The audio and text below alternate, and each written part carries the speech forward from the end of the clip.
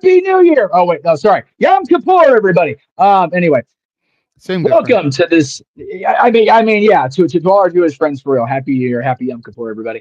Welcome to the Simply Reliable Studios presentation of AEW WrestleDream 2024. They are in Tacoma, Washington. This guy's in Connecticut because, God damn it, he has to be cold during the winter, so he stays there. This gentleman is down in, or up in Victorville, I guess, for me. And I'm at the JMN Studios in San Jose, California, and I am Jeff Meacham, and you're not. He is Renegade JJ Williams. He is Mr. Reliable Walter Cruz, and they're here to bring you their coverage of WrestleDream, and I'm here on a Saturday. I feel like being here, so I'm glad to be here. Hi. Oh, we lost the filter. So, what Hail, do we Jeff. want to talk about? The fact that Jeff is washed out because his freaking filter fell, so now he looks like a freaking friendly ghost. Well, the first thing we can talk about is that crowd, because I see a lot of empty seats, but it is just Well, the I was going to say, 0 let's hour. be fair. Like, the show doesn't even start for an hour and a half. If we're going to crack on empty seats, let's wait until it's at least, like 9 o'clock. Yeah, you know. Well, yeah. By then, they should have asses in seats, because that'll be an hour after the show begins. If that point Yes. you still see seats that empty, by all means, let's give them hell. But Yes. let's be real. Even when we go to a WWE house show and doors are opening, you're at the concession stand, you're at the souvenir stand, you're in the 3.5 hour line to take a piss. Give them a break. Well, Half of them are probably still hitchhiking across the parking lot to get to the doors. That's Yeah, true. no Oh my kidding. God, WrestleMania in Philly. We had to cross this. We had to walk far to get in there. AEW's got a stacked card for us this evening. They're kind of running things down right now on the 0 hour. Lots of great matches in store. Lots of surprises potentially in store. I mean, we talked about it on Simply Predicting. We can talk about it a little bit right now, but I mean, can Private Party do the unthinkable and dethrone the EVPs? The Bucks have yet to beat Private Party. Can Ricochet claim his first championship since leaving WWE? Can the Beast Mortos find the kryptonite to stop Hologram? What will Swerve Strickland say when he comes back here in his home state of Washington? There's so much. And is it the final countdown for the American Dragon? Or does the train keep on pushing? Damn, Walter's got to be so cold. He just grabbed a blanket. Look at this. I'm cold, man. It's cold. It's like 90 degrees here in the high desert. I'm sitting here in a sleeveless shirt and shorts, and this MFer just wrapped himself in a blanket, Seriously. a robe and shit. Muckerfeller's driving the flannel like, golly, I guess. Must be nice. Jeez. But in all seriousness, we're complaining about the various weather. Everybody in the path of the hurricanes, please stay safe. We are thinking of you out here in ridiculously hot SoCal and up there in the Northeast where it's perennially cold unless the sun's beating on their ass. So we are definitely thinking of our friends in Florida. It's been talked about all week throughout the different podcasts in the world, not just wrestling. So everybody stay safe. If you have an outlet to donate and send help, do so. If you are in the path of that nonsense and have somewhere to get safe to, get there if you haven't already. If you haven't already got there, damn, like, what are we waiting on? Yeah. I know my dad's been posting updates because he's in St. Petersburg, Florida. Yeah. He shared a picture yesterday of him and his pup Mealik sitting in the driveway just reading because there's still no power, no electricity, no internet. Yeah. So, got to sit in the driveway, get some sunlight in order to do anything that's not in the dark. Yes. Shrubs and debris still in the front and backyard, but other than that, they're safe and sound, and that's what matters the most. Safe and sound is good. If there are no lights, no phones, no motor cars, not a single luxury. So just be careful out there, kids. Trying to crack aha because these two hurricanes have been the most powerful storms to hit in like decades. So it is some gnarly shit going on down here in the Southeast. Everybody in Florida, North Carolina, and the like, man. We saw Adam Copeland's post. Adam Copeland debuted in AEW a year ago with this show, and he's still on the shelf, and his city that he and Beth and the kids live in are just bearing down, man. And a lot of people are still without power, without a lot of things, and that was a huge reason why he was making those posts. Jeff Jarrett and the Ad Free Shows team had a hurricane relief stream on Wednesday night in Dynamite's time slot because of course Dynamite was on Tuesday this week. So just a lot of craziness going on. Dynamite was on Tuesday, although most people didn't seem to realize it because god damn were the ratings horrid. But that's a whole other story. Well, no, and I'm sure we'll talk about that, later during the shenanigans. But I am solely good on it unless we get super chat about it, because I was trying to leave the negative coming off the heels of the AEW tonight. But if someone super chats about it, then by all means we'll discuss it. But yeah, I wasn't surprised, and not for the reason you're thinking. I will say that. But yeah, they are really leaning heavy into Moxley and Danielson, as they should. It's the World Championship. It is the main storyline in the company right now. And Walt and I were talking just before we hit live. What if this is the gateway to bringing Shane McMahon into AEW? That would be just everything. Because not only would it be, okay, this storyline's actually going somewhere more than just Moxley being crazy Moxley and, gathering supporters. There's a McMahon active on AEW television. Holy shit. Yeah. There's a McMahon active on the AEW television, and he's getting all the ex-WWE talent with him. Like, this could be what the 2001 Invasion was supposed to be. Yeah. Only talent that really doesn't fit in is Marina Shafir, but she's essentially Ronda Rousey. Oh no, she fits more than you think, and I that's what I was going to say. Walt and I were talking about it on the fact that they're using the Undisputed Kingdom as basically advertising fodder. Let's not forget that Marina is married to Roddy Strong, who he and the Kingdom have been doing jack shit. But all three, Roddy worked for the WWE and was part of that, and the Kingdom's never been averse to stirring up enough shit within their own company to cause problems. They are loyal to wherever the dollar goes, not to Ring of Honor or AEW or whatever. So if Taven and Bennett are going to be in with Roddy, then they could very well be part of this too, especially with Maria Kanellis Bennett, apparently not being re-upped by AEW, and that's a whole other side story. It may just be that Roderick and the Kingdom end up with Shane or Moxley in his crew. I'll say Moxley's crew for now because we don't know Shane's there. Yeah, but we do know Moxley's there. We do know Marina's there. We sure as hell know Claudio and Pac are part of this. So I'm I'm interested. That's the main lineup I'm looking at right now is Mox, Claudio, Pac, and then Marina. Marina's the one that really doesn't fit because, to my knowledge, granted she may have during my absence, but she doesn't have the ex-WWE tie that the other three do. She does. She was actually part of NXT for a while. Her and Jessamine were a team, or presented together on screen, I should say. They weren't actually team up in NXT, but they were featured as a team. They were kind of quasi in league with Shayna as well before Shayna got called up.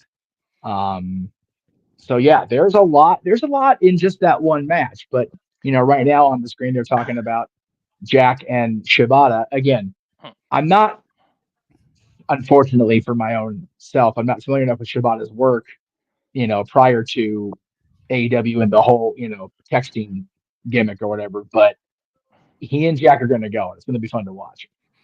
Yeah, I don't know that much about Shibata other than what I've seen of him on AEW television, but I said on Simply Predicting, this is, for lack of an overused AEW term, this is a proving ground match for Jack Perry. This is going to help elevate his reign to that next level because Shibata is one of those respected names in the business. We know they're not going to take the belt off of Jack just yet. There's way too much riding on this, and the scapegoat is the best thing that could have happened to him. Yeah. Well, They're not Walter, going to give the belt to Shibata. no.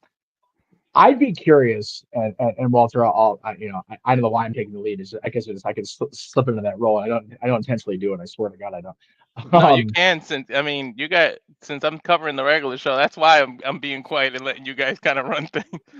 Yeah, we're only on for the pre-show. Walter's got the that's whole true. night ahead That's of true. him. That's true. Well, it's one of those the elite, Jack and the Bucks and Okada. Okada. God, is it bad that I forget Kazuchika Okada's name? That is ridiculous. I forget that man's name. That's indicative of a problem. That is a whole other discussion. But is it odd to think that with Moxley gathering, supporters and people with him and trying to upset the balance in AEW, BVPs are the balance in AEW. They run the show. Could we see both factions kind of, come out of Tacoma here and lead into Full Gear and World's End? Maybe World's End is a battle of, who's the bigger faction of dickheads on the 20th of December? Is it going to be Mox and his crew, or the guys we know are dickheads in the EVPs? That's the question, and I love it. And Darby, man, they're feeding Darby to Lance Archer. Like, I mean, God bless him. In basically his hometown too. Yeah. So I have a question. I have not seen AEW TV this particular week.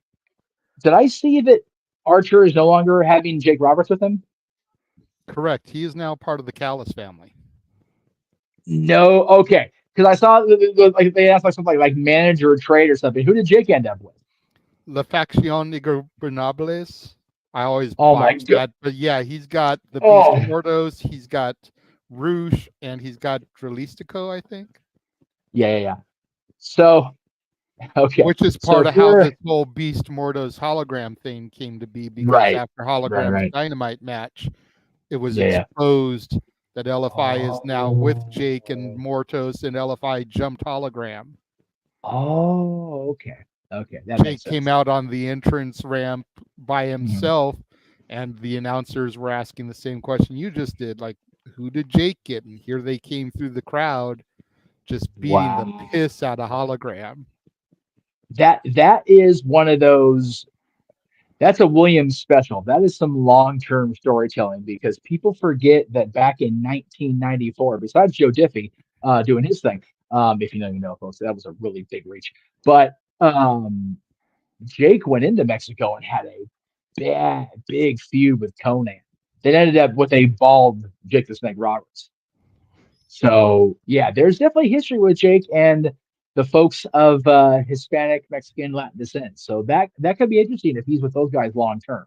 And love Rouge, love the guys in that faction, but their ability to promo in English is not so good.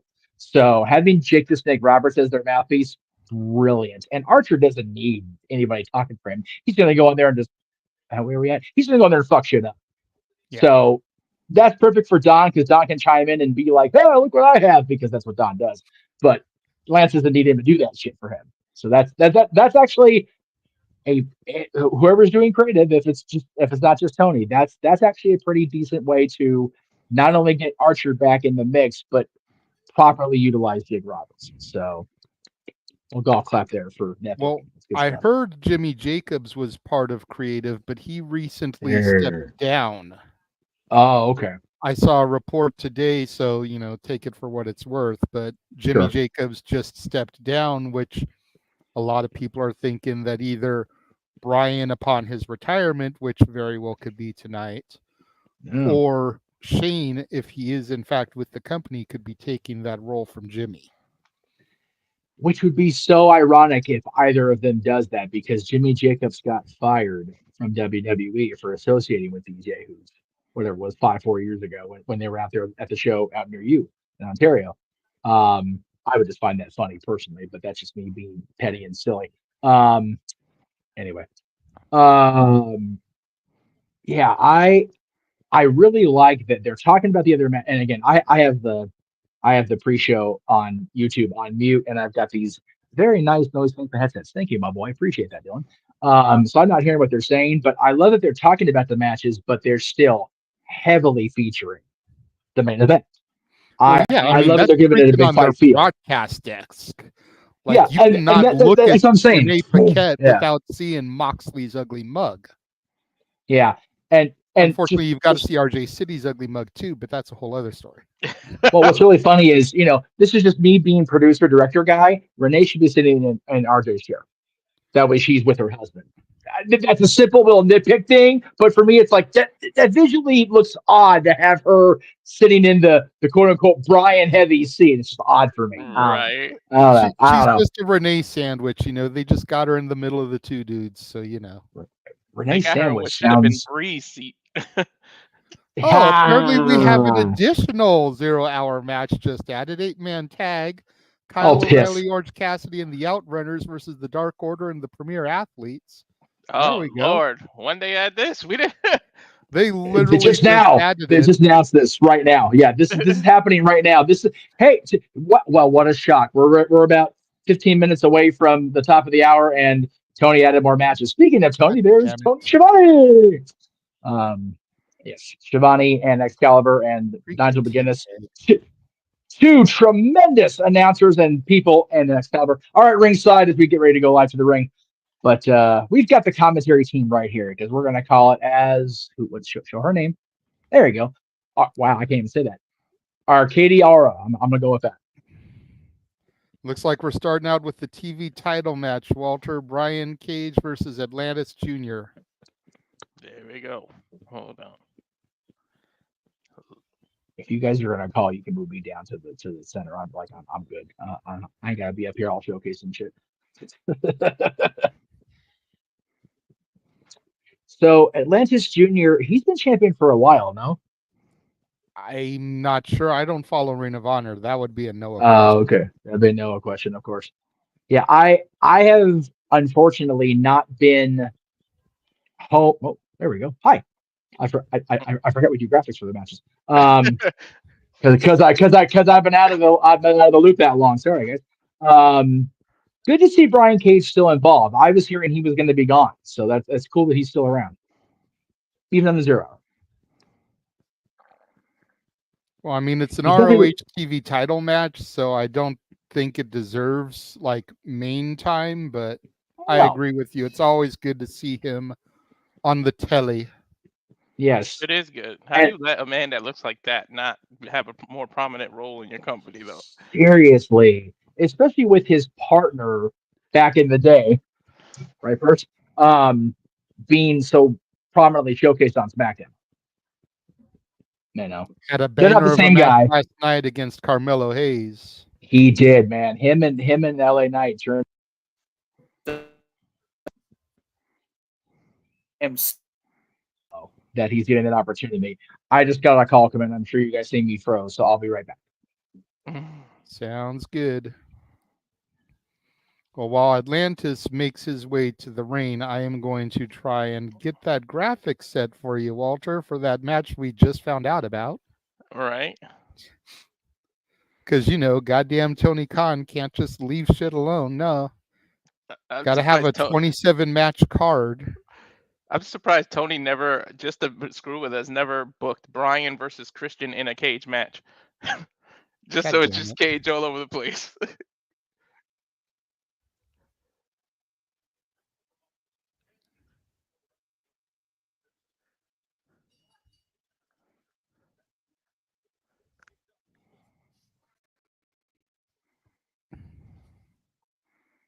Pretty much because it's the ROH title. they don't care about it enough. Irish whip, ducks the clothesline. Brian Cage scoops him up, goes for a Hurricane Rana, but Cage just throws him. Running boot takes down Atlantis Jr.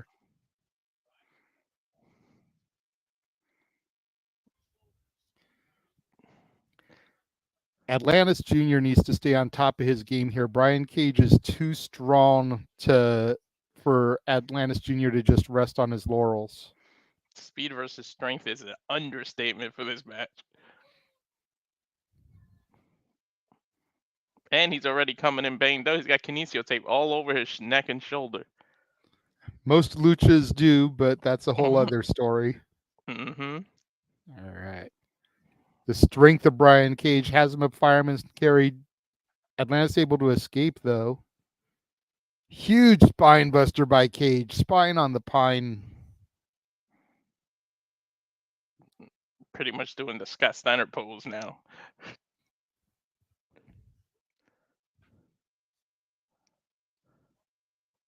Which you can't hate. Anyone built like that would be doing that.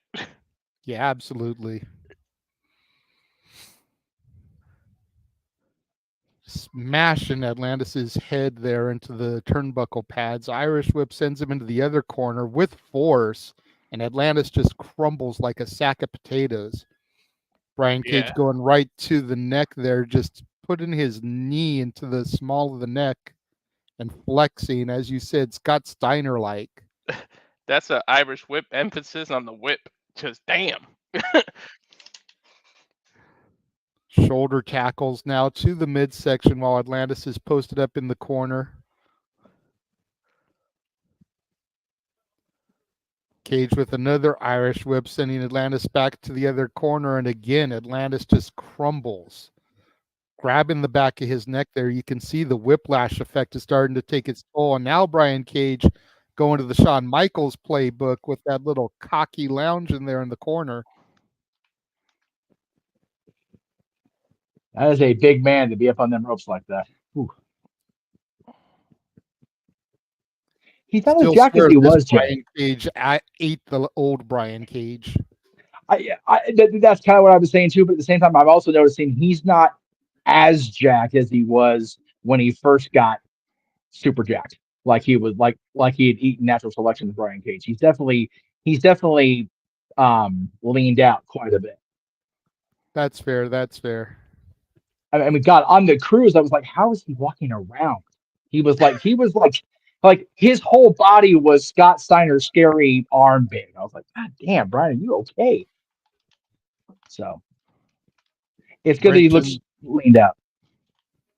Cage now wrenching the neck of Atlantis Jr. Atlantis on the ground here. Just putting that pressure on the head and neck. We already saw Atlantis favoring that with the whiplash from those Irish whips. Atlantis able to get a foot on the bottom rope there. Referee calls for the break.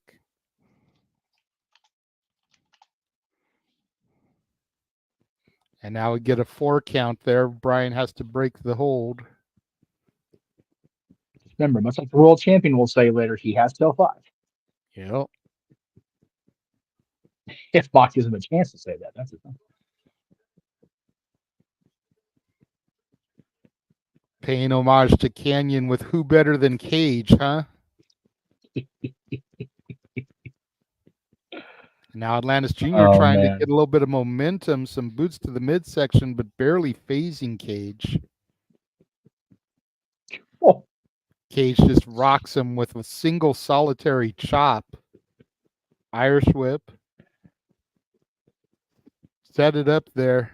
Atlantis able to kick, get a little bit of offense in, but a back elbow by Cage staggers Atlantis back to that corner. Big boot as Cage comes charging in. Atlantis trying to get some momentum here. Hurricane Rana takes the big man down, ducks the clothesline. Now get that flying hit scissors that Atlantis was going for earlier. Drop kick sends Cage back into the turnbuckle.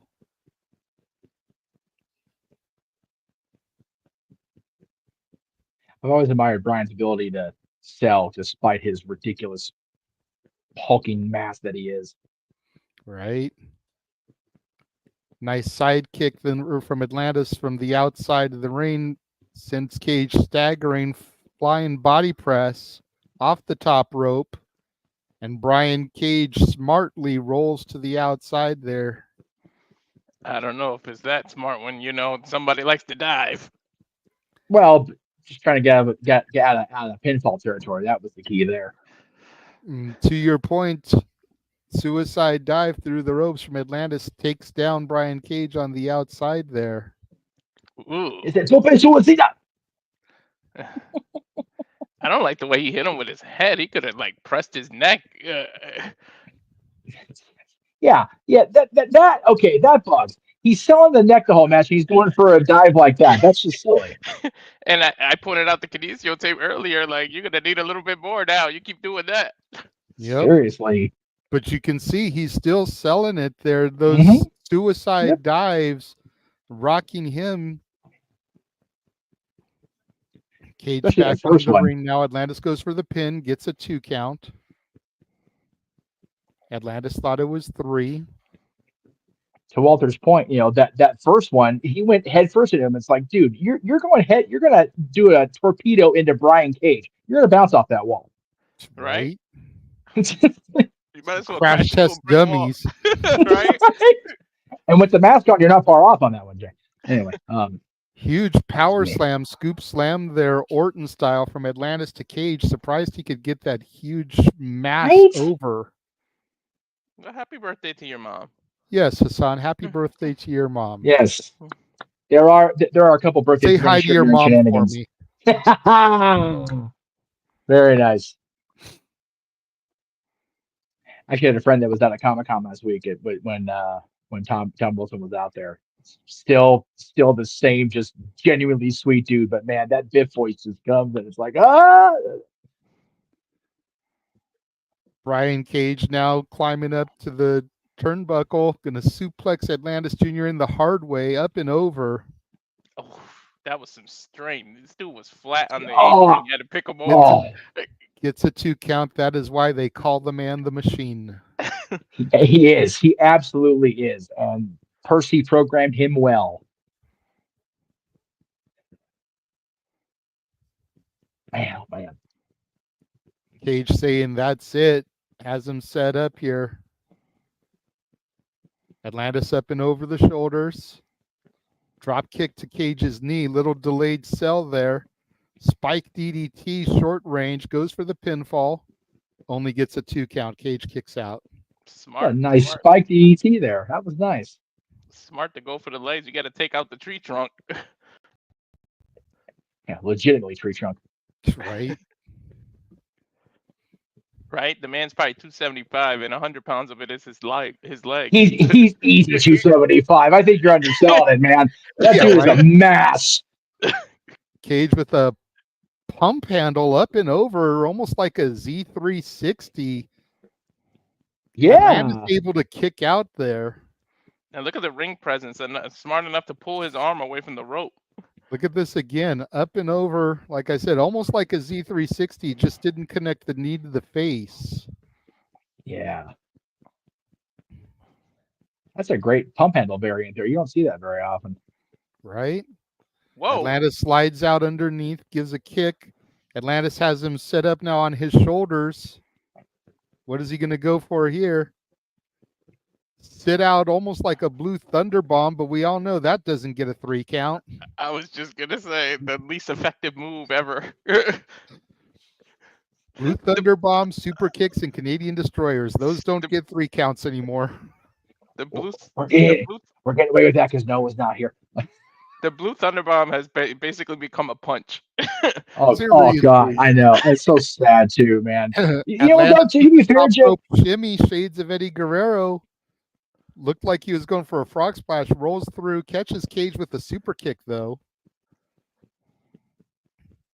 Atlantis looks like he's going to go back to the well. Can he actually connect this time? Frog splash connects. 1, 2.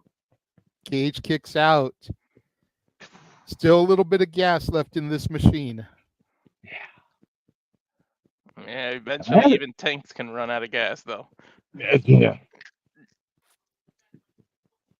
It's a really bad gas joke with Brian Cage. I'm just going to let it keep on going. Atlantis he chopped Brian Cage. Just like you might as well hurt your own hand. Right? He's got him perched on the top rope there. Looks like he was going for a Hurricane Rana, but Cage counters into a power bomb off the top rope.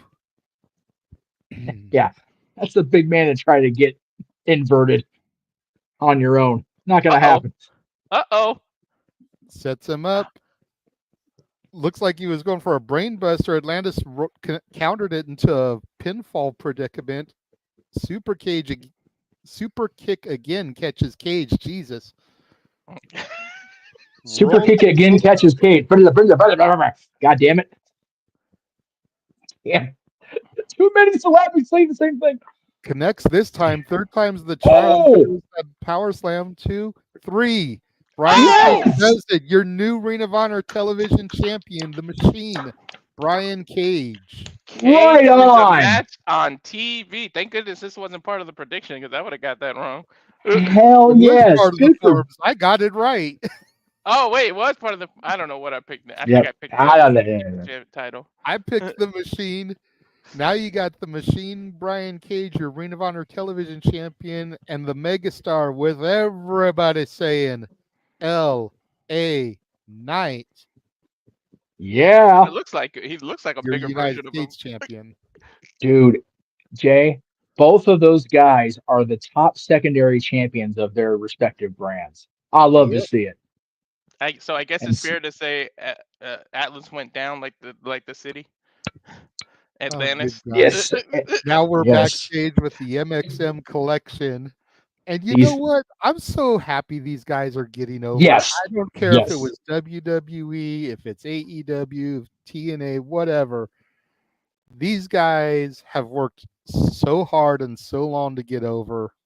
yes. Retribution damn sure wasn't going to do it. No. They have found their niche and they're working it, man. And to think, Sean Ricker, LA Knight, almost ended up having to manage these yahoos.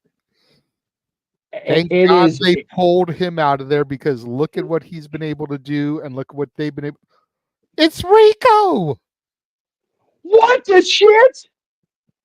Dude, if there was ever anybody that fit perfectly with them, Rico Constantino. Hell Oh yes. my God! Good You took the words out of grief. my mouth. I was gonna say Yes. if anybody fits with that damn team. Where's Billy now when we need that reunion? Billy and Rico? He's on the pre-show, so we'll see him in a minute. That's hysterical. If Chuck Loma comes on the show, like I'm gonna pop. I swear to God, I'm gonna pop. Oh That's my God! tremendous. If they play that damn song, I'm gonna have a Well, no, fit. they Yeah. can't play that song. That's WWE owned. Yeah. I'm gonna say thank you. That Thank me was a WWE Jim owns that one. Johnston original. They don't Yes, get it was. that. So No. I I also love that they're showing the lower third there. How many different ways you can watch this show? I think that's really cool that there's all these options to watch AEW on yep. pay-per-view. And it's time for women's action as Harley Cameron comes out to the ring. Been running, of course, lately with Soraya. Yes. Seemingly She's gonna conspicuous by her absence, Soraya not accompanying her to the ring. It's okay. Harley can run wherever she wants to. I'm okay with that. Her actually both people in this match I'm fond of. They're both great in the ring and they both look tremendous. So I am here for a Harley Cameron and a J match any day of the week. Well, Well, she's there it is. accompanying her in the graphic. You're Yes, right. that's I'm right. still getting used to Harley. Like she was doing that whole TMZ thing they were doing for a minute. Yeah, yeah, And then now she's kind of broken out. She's almost like a Maxine Dupree. She's That's a fair slowly yeah. comparison. finding her niche as far as being an in-ring competitor, hmm but she definitely looks like she's got the potential if she can just hone the ability. And putting her in the ring with somebody like Anna Jay, who's now coming to the ring, who just did some hard time over in Japan, it's Yes, definitely baby. going to do the thing to help bring out the best in Harley Cameron. Yeah, Harley was on. I forget which show it was I went to last year or this year. It was either the UWW show or the WoW show. I forget. Forgive me, Harley. But I saw at that point she was on the cusp of really breaking through. And like you said, she was doing that TMZ gimmick here in AEW, but she was already wrestling elsewhere around the world, and she's definitely got it. They just gotta bring it out of her in the ring. And so far, with her continued development, it seems to be happening. And like you said, Jay, come up here against Anna, who just came back from Japan, and Anna herself has had to prove herself quite a bit the last few years. But Yeah. it should be a good contest here. Anna looking a little surprised right now. Yeah. Anna Jay in the white, Harley Cameron in the black. Otherwise, it's hard to tell them apart. They do look very similar. No, I made that mistake. God, I feel so bad even now. I forget if I called Anna Jamie or Jamie Anna because Jamie Hader was on the cruise too. I got scolded because I said the wrong name so many times and didn't realize it because I was just so. I mean, to be fair, I was at least 3 days drunk at that point. But not advocating it or condoning my shit. But you were 2.5 days drunk when you boarded the boat. That is not true. I was sober in the car ride. In the presence of Osprey. Yes, you were. No, because we were on the same plane. Well, if he was had I flown into Miami with Osprey, I would have already been fucked. That goes without saying. But no. I've heard of contact high, but around Kazarian, you probably got contact drunk. Dude, no. Let me just say this: considering what we had to go through at LAX when I couldn't find my ID. Yeah, I should have been already drinking already because I was so goddamn frustrated. But no, I was clean sober until we boarded the boat, and then that changed very quickly. So. Harley Cameron with a crossbody off the top takes down. That was nice. They only got like a 1.5 count. Yeah. No, Walter, JJ will tell you, man, once we got on the boat and I was able to get my open bar because we pay for in advance, the fact that the Disney cruise left on time and we didn't, I'm like, all right, I'm drinking. Screw it. I'm drinking.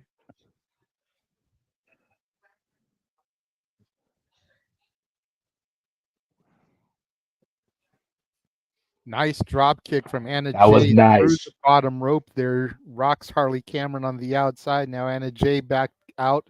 Nice snap suplex there on the floor and the mats. Emphasis on the snap. She really snapped her. She did. She is definitely more comfortable in her skin than she was when we saw her at Dynamite just a couple of years ago, Jay. She's definitely grown into herself in the ring. Definitely. Happy for her, man. She's good. Bow and arrow there on Harley around the ring. Man, that is break a back or at least crack it. No, it's not here to get away with this, but shout out to that cameraman. Right? You guys are terrible. Hey, Walter said it. I just agreed. Yeah, okay, well. There's a difference. You're still complicit if you're agreeing. That's still a thing. And you're not? Hey, I didn't agree. I was condemning you guys. What are you talking about? But you're saying you didn't enjoy the camera angle. I'm not saying one or the other. I am trying. I'm a guest. I'm trying to behave myself. I don't run this place somewhere. I got to be on my best behavior. Harley Cameron with an Irish whip on Anna Jay, sending her into the edge of the ring there. Which both women never still happened. fighting on the outside, now just smashing her face into the ring mat. Yeah, that apron is not forgiving at all. No, it is not. I have taken bumps in a ring. Yeah. Harley Cameron we put rings together. For the pinfall only gets a 2 count. Yes, we have. Battleground Pro Wrestling represent. Yeah, I mean, I've put together rings in the Indies. Yeah, they're not lying to you on television when they say that the apron part is where the ring meets up is not the hardest part of the ring. They are not joking around with you. It is a bitch. I like Matthew's comment there. If you want to bring that last one up.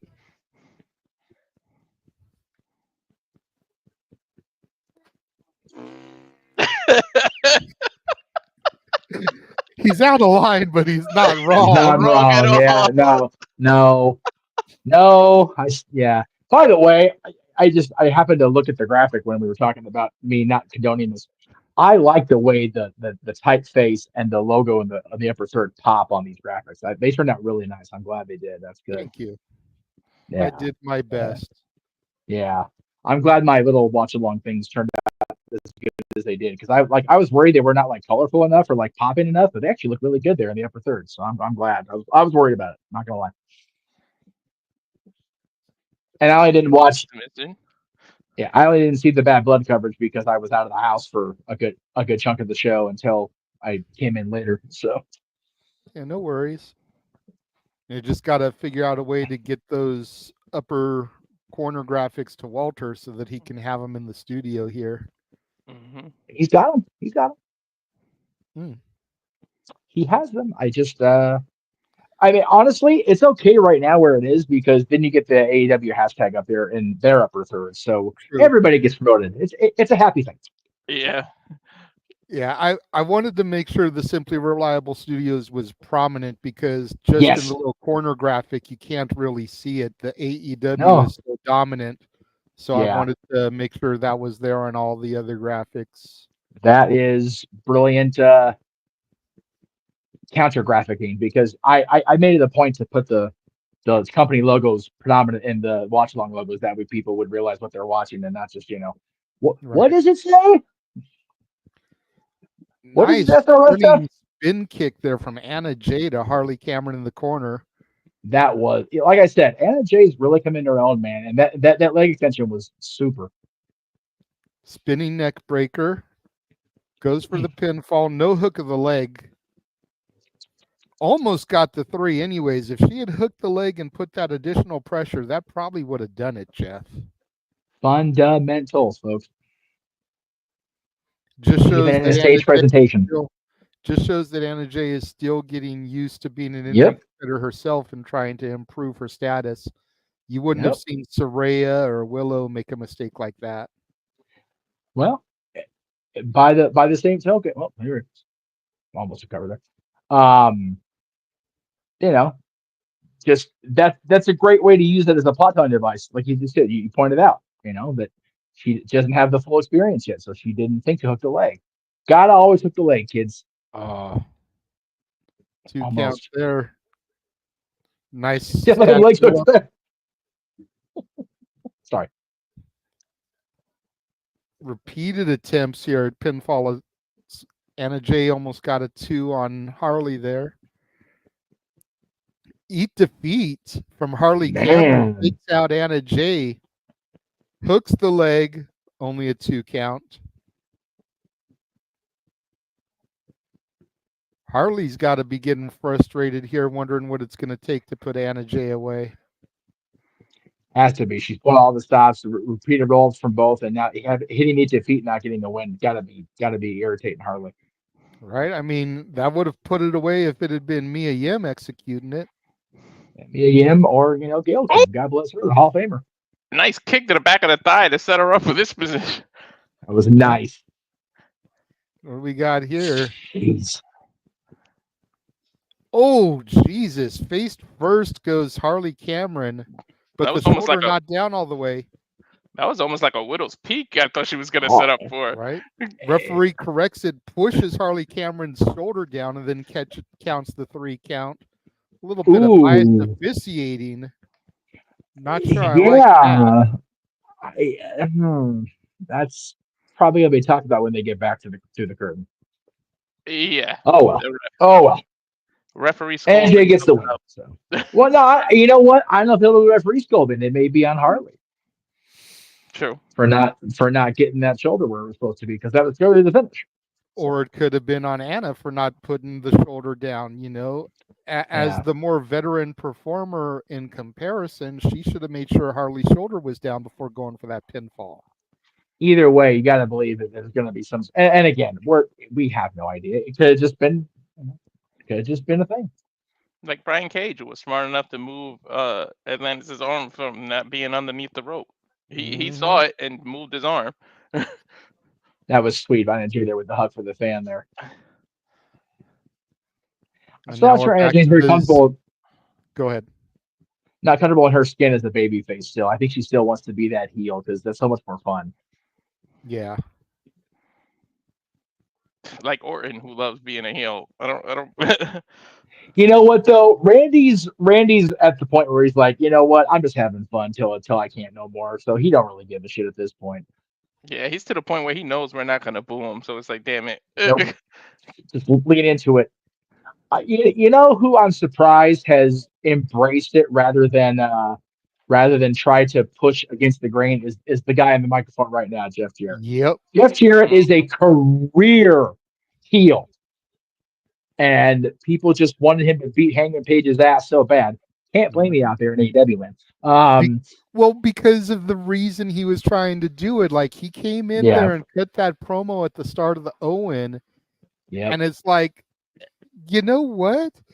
People forgot that Jarrett was a partner of Owens, and it's like Yep. that he had to remind them, and then it's like, you know what? We want to see you win this for him. Yes. So he had all that behind him just to lose in the opening round. Right. That But you know was what, though? horrible booking. If I had been Tony, I would have had Jarrett and Hangman be the finals, or at least the semis. But don't I was gonna count them say. out in the first round. At least let him get a win in the tournament. Let Right. Yeah. people think he's gonna get there. That's why I Yep. say do it in the finals. Yeah. Because then if you have him lose in the finals, it's like he came that close and just Yeah. got beat by the better person. Yep. And then if he Especially- wants to snap and go back heel because he wasn't able to do it, he's got motive. And especially if you wanted us to really believe him as a face, he could have cried after that and apologized to Owen like I couldn't do it, and that would have got him so much sympathy. Yep. Oh my God, And he's going out there with him. Yes. Oh Jesus Christ. And they're fighting the Acclaim, so Billy's gonna be out there with. Oh my God, dude. Oh my God, Jay. This is bananas. I think that was the psychology behind that. MXM did that on purpose. And we're gonna find Rico just to counteract Billy. Dude, he's got the red shirt underneath the print. Oh my God, I can't with this shit, Jay. I can't. This is What is awesome. happening?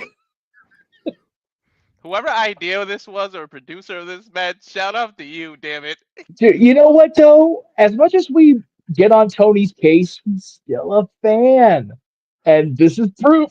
Oh my God, I can't with this. Strike a pose. Oh, strike a pose, Can man. we just take a moment and acknowledge the shape that Rico is in? He is still Seriously. in great condition. Is he still a cop? I was just going to say, for all I know, Yeah. he's still working in Vegas as a member of law enforcement, whether he's actually on the beat or doing a desk job, whatever. He's still part of the police force there in Vegas, so it makes sense. Let's see if they mention Rico in the rap.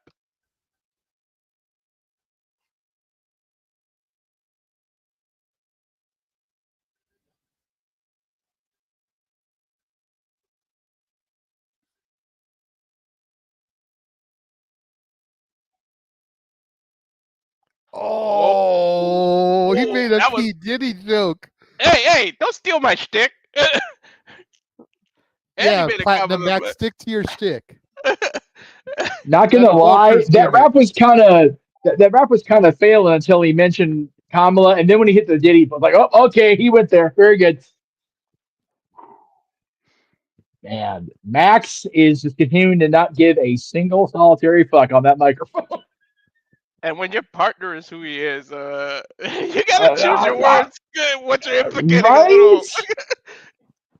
Uh-oh.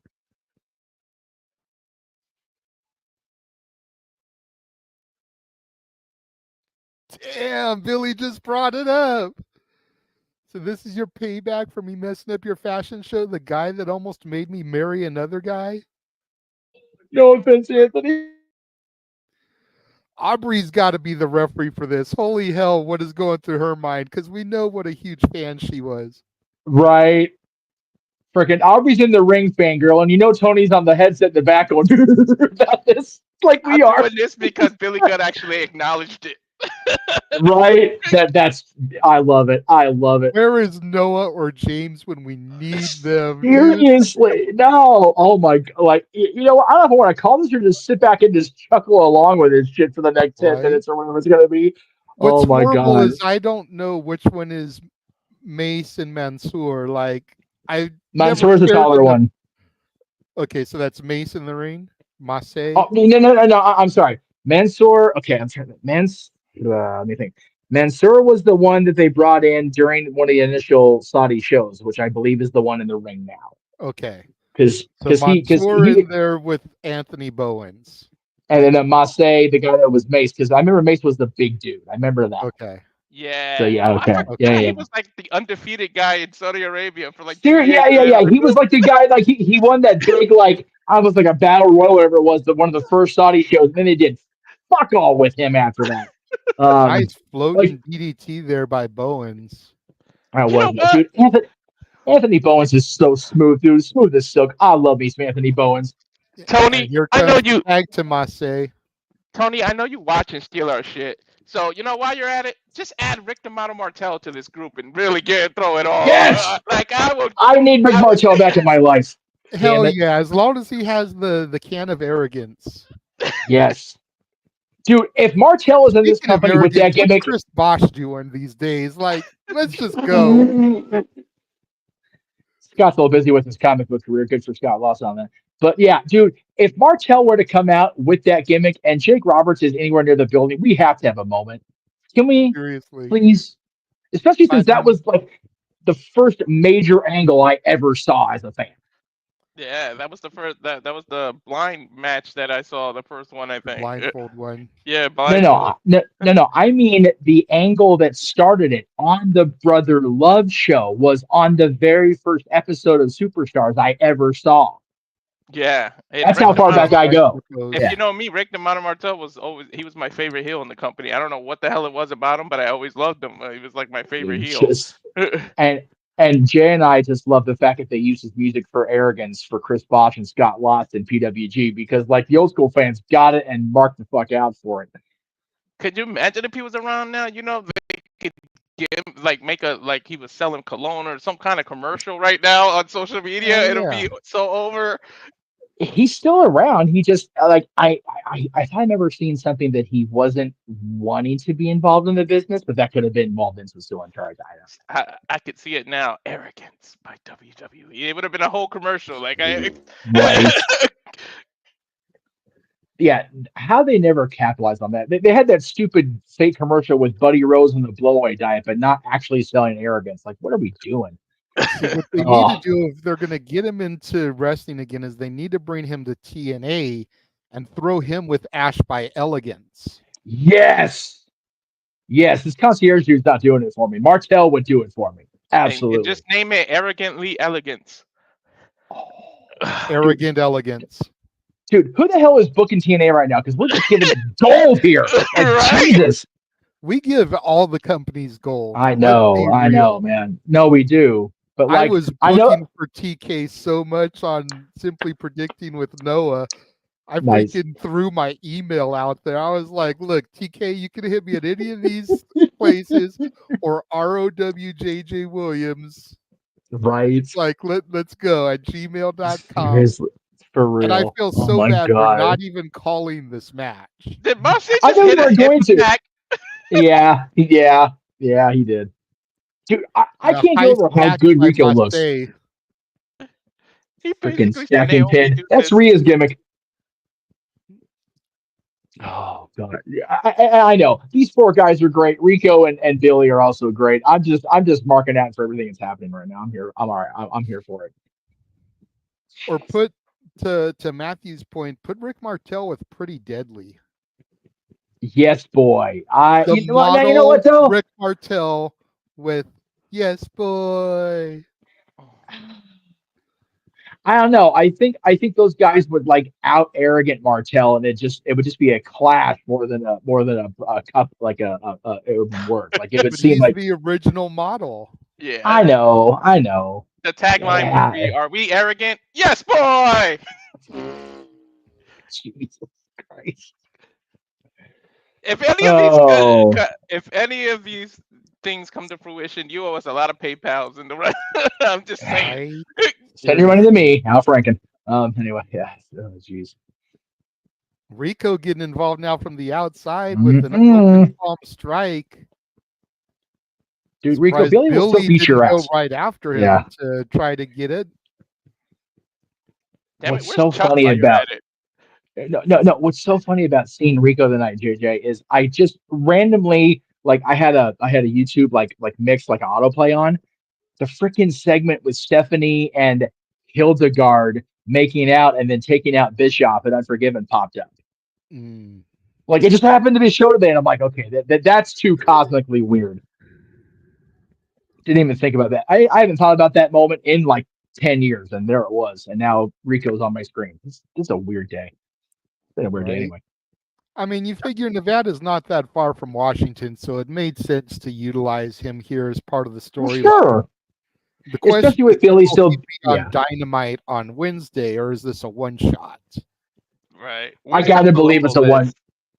Well, I gotta believe it's a one shot because they're working with Billy's guys tonight. I gotta believe that's part of it. Mm-hmm.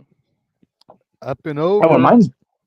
Ooh, man, it's scary doing the rocker drop or even 2024. I wouldn't have done that. I know it's a famous serve, but still, that's risky. Another one. Man, I know it's not what it's called Everybody anymore. loves the Yeah, Acclaimed.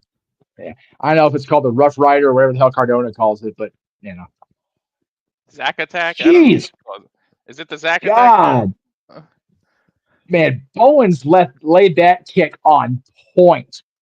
Surprised he didn't kick off his beard. Seriously, Mansoor went down like a tree, and Bowens hit that kick off. That was a solid kick.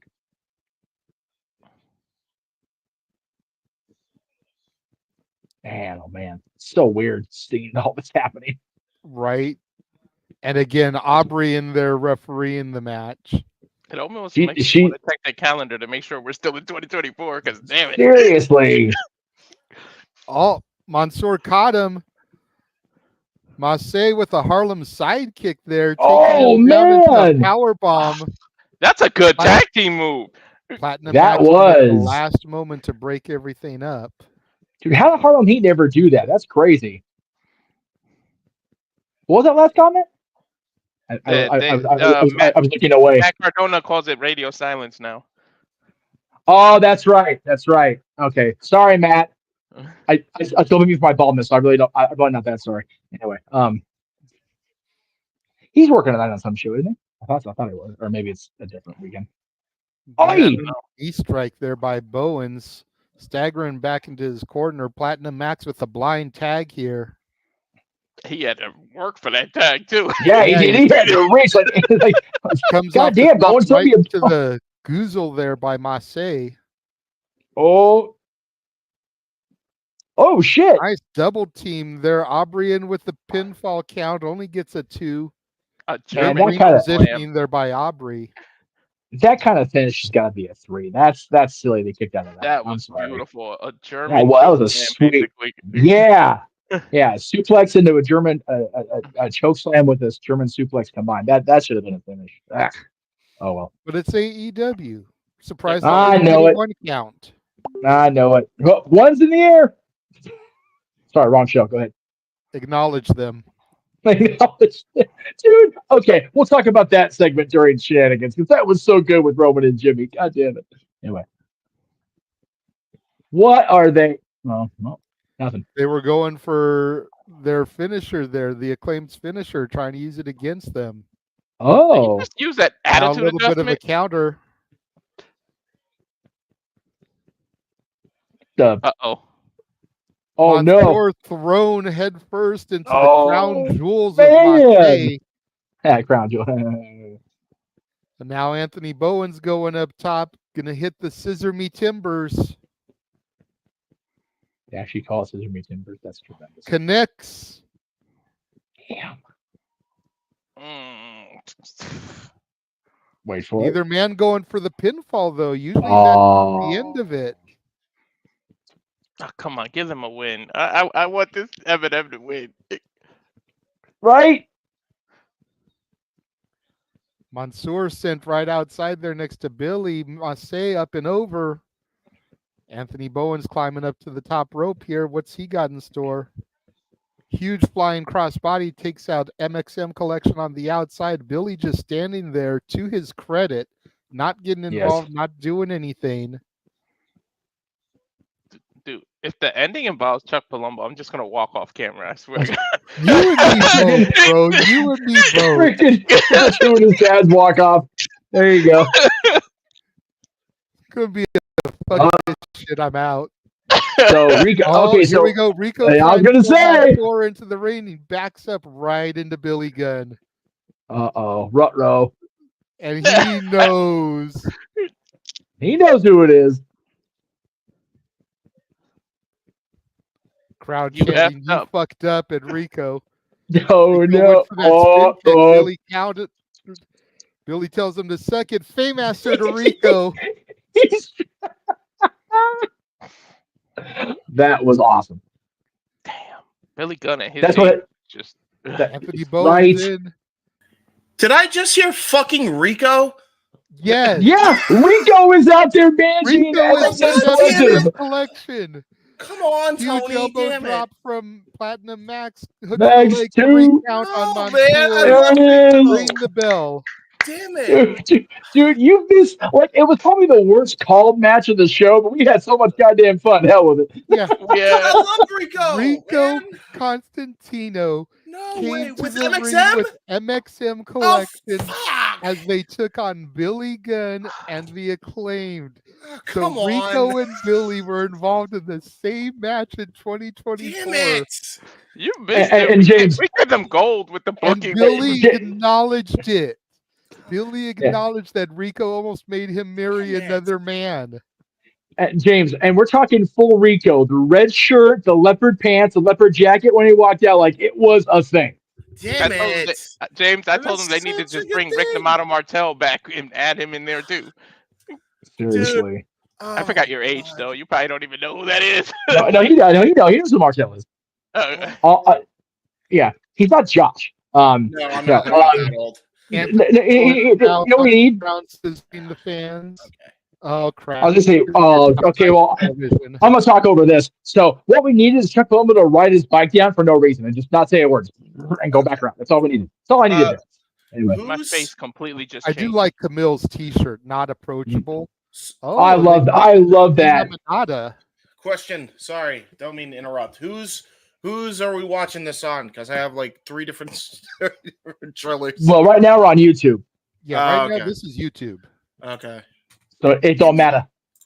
I was so pissed I missed Rico with the fucking MXM. That the MXM are actually like unironically one of my favorite acts on AEW, and I missed them with Rico.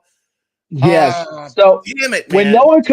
when Noah comes on, I'm gonna ask you again. But if anybody else knows, did Camille ever get a single piece of merchandise in the long time she was NWA champion?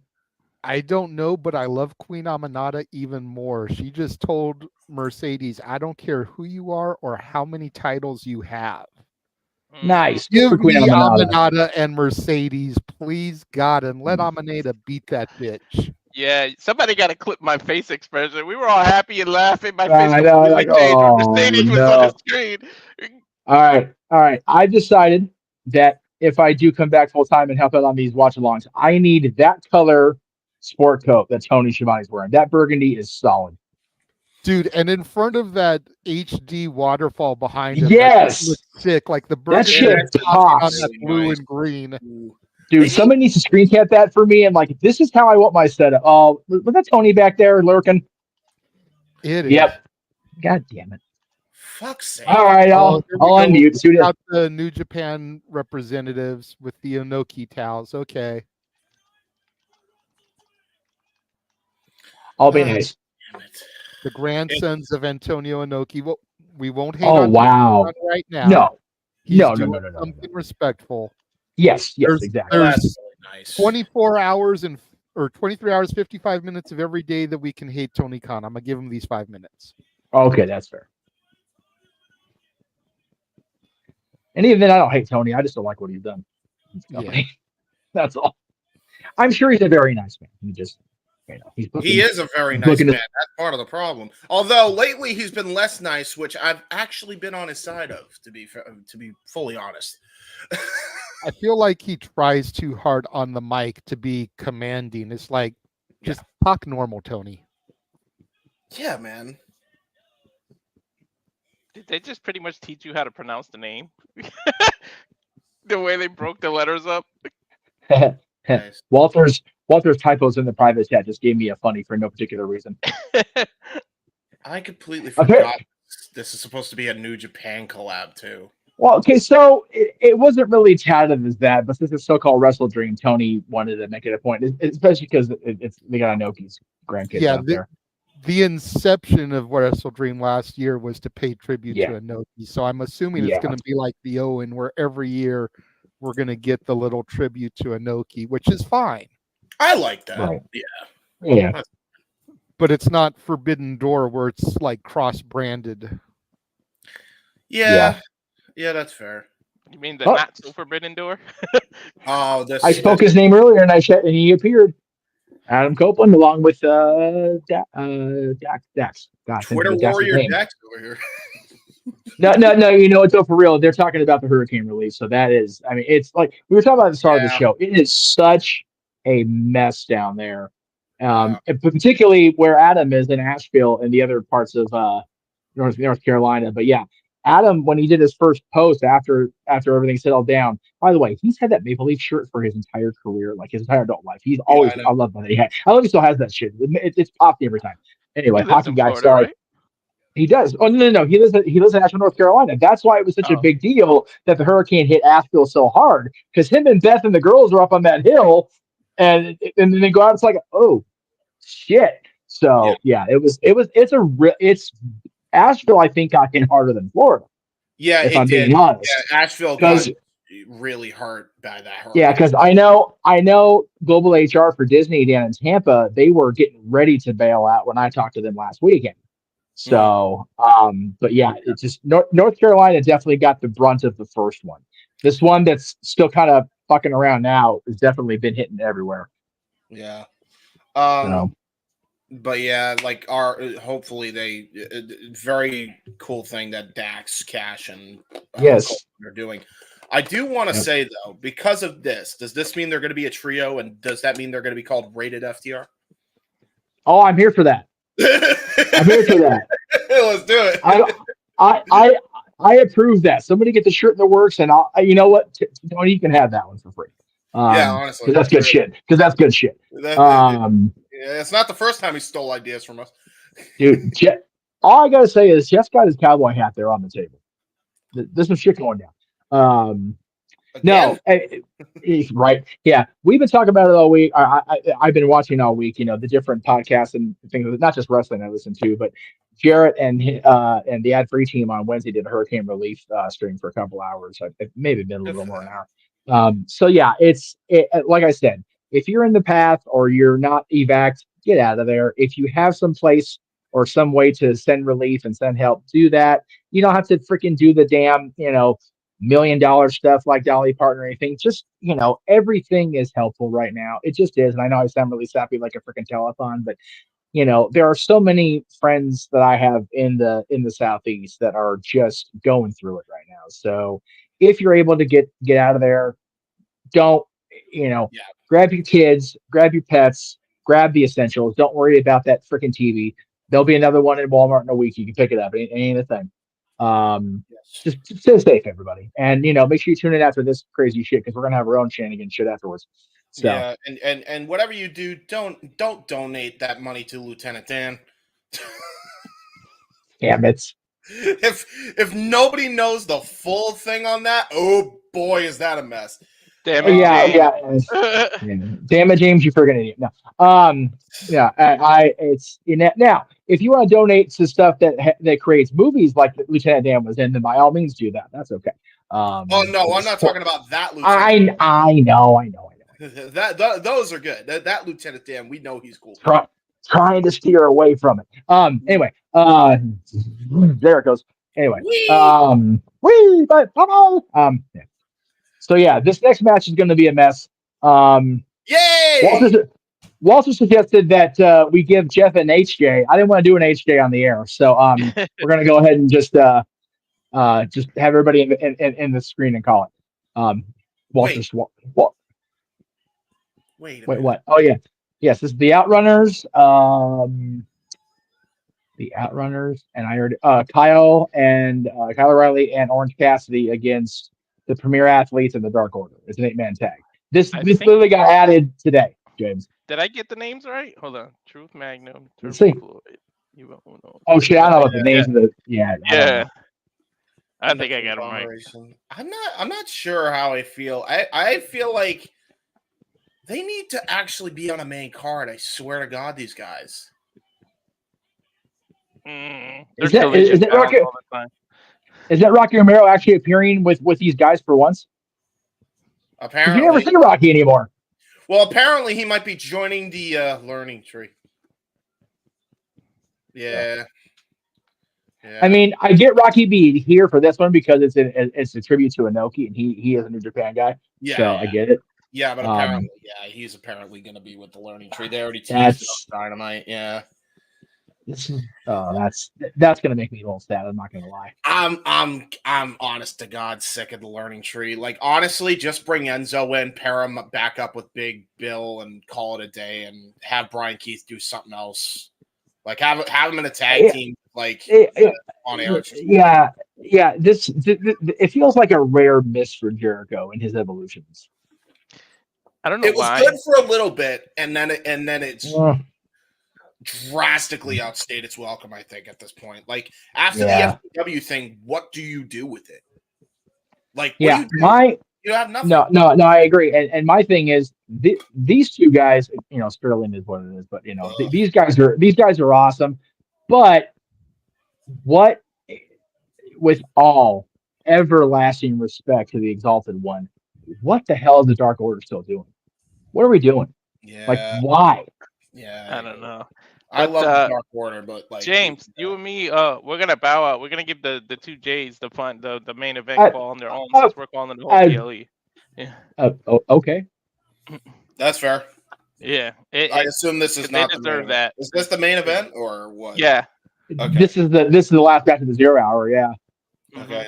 The only thing I will say is push Josh Woods. All right, cool. I stand in on that one too. Josh Woods, awesome. All right. So I guess lost power for a moment. I was wondering, like, all of a sudden you just disappeared. Like, what the shit? Okay. Did your computer lose power? Or did the house lose power? The whole house lost power for a moment. What the? There's like nothing going on out there, is it? Like weather-wise? No, nothing. That's some weird ass shit. Okay, I had to restart everything, so the clock on my YouTube feed says 17:40. What are you at?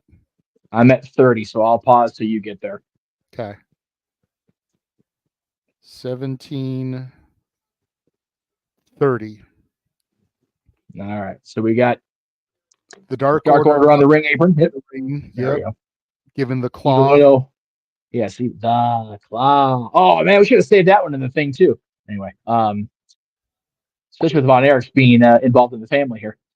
So, but yeah, like I was saying when you first came back, why are we still doing the Dark Order? I don't know. Like I love all those. I guess, and I love all those guys, and dude, seeing what those guys did during the Prestige show was amazing. But like, it's can we just do something else? If you're doing it solely because you don't want to entertain the idea of no longer attributing Brody, then okay, I'm not gonna be a dick and fault you for it. But it doesn't make sense to me that there's still a thing. I don't know. No, I agree with you, and like I kind of feel like it's a way to keep the Huber family involved. That's valid. Okay, that's fair. Amanda still shows up on occasion. Brody Jr. shows up on occasion and does stuff with the Dark Orders. It's like, if they're not a part of the show, then what's the point to keep them coming back? That's true. Hey, Brody Jr. shows up as -1 when he's not out there celebrating Cody Rhodes winning championships. Right. Huge dropkick from Truth Magnum of the Outrunners. And these guys are a blast from the past, but I also think they're the future of the AEW tag division. They really are. They're so good. And like, I originally thought they were just like, okay, so these guys are taking Zicky Dice's gimmick to the mainstream. But no, man, I'm here for these guys, both of them. They're great. And the fact that they're baby faces with this ridiculous 80s gimmick, and they're still baby facing it up. Seriously, like it took me a while to get behind them. Not as long as it took me to get behind Joe Hendry. But yes, that's valid. Get behind them, because just like you, I'm like, what the hell are we doing with this prehistoric Blade Runners, Magnum TA, 1985 Jim Crockett Promotions bullshit? Right? It's And then the vignettes just like sold me on it, just like Crime Time. The vignettes sold me. I was like, yep. guys are fucking goofs. I'm here for Seriously. it. Let's Yeah. just have some fun. Dude, But Crime they Time need vignettes. guys, Oh. they need to be the guys to knock the Bucks off their perch. Because I agree with that. Expect it. No. And it'll get such a what the fuck pop from the IWC that Tony will lose his mind over. It'll be beautiful. Mm-hmm. They need to do with the Outrunners what they failed to do with the Acclaimed. Yes. Pull the trigger at the right moment instead of waiting for 2 weeks or 3 weeks later to do it. And for the record, they haven't hit that moment yet. If you're watching out there, they haven't hit it yet, but they will. Not yet. They will. But they will. I guarantee you they will.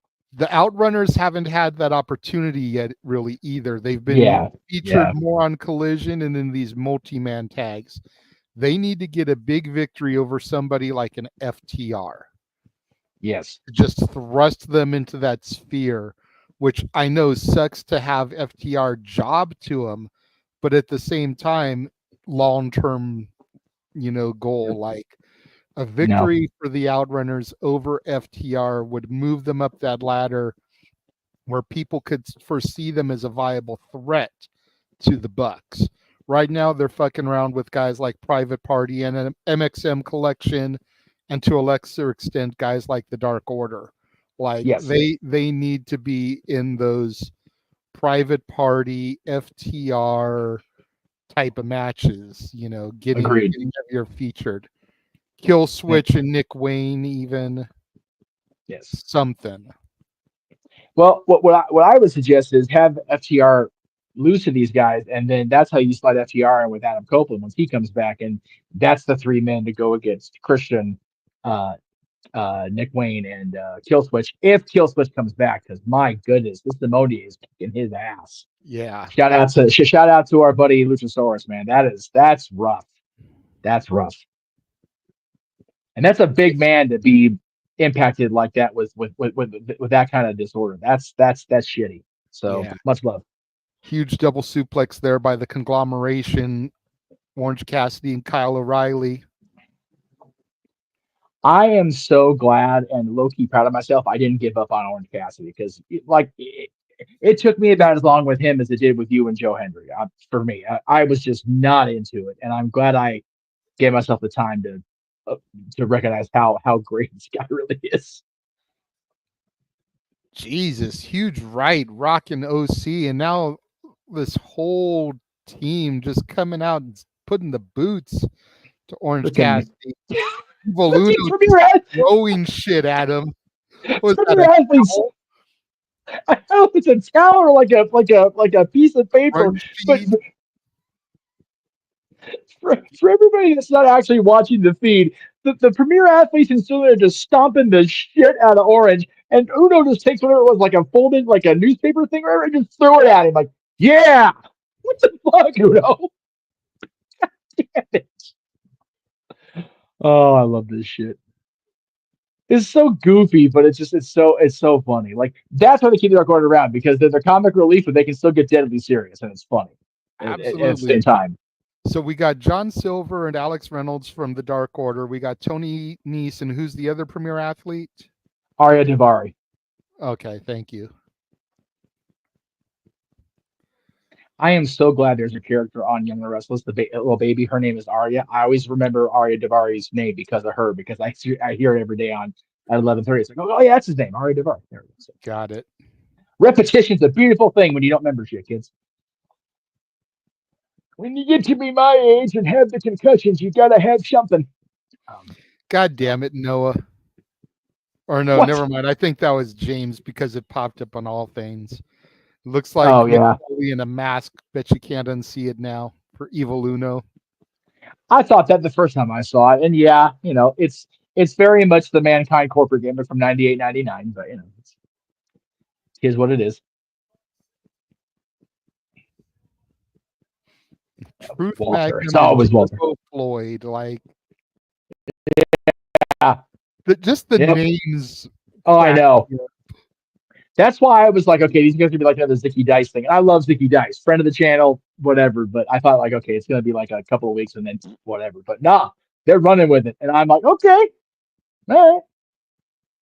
Orange And trust Cassidy me. ducks under the legs, trying to get the hot tag.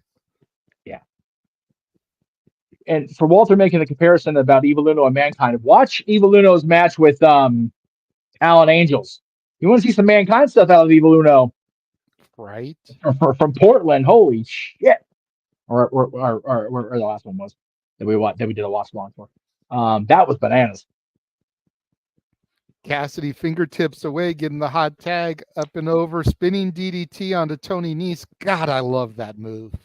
I love the old school reaching out for the hot tag, fingertips, and then pulling it back. That's great. That's classic. Oh, Jesus, the Outrunners running the ring ropes there on the outside. They are so hyped to get in. They don't care which one of them gets the tag. They just want Cassidy. Nope. And he gets the hot tag to Truth Magnum, it looks like. Yeah, I think so. Magnum just taking everybody out. Huge scoop slam to Daivari. Huge scoop slam to Silver, and another one for Alex Reynolds. Here it's Tony Nese, huge power slam, and he flexes in the middle of the ring. Look at him.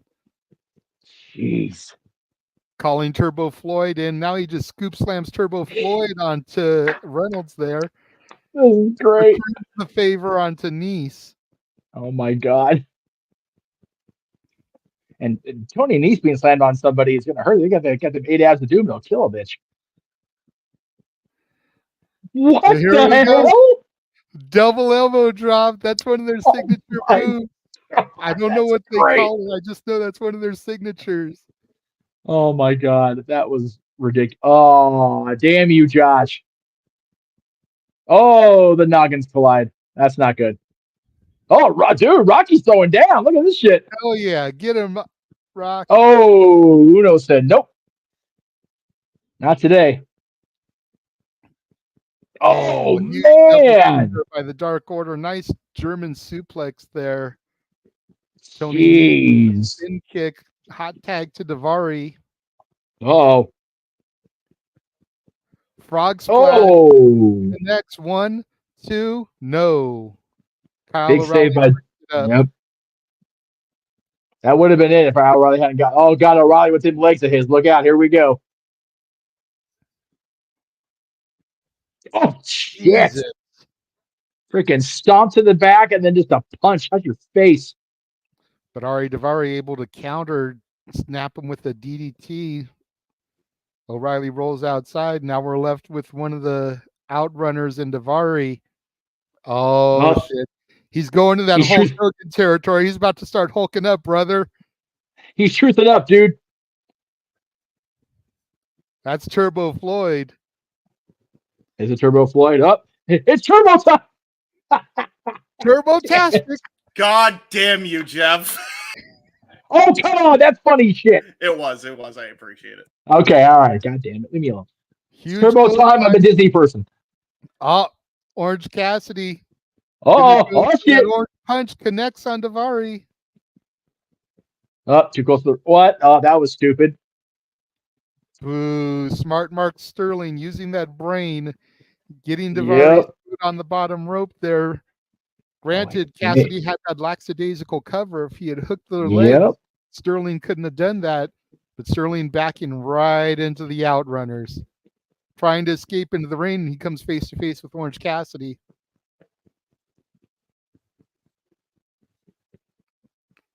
Huge shot. Oh, man. Cassidy to Smart Mark. Almost elimination style there. Freaking Cronus and Saturn moment. Yep. I love that. Walter, I do have a shout out. I don't know about plugs necessarily. JJ has them. Oh, freaking not really a coffin drop. Oh, we're not. That's fair. Okay. I don't know how to. I'm on my phone, so I can't send it to him. Big pinfall from the Outrunners onto looks like Daivari picks up the victory. Walter, don't worry about plugs for us right now. We'll get our plugs in during open mic night, Saturday shenanigans. We got like 5 minutes. You need to bring Noah and James in here and get everything ready for the big shoe. Pretty big shoe. I'm hearing this random ding. I think it's his headphones. I gotta tell him what the hell that dinging is. It's Walter's chat. Oh, going off when he gets a message sent. Kaping. I'm like, what the fuck is this noise? I'm like, I've never heard that before. Okay. We got Walter's notifications. We got JJ's smoke alarm. I'm everything. Oh, what the hell? Oh, The strength of the Outrunners made Orange Cassidy. look at Shivani's like, just collapse. Shivani's just like, what the fuck are we doing?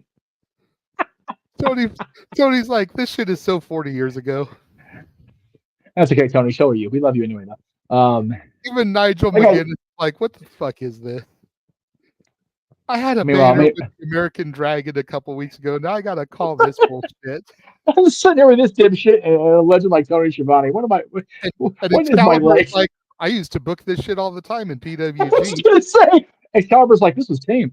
Anyway. Him and Ronan versus freaking Top Gun and Hook Bomberry gunning for fucking Ronan.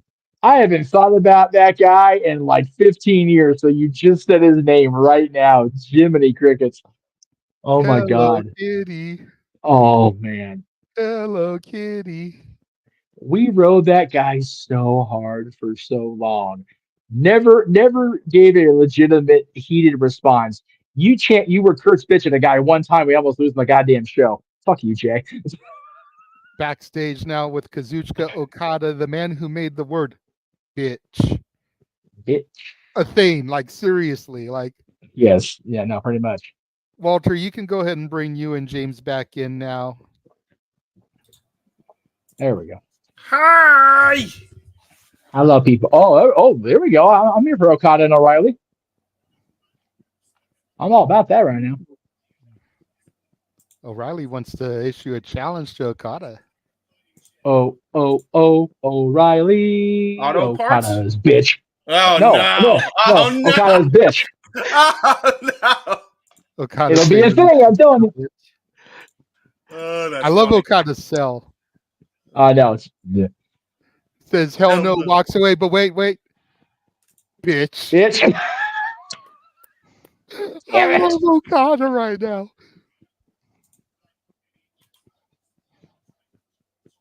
Oh shit! He punched him in the jaw. Throwing bows. Dude. He and Okada like to try and break things up, looking like the Sinister Minister with that red and black combo. And that goatee on Daniels is not working for me. Like it didn't work the first time either, Chris. I love you, but damn. He's ejecting them from the building. Oh shit! He's no Adam Pearce.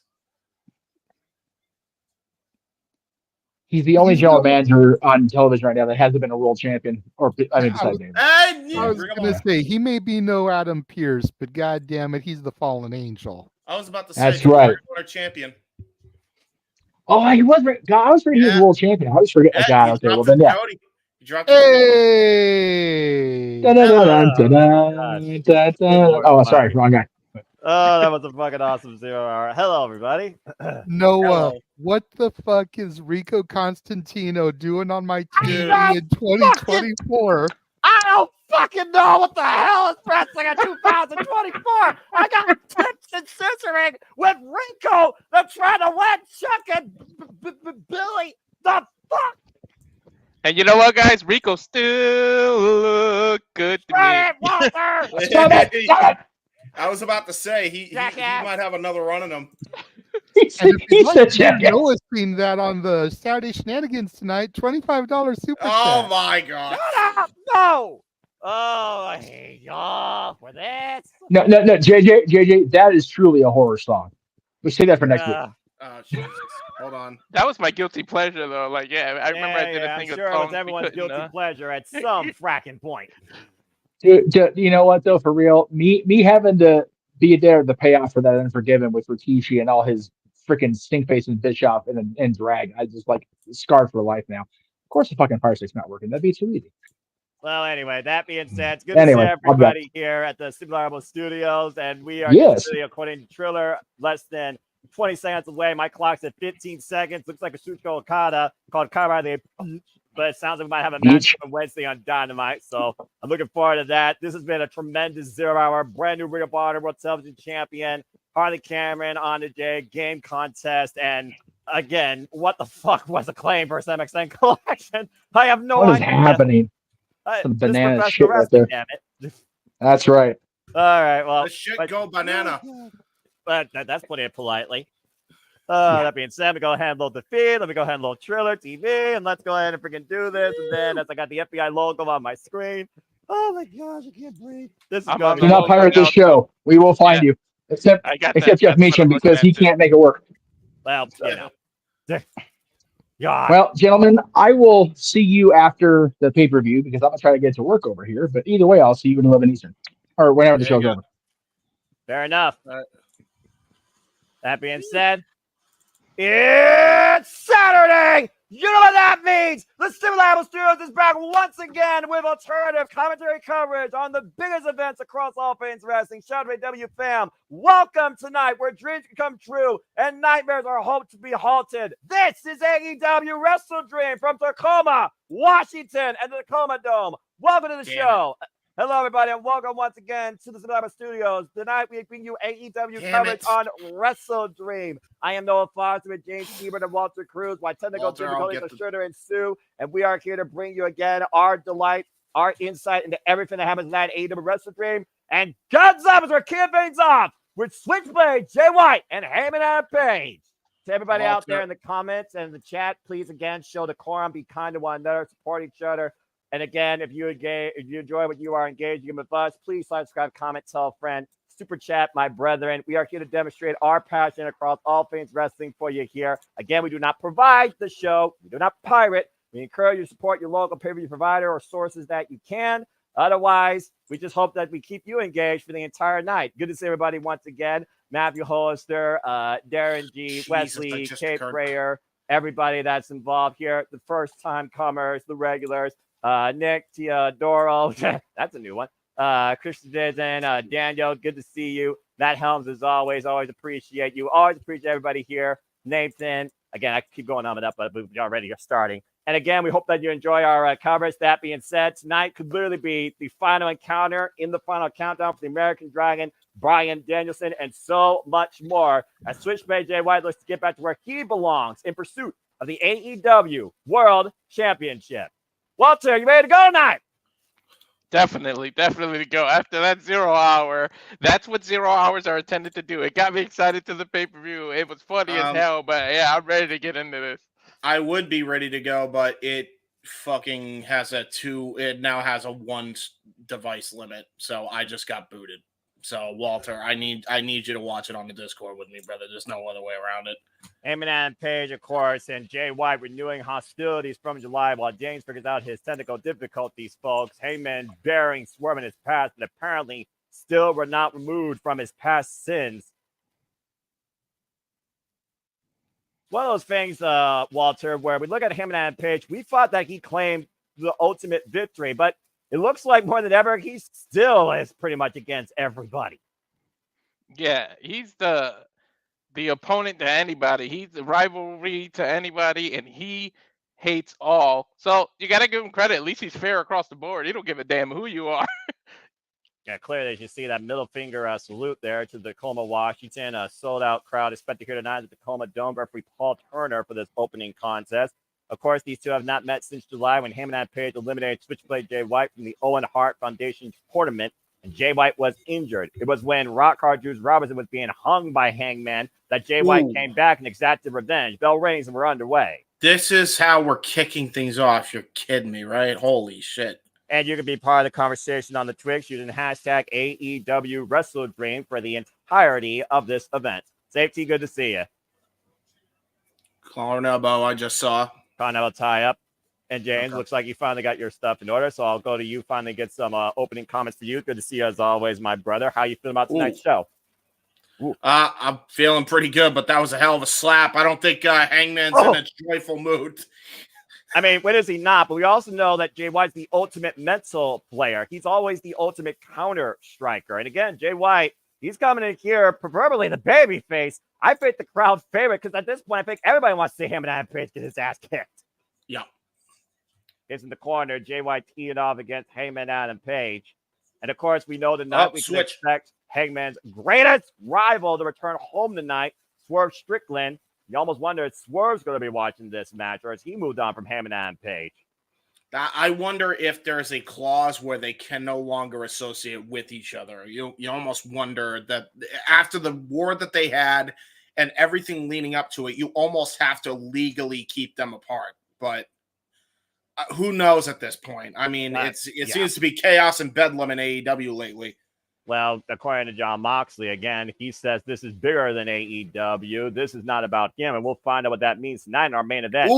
Chop, take him out the knee, Hangman down to both his knees, and Jay White picking the ankle, rolls through. Oh, modified dragon screw. Jesus.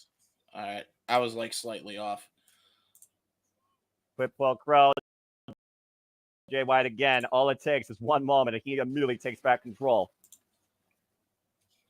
Working over both the right and left legs here. And I don't consider Jay White necessarily a submissionist, but of course he has used that Tanahashi tapa in the past as Hangman goes for the ropes.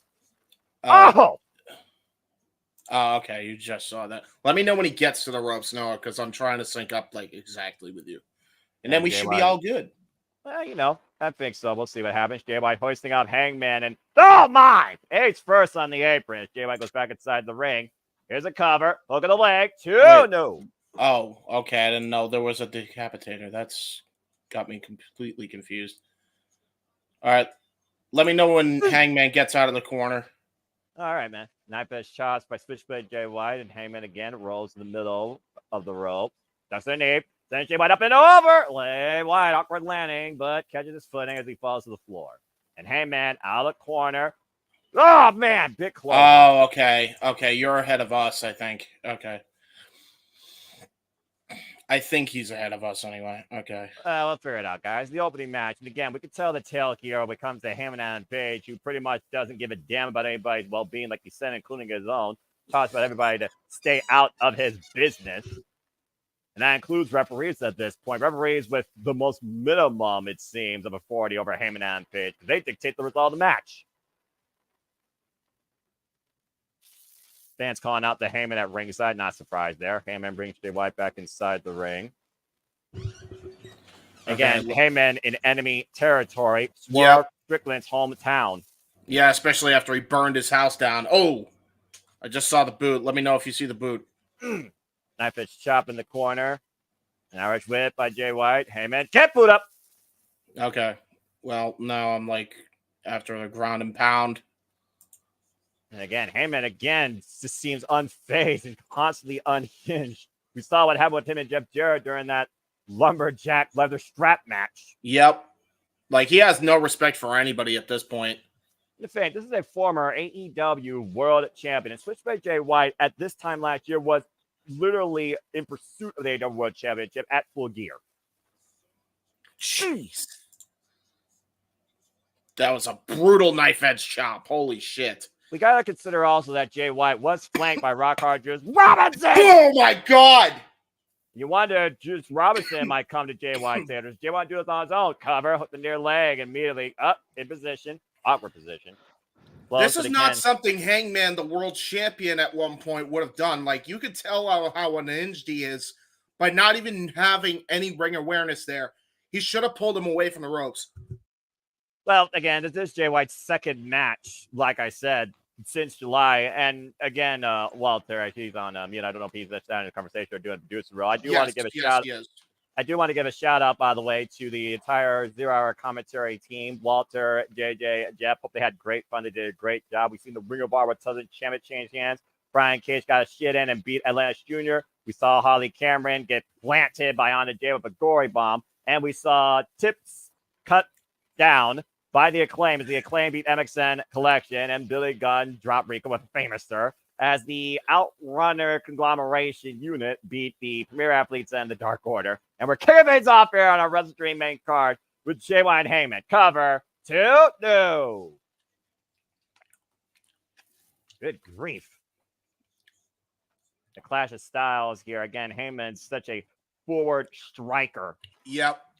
And then meanwhile, you got Switchblade Jay White, very calculated striker, very, as you actually called it, Noah, a very counteractive striker, knows how to counter his opponent at any given moment.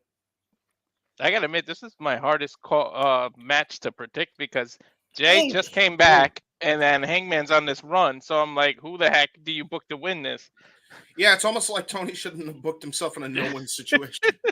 Well, I mean, this is AEW, and sometimes we just find a situation like that, especially when it comes to the wrestlers in the ring, especially when it comes to the drive and the reasoning. Again, we still don't know the cryptic reason behind Jon Moxley, and Jon Moxley and Bryan Danielson are about to have the most violent encounter to date.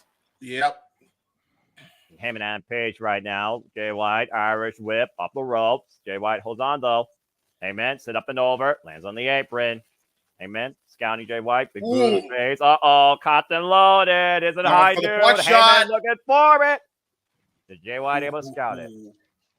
Good scouting again by Hangman. That's Hangman that's Switchblade knowing exactly what was coming. Yeah, of course, Switchblade, Jay White, former NJW Grand Slam champion, might I add. Now, kick right to the top of the knee. Nice suplex into the corner. Both men down now. A reset point here, particularly for the Switchblade. We've always looked at the Switchblade like fighting from underneath at times. And again, that goes to his strength. He loves to fight from underneath. He loves to dictate the pace. He loves to literally control the audience. He controls the environment, the atmosphere. If Jay White's in control, he already knows what's happening. It's like he foretells the future before it even happens. Oh!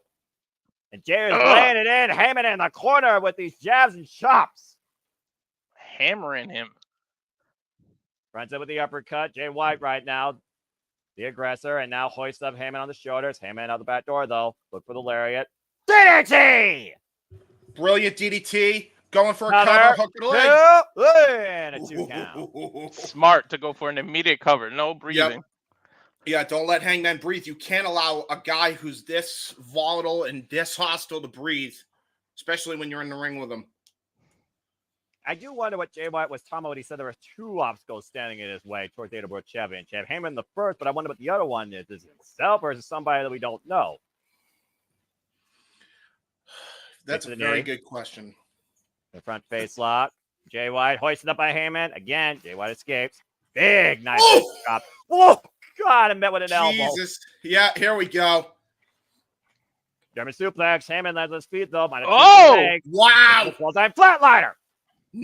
Nice, great counter out of that lariat, too, out of the clothesline from Hill into the flatliner. Goes for the deadlift. German suplex. Got all of it. Oh, no. Wow. Now we're going to have to see how much Hangman Page's leg is going to come into play now.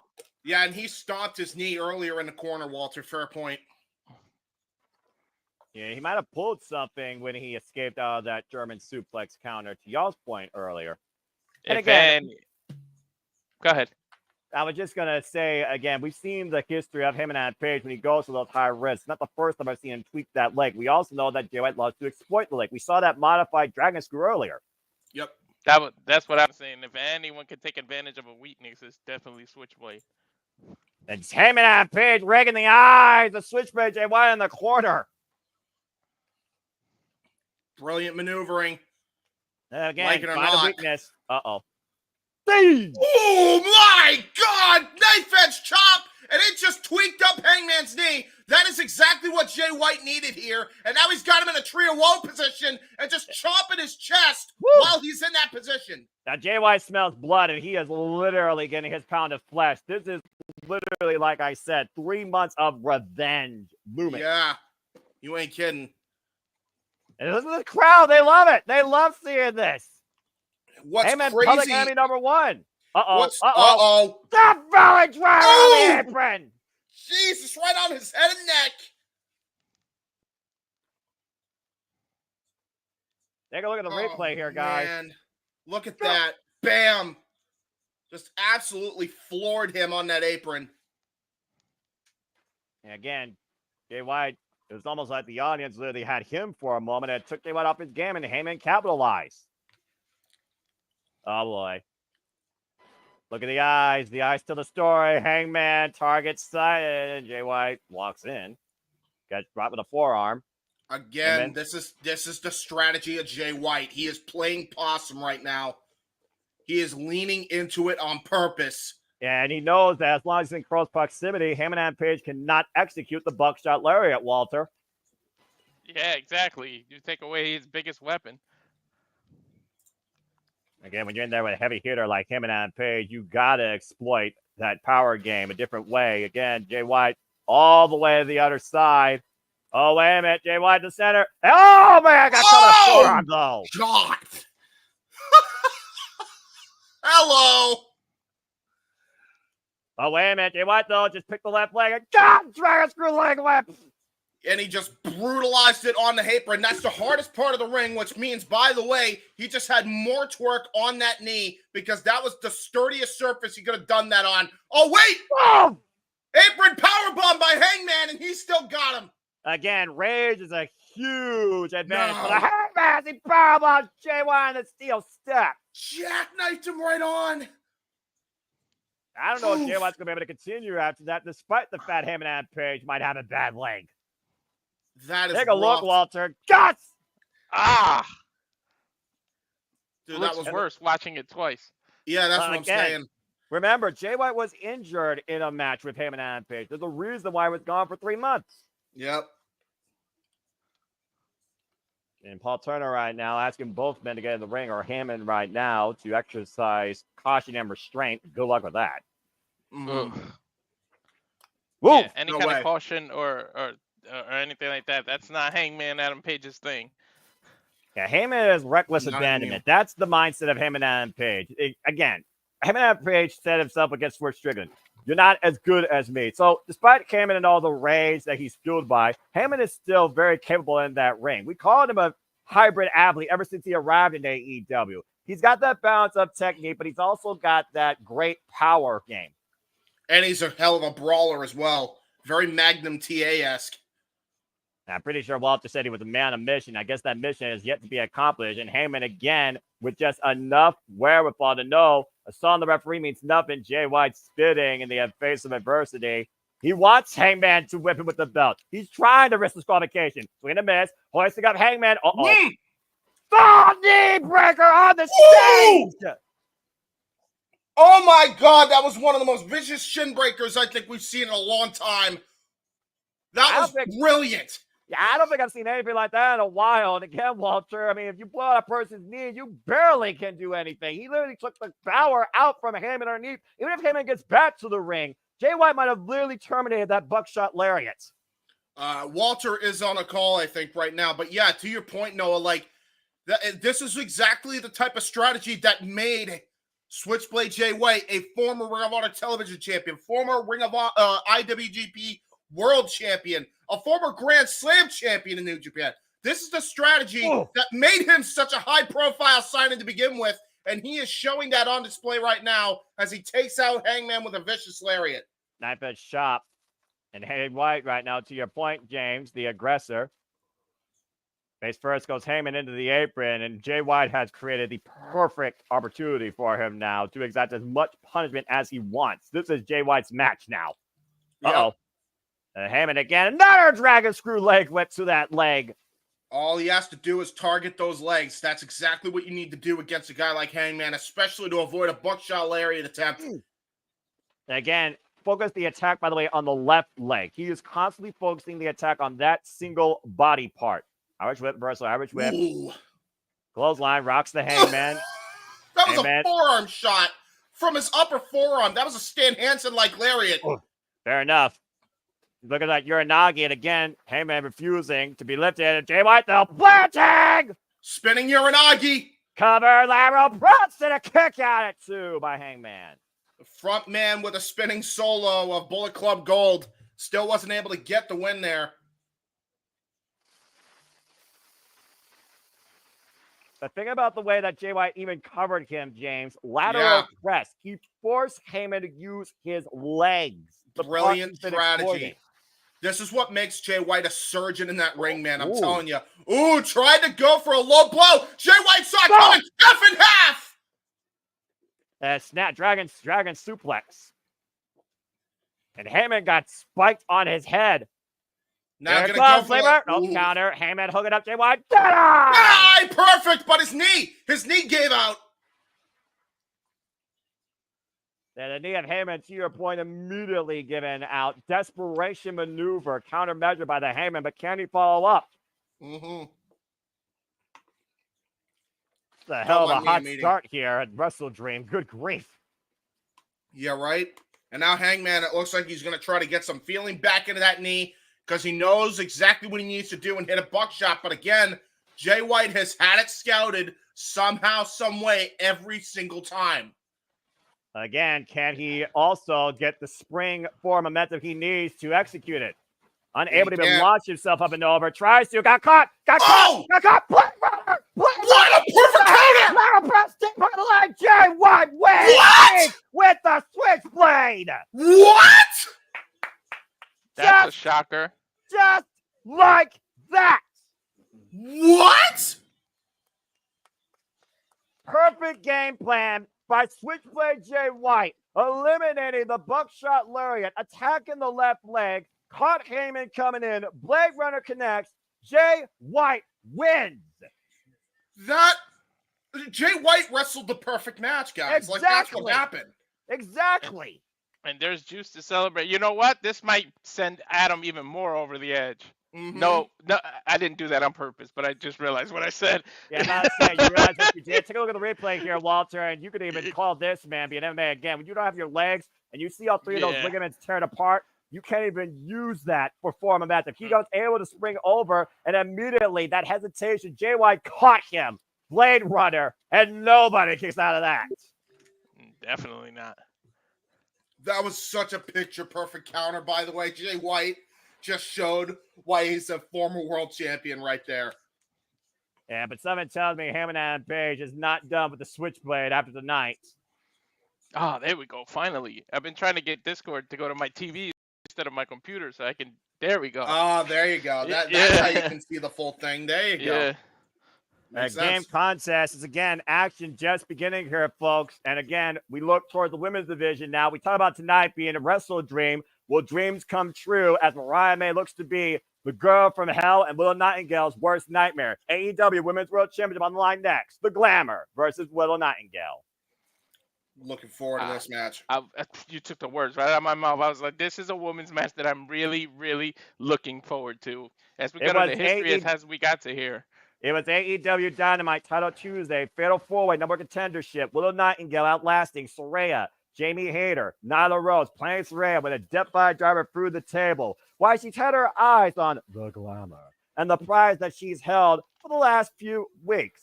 But Mariah May says that Willow Nightingale is a little girl with a dream, and it's so nice to be a dreamer. And you think dreams will come true, but I'm the woman from hell that will make sure you will never achieve your dreams. But Willow Nightingale has had probably the best year in her career when it comes to those big moments. Former W Strong Women's Champion, former TBS champion. Her motto is always, smile anyways. We'll see if she's smiling tonight, the new AEW Women's World Champion. Why AEW is still all about Mariah. And lurking around, we never know when the sequel is coming out. We don't ever know when Tony Storm is just going to randomly appear and get exact revenge with the sequel to Mariah May. Yeah, that's true. But in the meantime, let's boogie! It's Willow time! Now, when are we going to do a storyline where Willow Nightingale loses her smile? At the day that Willow loses her smile is the day you lose that joy in professional wrestling. And as long as Willow has that joy in her heart, she's never going to lose that smile. No, but I'm just saying. She'll have to lose her groove because she dances. I could dig it. That's true. Well, it is Boogie. She is one of the Boogie Knights. Willow Nightingale, who came to the aid of Yuka Sakazaki at AEW Dynamite Grand Slam after Mariah May looked to further add insult to injury on her last title challenger. And that's really where this all kicked off. But we are living in the era of the Glamour. Here comes the AEW Women's World Champion. I got to take the time to thank everyone who's watching. We got a hell of a lot of people on every single channel, and I'm loving it. Well, again, you guys make this all possible. I always say it's not about me, it's about wrestling. Why people like to say stuff about me. I am humble and grateful to engage and encourage positive insight in professional wrestling, in and out of this screen and in and out of my TV. So you all make this possible. Thank you again for tuning in. We hope that you appreciate and you enjoy what we allow, what we're able to engage you in. And again, Nigel McGuinness, starstruck by the glamorous, statuesque, blonde bombshell that brought him back to wrestling with a kiss. You know what, though? I don't blame him. I would come back out of retirement, too, if Mariah May kissed me. I'm not even retired. The Glamour, who literally was on a crusade since January to make AEW all about Mariah and did it on the grandest stage this year in AEW in Wembley Stadium. Now, referee Bryce Rensburg for this contest. Control yourself, James. There you see that beautiful. What? I'm just saying. The beautiful AEW Women's World Championship in full color. Might I add, thank Christ. Hey, Man, that always bugged me. It always run away. It always bugged me too. But still, here we are. Kind of a tie up. I mean, these two women are hard hitters in the world of wrestling, man. I mean, both women have definitely they've won championships for Bushiroad. You don't do that without some strong style discipline. So we're about to see a goddamn fight here tonight. Oh boy! Mariah May got tossed like a rag doll to the corner. Well, again, Willow Nightingale, she is the babe with the power bomb. And Mariah May knows that Willow Nightingale poses a threat because of her power. Yep. Up and over, Mariah May skips out of the corner. Vicious forearm to the side of Willow. To be fair, though, it takes more than power to win a match. Drop kick! Wow! To your point, it also takes technique. Yeah, it does. Wow. Well, and so far, Mariah May looks unfazed by the early furry assault by Willow Nightingale here. Said that Timeless Tony Storm outlived her usefulness. She had so much fun, but she wanted everything that Tony had, and now Mariah May has all of it. Ooh! And once again, whoa! Mariah May can fly. Mm-hmm. Yeah. Very good. Perfectly called, James. And Willow back in control immediately. We saw what Willow did that last time. Mariah May backstage out of nowhere. Jeez, what vicious knife edge chops by Willow. Somewhere Monty Brown is sitting there very proud. Yes, yeah, I assure you. That's for sure, Walter. Of course, Willow. Ooh! Oh, jeez. Not proud about that. That was whiplash and a half. Yep. We talked about before. Never has something so glamorous seems so sinister. And yet it works so well for Mariah May. See, you have never seen something so glamorous be so sinister, but that's because you don't get out often, my good sir. I'm also probably smarter than most people who knows what this world can do to you if you deal with those types of people. Yes, James. and we love you for it. Knife edge chop. And again, Tony Storm is behind Mariah May. It is in Mariah May's past, but I gotta wonder if Mariah May is aware that her sister, that she still wants to come here to celebrate that championship with her, is tag teaming with Thomas Tony Storm now in Stardom. Yep.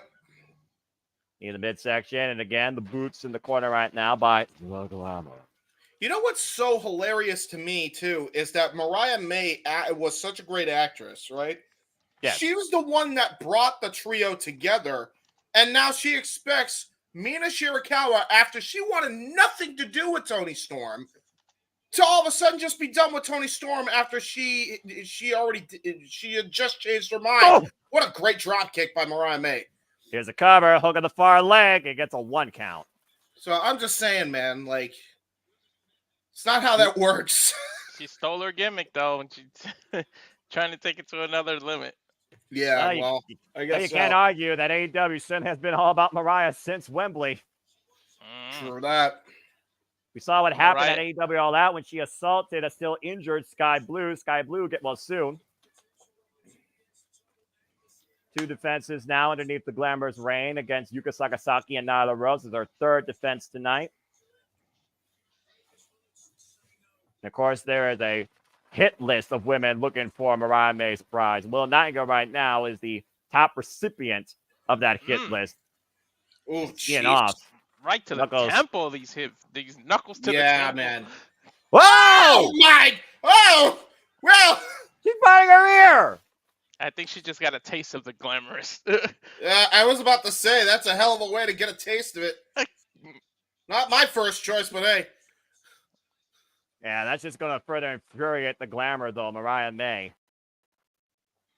Again, Will Nightingale fighting from underneath, just trying to create separation with these body shots. Again, near the midsection, though, by Mariah. Takes back control. Irish whip, throwing up the ropes. Will up underneath. And swing it. Mariah May telegraphing that a little too early. Yeah, she fighting dirty, man. Damn. Hey, if you want to become a women's world champion, you gotta be willing to go that extra distance. We saw what Mariah was willing to do. Toni Storm was not willing to kill what she loved. Toni Storm told Mariah, "Are you prepared to die? Because I am." I don't think Willow's prepared to do that, but Willow needs a hell of a clothesline in the corner there, Noah. Yeah, no kidding. And right now, she's showing a lot here tonight with this flurry of offense. Great sidekick. But Willow needs to demonstrate more than what she's done before if she's going to beat Mariah May. Spinebuster, high stack, no. I just Triple want H to approved Spinebuster. I was just about to say she actually deadlifted her on that Spinebuster too. She fully picked her up. Mm-hmm. And drove all her weight down with her. Look at the way she whipping her to the ropes. Like she's literally throwing her. It's not. Looking for the Dr. Bomb, gut wrench power bomb. Mariah trying to hoist Willow up. I'm not sure how wise that is. Waist lock. I don't know. Oh, man! Oh, Jesus. The finishing touch, the German suplex, hooking in their leg. Gets a 2 count. May showing her own power and strength. That took a lot of strength to do a German suplex like that. Well, again, we thought about Mariah May, disciplined in Stardom, where you have to be the strongest, emotionally and physically to thrive there. Former Goddess of Stardom Tag Team Champion. Well, I'll tell you also how she was able to pull that off too, Walter. Power. Wait, hold that thought, Dave. Double leg. Oh! Well, speaking of the legs that Mariah May was using to get that Sherman off, here comes a figure 4 to neutralize that power. Oh, Indian That's a monologue. Indian Deathlock, excuse me. Whoa! Oh, ow! Wow! I don't think Wow! your leg is supposed to twist that way. And No, look at it's the not. forward pressure by Willow Nightingale against that right knee, to your point. May's got to be careful with her shoulders, too. That's how you get a Charlie horse, by the way. That shit sucks. And Toni Storm knows a thing or two about this. You remember Double or Nothing last year. Or, excuse me, Forbidden Door. Ooh! Again, having to be careful with her shoulders, too. Ref checking. Ooh, look at the way she was able to put more pressure, the way she just slammed down on the mat by herself. That just adds more torque on that knee. Yeah, brilliant calls, Walter and James, to your point. But again, Willow Nightingale right now driving Mariah May into her own knee. That's smart. That's one way to get out of it. Yeah, was the punishment worth it, though? Hey, Mariah, why you hitting yourself? Why you hitting yourself? Folks, that may sound childish, but that actually is. That's literally what just happened. Cannonball! Damn, she rolled the turnbuckle after. Now she's Brings gonna Mariah go to the top May rope. out towards the drop zone. Might be looking for the Willow Bomb or maybe top rope. Nonsense! Wow, that was beautiful, but got none of it. And now Mariah May gonna go for the shotgun drop kick. Going to the top rope here. She rang the doorbell, but no one was home. Nope. Mariah May with new life in this match. Mitsu drop kick connects. Got all of it. And now it looks like she's gonna set up here. Death Valley hoisting driver up Willow. Mayday! Mayday! Mitsunoku driver hasn't done the deal. No. Was that even 2? That almost looked like 1.5. That was 2, No, that was Walter, 2. but it still wasn't 3. Brilliant. Woo. Great wrestling by both women here. Great strength by Mariah May as well, hoisting up Willow Nightingale and dropping her on her head and neck. Hey, man, she does not skip leg day. It's all in the legs. That's exactly why she was able to pick it up. You always have to bend with your legs. And look at this, though. Willow Nightingale just trying to deadlift her into a Deadeye type position. Got countered. I almost thought she was going to turn that. Oh, the headbutt! Glamour kiss by Mariah May. Big clothesline! I thought for a second that she was going to turn that into a destroyer in that position. Yeah, you're so used to it in AEW, but... For a moment, I think Willow Nightingale was looking for a pounce. Mariah May met her with a headbutt, but still rebound the ropes with a clothesline. Look at the shot. Drew JBL would be jealous of that clothesline. Exactly. And all I'm saying is Drew McIntyre has the Glasgow kiss. Mariah May has got the glamour kiss. She hit all of it, but both women down now. All right, so Ransberg starting his jumping 10 count. course, the title can only just hands via pinfall submission inside the ring. The AEW Women's World Championship held by the likes of tiebreaker DMD, Hikaru Shida, Nyla Rose, Rico, and of course, Thunder Rosa and Timeless Toni Storm. Willow up to her feet first. Mariah May slow, up at her knees. And Willow hoists her up, looking to once again. Maybe the gut wrench. Look for the power bump. Mariah May escapes, though. Great Waist counter lock. out of it. Back elbow God, no strike. way. Once Oh, again, Death Valley Driver. possibly the fireman's carry. Just Looks like that walking Death Valley around the driver. ring Ryan with May's her. counting it, though. The roll Ooh. through, the roll through. Deep hook, both legs. 2 count. Willow reverses. Roll up. 2 count again. Great counter wrestling by both women here. Oh, Ooh, nice God. back kick. Mariah Great- May was a quarter of a second away from losing her title. And again, Willow 9 goes down, but I broke her again Oh! here. Death Valley Willow. driver in the corner. Oh, right on top of her head. Willow with the cover. No. And somehow Mariah May kicks out. This is women's professional wrestling. Yes. And it wasn't at 9:30. Look at Look at that, that. man. Brutal. Just drilled her on her head. Somehow Nine able go. to kick out. Willow Nightingale looking to achieve a dream, the AEW Women's World Championship. She has a history of beating champions, as we know. Former CMLL, TBS, and WWE Strong Women's Champion. Big headbutt again by Replay made Ryan it- May. The replay made it look 2 times worse the way she landed on her head. That's what I'm saying. Like, I saw it right away. She landed on her head. Uh-oh, gonna go for the Stratisfaction. But Willow, no. the power, oh dear God. No. Oh no, oh I no. thought- What? Oh! Got countered with a Frankensteiner! you called the leg. M trigger, the knee strike connects. Storm Power Zero, driver. happily ever after the cover by the Glamour. Mariah May wins. Wow! Damn. Over.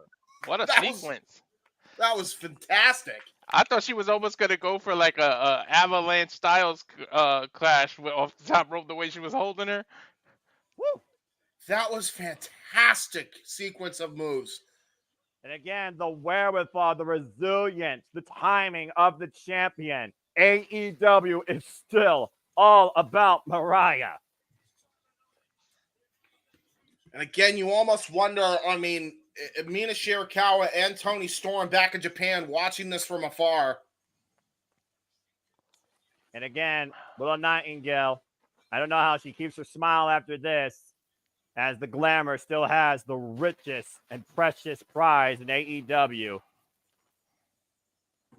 There's a shot for you. I don't know about you, but I'm kind of okay living in the era of the Glamour, if this is what it's all about. Tremendous wrestling. It's a great follow-up to Tony's run. Like AEW's doing well with by this title for me. Yeah, definitely match-wise, I think it's been, this is definitely the most work-rated Women's championship. women's champion in the history so far, yeah. Well, speaking of work rates, we'll see who's willing to sacrifice more to get the TNT Championship. It's Jack Perry defending the gold against Katsuyori Shibata on the show where we honor Antonio Inoki. Can the very student of Inokiism dethrone Jack Perry? Okay, so I will keep it on, but Walter, Noah, this is you, because for me, no. Oh man, because well- of Jack Perry, yeah. Okay, so again, for those that don't know, the story simply goes as this. Jack Perry has been on an escapade of proving that no one is willing to sacrifice more than him for this championship. As we saw last year, WrestleDream established to honor the passing of Antonio Inoki, the wrestler, the living embodiment of Inokiism. Jack Perry, who had an open defense against Minoru Suzuki, a longtime rival and mutual friend of Katsuyori Shibata. Shibata now has looked to show that he is worthy of being called the face of TNT. So is this a handicap match? Is it Shibata and his Google Translate versus Jack Perry? Well, one thing's for sure, Katsuyori Shibata, the wrestler, is going to show exactly how far he's willing to sacrifice tonight, and I think we might be pleasantly surprised. If there's one thing we can say about Jack Perry, every match he's willing to show how much he's willing to sacrifice. But this man nearly died trying to become IWGP champion at one time. What the hell do you think he might do tonight? I don't know. There's no telling. I'm scared to even try to guess. The wrestler with literally a second leash on life in his love that is professional wrestling on an 8-match winning streak. Katsuyori Shibata, trainer, longtime friend of Antonio Inoki, leader of the future of NJPW at the LA Dojo, time-honored, respected veteran of the game, multiple-time never overweight champion, former Ring of Honor Pure champion, now will become the TNT champion. I think we're gonna see the scapegoat bust in a few seconds. Well, cry me a river if you should, glass or not, as here comes the TNT champion. It was last year, though, that Katsuyori Shibata challenged Eddie Kingston for the NJPW Strong and Ring of Honor World Championship, honoring Antonio Inoki. A clash of styles, Kings Rose versus Japanese Strong Style, and Eddie Kingston won, and respect was shown, of course, after the match. I don't expect any respect here tonight before or after this encounter from this man. I don't either. I see about as much respect as James has for the whole match. Well, I mean, he summed up in one word. Nope.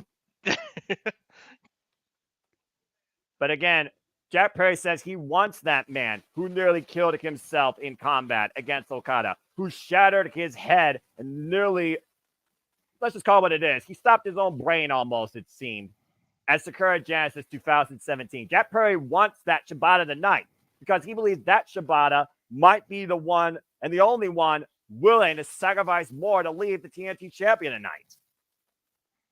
He might be the only one willing. It's really interesting, though, this mindset of Jack Perry, when it almost feels like every match he's willing to die for it. Almost gives me shades of Tomoyoshi Ii. There you see that uniquely minted and forged TNT championship by Jack Perry himself. He literally minted that title. Mm-hmm. Bell reigns, we're underway. Of course, TNT championship matches have a 30-minute time limit, I believe, on pay-per-view. Yes. I'm very curious, though, as far as ring styles go, how these two clash. There's some of the ring style, I feel like, with these two. And I saw a lot of that in the match with Bryan Danielson at All Out. I think Jack Perry's going to obviously use the speed, because do you really want to match the power with this guy? I mean, New Japan Wrestling, Shibata and everyone is known for that strong style. I don't think it may be a little deceptive with the muscles on his actual body, but these people hit and they hit hard. Well, I understand what you're saying with New Japan Pro Wrestling founded on strong style, but there is also a lot of technique there. Again, Zack Sabre Jr. is challenging Tetsuya Naito literally tomorrow for the freaking IWGP Heavyweight Championship in Ryogoku at King of Pro Wrestling. And it looks like right now, Jack Perry is scouting Shibata, maybe Greco-Roman knuckle lock here. Test the strength to your point, or test your mic for my Mortal Kombat fans, as AEW does on a video game. Into a Northern Light suplex off of it. Ridge, 2. And of course, we know the discipline of Japanese professional wrestling is your neck. Ooh, that's a unique cover by Shibata. Into an armbar. He was going for the Jujikami, looking for the cross armbreaker. Jack Perry immediately, again, looking for a reprieve on the outside of the ring. Shibata's transitions are beautiful. Oh, yeah, again, that was not beautiful. The disrespect, and that might have literally woken the wrestler. Jack Perry right now on the run. Jack Perry might be luring give Shibata him another reason to chase you, to beat your ass. Well, I mean, again, when that music hits and the bell rings, Shibata's not human. He's a freaking machine. No offense to Brian Cage. Nice suplex. Cover. 2. Kick out. Shout out to Brian Cage, who actually won a match on TV. Yeah, congratulations to the new Ring of Honor Television champion. A great run by Atlantis Jr. And 7, Cesaro is not fine tonight. And also, folks, please stay current if you can with the chat as far as what match is being covered right now on WrestleDream. Again, the match card is still very young as we're on our 3rd match tonight. Still to come tonight, the Tag Team Championships, the World Championship, Brody King versus Darby Allin, International Championship, Triple Threat, and Swerve Strickland's homecoming. Jordan blocks in the corner by Jack Perry right now. The Katsuyori Shibata trying to knock the win out of the wrestler, attacking the core. If Shibata wins the title, I need you, Tony, to make a little title for his phone. Just come on, just do it. Google Translate. Google Translate. The freaking title is the background on the phone. Why would you do this? Knife Edge Shop. Now you know you want to see it now. I'm not going to lie. I probably would put that on my phone. Now, Jack Perry raking the eyes of Katsuyori Shibata. And yeah, it is a crime that certain wrestlers ain't on here tonight. But again, Cesaro still might play a factor in the main event. Cover. 2 count. Who's Cesaro, man? This is AEW. Well, to be fair, there are those that, again, we are bridging the gap between what they were and what they are now. And Cesaro is now Claudio Castagnoli, the original Claudio Castagnoli. So I'm happy to educate. And I hold nothing against people that are curious, especially if they don't know AEW and maybe I just know WWE. But I also say again, this industry is far more than just the letters WWE. Thank Christ Almighty. Jack I Perry just didn't chop- get the memo. It's like you don't headbutt a Samoan. You don't chop a Japanese. Stop! Especially when that Japanese man is Katsuri Shibata, multiple-time number-one champion. That one stuck. Ugh, look at the chest difference. Look at Jack Perry's chest after just 3 chops. Yeah, you're going to take your licks, Jack Perry. You want to see how much Shibata's willing to sacrifice? Well, he's going to show you. Again, the full range of the palm of his hand and the forearm across the chest cavity of Jack Perry. He literally chopped him into the ropes. Anytime I see the wrestler on my screen, I'm in a happy place. Oh, one more time? Why not? Oof. Ugh. Again, Jack Perry literally collapsing on his knees, the wind literally leaving Jack Perry's body. And Katsuri Shibata's not going to let Jack Perry fall down. Shibata's one of those people that I feel like he can knock you out with the chop and pin you for the 3, and I'll actually believe it. That's fair. Katsuri Shibata perhaps minutes away becoming the new TNT champion here on the night we honor Antonio Inoki, somebody that literally Antonio looked at as a son. Ooh, nice rebound forearm. Nice clothesline, though. Jack Perry trying to follow up. German suplex countered by Shibata. Beautiful suplex by Shibata. The nice reversal. That was a desperation measure there. You see Shibata unable to follow up here, though, Walter. Yeah, and look under Shibata's right arm, that bruise he's got. Oof. Shibata sitting up, Undertaker style. Now, Shibata is literally sitting up in his typical stance. This is where he wants Jack Perry to test his might. This is what Shibata is lived off of. Taking the best he can from his opponent. Jack Perry but spinning again, on. This is where Shibata lets you hit him to see if you can affect him, but Perry spinning instead of kicking him. Yeah, and again, you see Shibata unfazed by Jack Perry. No effect whatsoever. Jack Perry trying to play mind games, but Shibata just not letting him get into his head. PK roll through Shibata back up to his feet. Oh, God! Use the momentum off that rope. And again, the chops! The chops! The chops! Shades of freaking Kojima! Uh-oh. Hesitation. Drop kick! But Jack Perry gets out of the way. No offense to Eddie Kingston, but that's how you do multiple chops in a row. Looking for the Dreamy DDT. Shibata's got it. Oh, man! Oh, his tailbone literally hit the apron of the ring during that suplex. If they go to the replay, like, he hit his tailbone hard. Yeah, the knees and the spine. Horrible landing for the TNT champion. Great count up the draping DDT attempt, though. To your point, watch the way Jack Perry lands. Ah!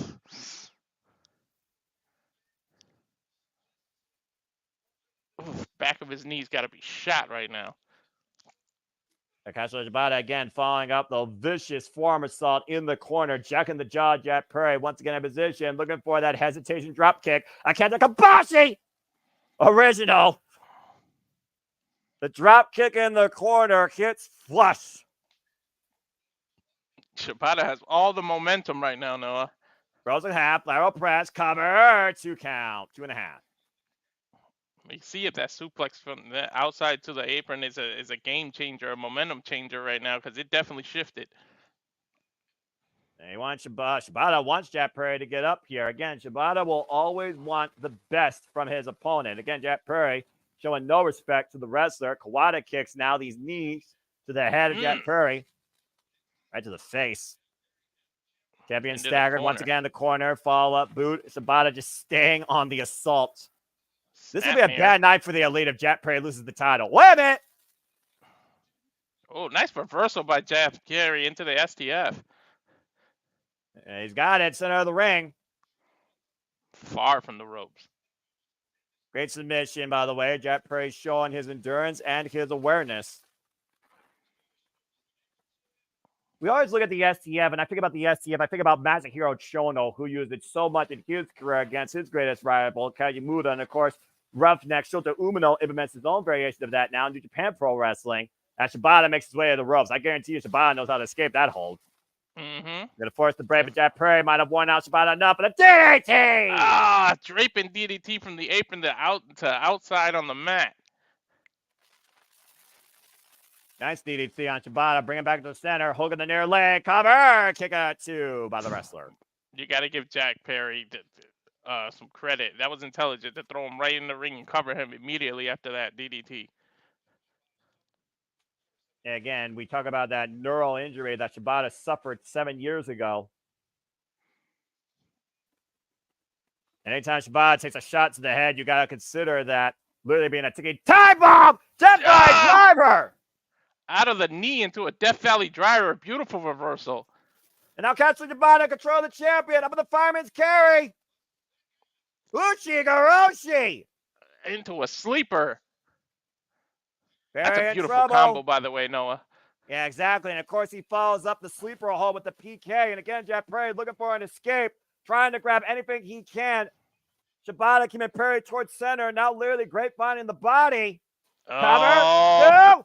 Oh, no. You got to give Perry the credit. He bridged. He reversed the sleeper into a bridge. Shibata's shoulders were down. I think the ref counted to 3. Yeah, yes, right. Perry won. Jack Perry survived the wrestler tonight. And again, a submission could be your own downfall. Shibata literally incapacitating Jack Perry, but unfortunately fell back to the mat, shoulders down. Jack Perry retains the TNT Championship. You can't get upset with the referee. He was doing his job. Your shoulders were down, Shibata. Yeah, but Jack Perry's got to be embarrassed tonight. And Jack Perry apparently here for a post-match statement. Looking to wipe him out. Oh, no. Oh, God! Shibata refused to release the whole post-match, and Jack Perry with the last shot. TNT Championship to the face. You're back, James. You're back. Jack Perry realizing the match is over. I ain't coming back on until it's on my screen. But Daniel Garcia is about to come out of the screen. Daniel Garcia's coming out.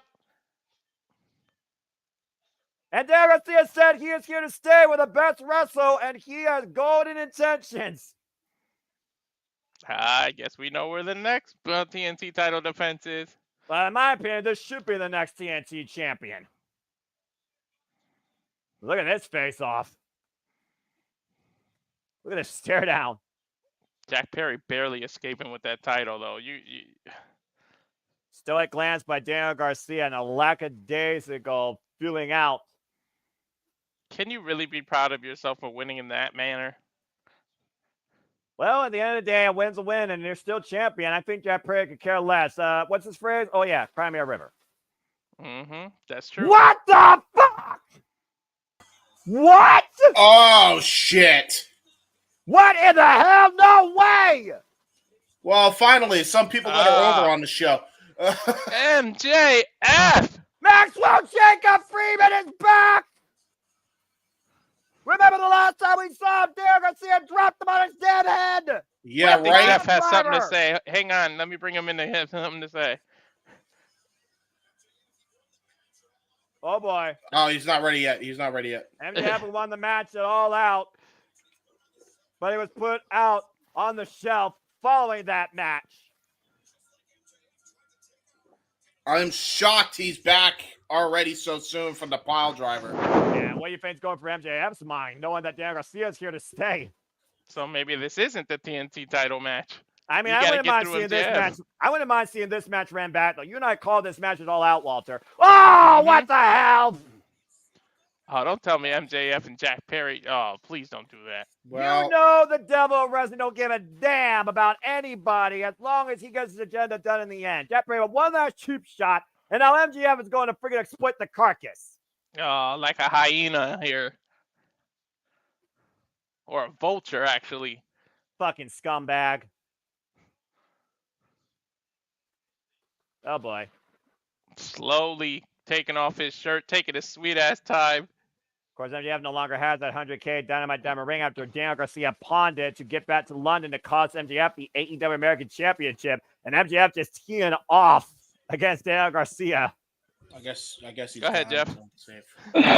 Oh, Danny boy, you done fucked up now big time. I hate that Jeff might be right here as MJF has a mic. Oh boy. Oh boy. Danny. Talking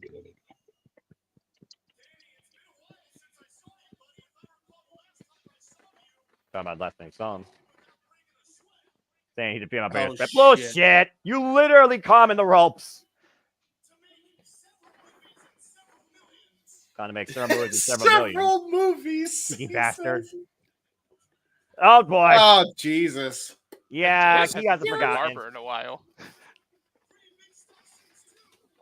course, he's been up for stuff since too. Yeah, I guess he had. Does this sound familiar? Yeah, does that sound familiar, James? Why don't you talk about that? Oh, Damn! oh, Jesus. Well, He I knew went that was there. gonna happen. Oh, he went there. Jesus. Wah. Where? Now really cry me a river. He went there. Of course he went there. You don't give a fuck. Oh! That's Rocky, Dom. Learn something about him. My dummy still filters you. Classic heel, making fun of the towns.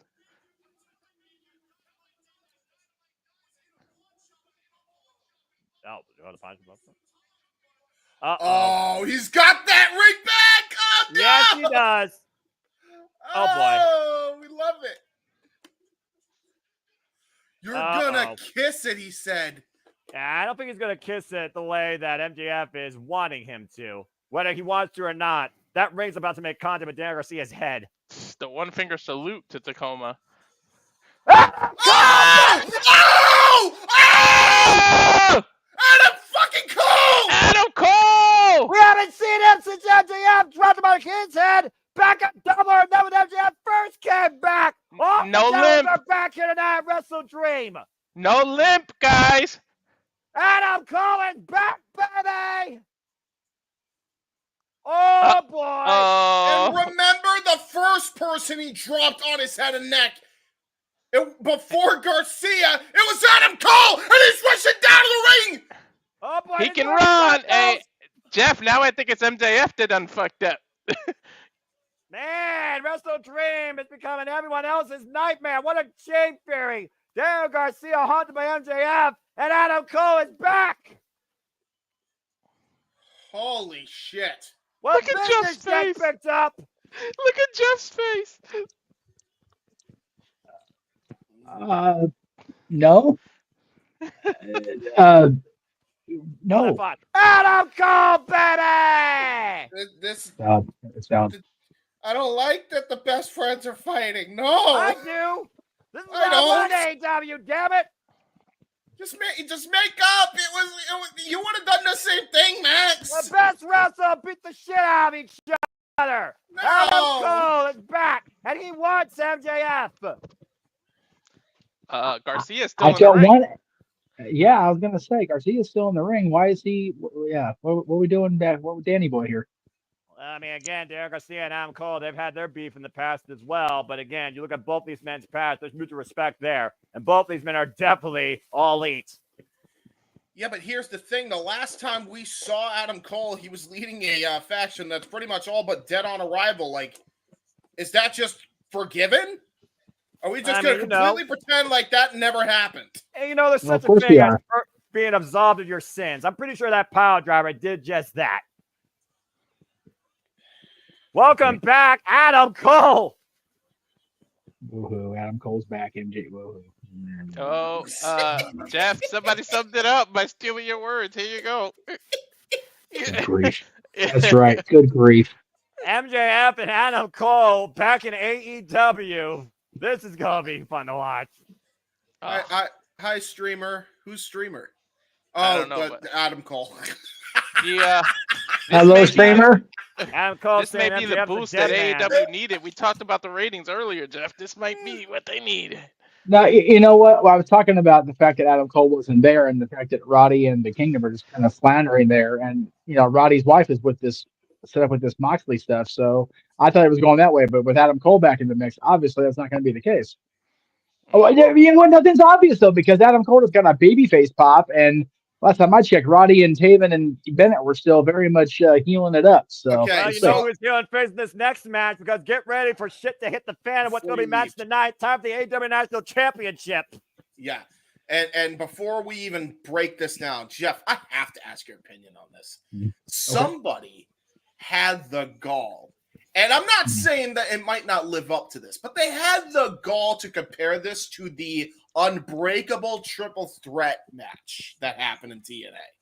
Okay. That would be King from ATW. Okay. No, Well, it wasn't just King. It wasn't just King. So here's where I get unintentionally sideways. We don't know what we're about to see. We know it's going to be good. We probably even know it's going to be great.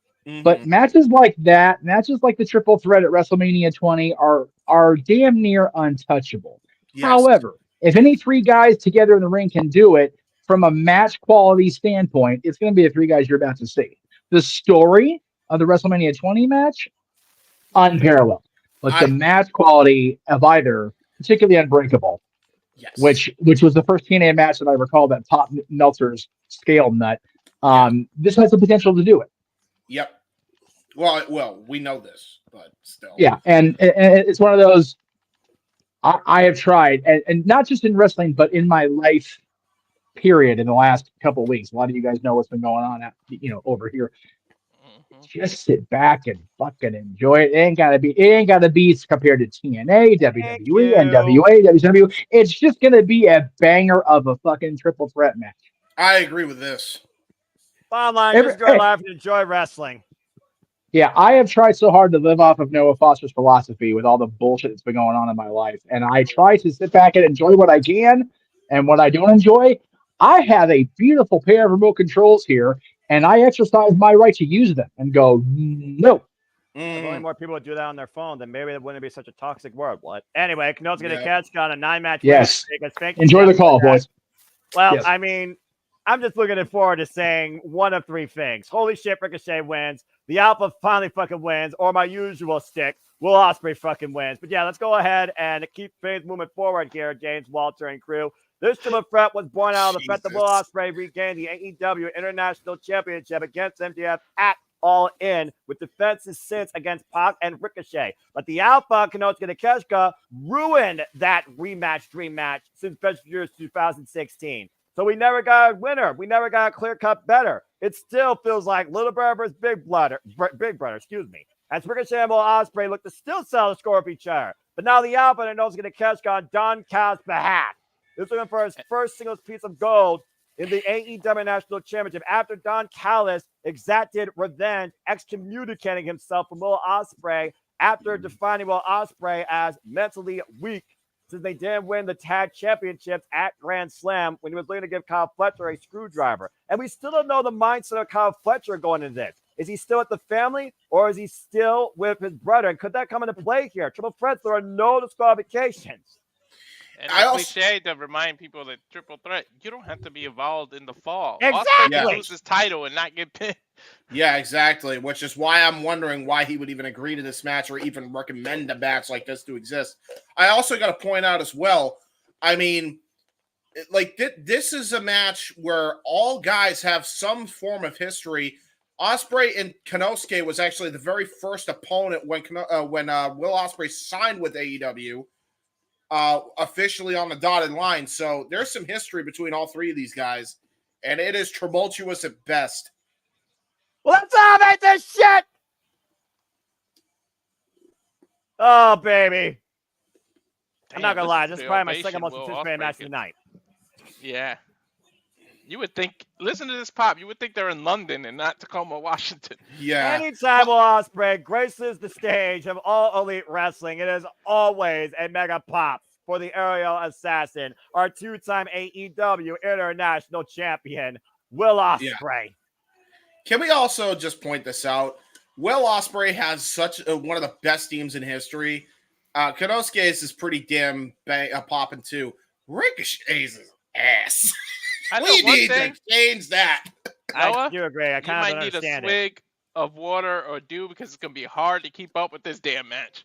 Oh, you know me, guys. I always operate, even when I was sick with COVID. I'll get through this because this is my greatest passion. For I am nothing more but a simple man and a lifelong fan of professional wrestling. Damn it!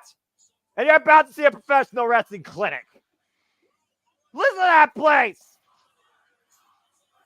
And I Don hope Callis on that- commentary. I hope the cameraman is up on his cardio because he's gonna be doing a lot of chasing. Crowns up, and we'll see tonight if Will Ospreay can finally beat Ricochet one-on-one and once again give a defeat to the Alpha Konosuke Takeshita. To your point, James, we called Revolution. It was Will Ospreay's first match since signing to AEW, and Will Ospreay fucking won. Will Ospreay only has literally one loss in singles action in his AEW career. Yeah, and the international title has become, quite frankly, the workhorse championship of AEW, and that's crazy to say. Oh boy, bell rings. We're gonna go hot and heavy. Konosuke getting jumped in the opening bell by Ricochet and Ospreay. But I gotta say, yeah, go ahead, James. Say real quick. as I was saying, as we're already starting off here, as they're just playing target practice with Konosuke's back. Yeah, spinal tap here, spinal kicks. Yeah, exactly. Man, I forgot now because they jump started. Well, you know what it is? It's because they want to go one-on-one, so they're trying to eliminate Konosuke now. Yes, exactly. Look for the Oz cutter, and Ricochet looking for vertigo. Both men looking for the finishing blow. Rolled off, handstand. Oh, wait a minute. Hip toss, counter. Ricochet, handstand, counter. Rolls through. Looking for the Tierra's takeover. Handstand escape. Doesn't need the clothesline. Double handstand. Stalemate. All right, come on. With the double drop kick. And now he's doing a pose to the crowd. And it ain't the superhero pose. No, it ain't. What was I saying before? Damn it. We were talking about, again, the Q3. You also were talking about, I think one you were going to say it's like a handicap match because, again, Ricochet and Ospreay, they want to sell us amongst each other. But at Konosuke Takeshita, he's working on behalf of Don Callis. Yeah, exactly. Oh, jeez. Oh, yeah. And I was saying that, considering the caliber of talent that has competed for this championship, I mean, it has become the workhorse championship of AEW, and that's saying a lot, considering this is a promotion literally filled to the brim with workhorse champions. Ricochet on the floor. That's what I was trying to say. There we go. Popped in my head. Out, James. To the point where MJF got a hold of that title. And we christened it the American Championship, of course.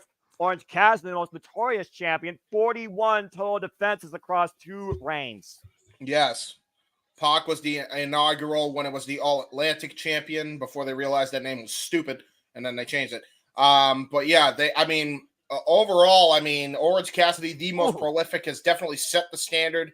After him, it's been Ospreay. Ospreay has been making this championship such a household name as of late. I remember what Will Ospreay said before he left New Japan Pro Wrestling. He wanted a title that he could take global, and this is definitely the title that defines global professional wrestling. Ooh, tremendous block there by Ricochet. Yeah, about to say Ricochet, of course, former Lucha Underground champion, former WWE. Oh, Lord. Look for maybe a blue thunderbomb up the apron for the table. Yeah, great counter there by Ricochet. And that table looming. Walter, you've said it before. He who sets it up is done with it. Ooh. Yeah. Jesus. That's Proverbs. That's WWE Proverbs. Or that's wrestling Proverbs. Yeah, what do you mean? That's any company. Went for the knee, strike up and over, goes Konosuke to the floor. Man, they kind of wrong. Corner drop kick. Right now, Ricochet in control, the only man in the ring, but I don't think that's going to last for long. And Ricochet. Ring. Sasuke! Wow! Oh, Konosuke caught him! Jed lifted him again into a power slam. Oh, wait a minute! What? Oh, my God! And the Sasuke spin by Ospreay wants out Konosuke and Ricochet. Yep. Sasuke, Pillsbury flop. Very, very old school maneuver there. All 3 men down, all 3 men going all out, pun intended, in less than 5 minutes. And now Will Ospreay going to bring back Konosuke back into the ring. Going to go for the hip cheerio. Phenomenal forearm. Oh Got my all God, of it. Let's do we're only 5 minutes into Cover. this damn match. the 2 count. This is Will Ospreay and Ricochet and Konosuke to catch Walter. This is professional wrestling, damn it. Yeah, I was about to say, these are like three. This is Workhorse, the match. Workhorse. I love that.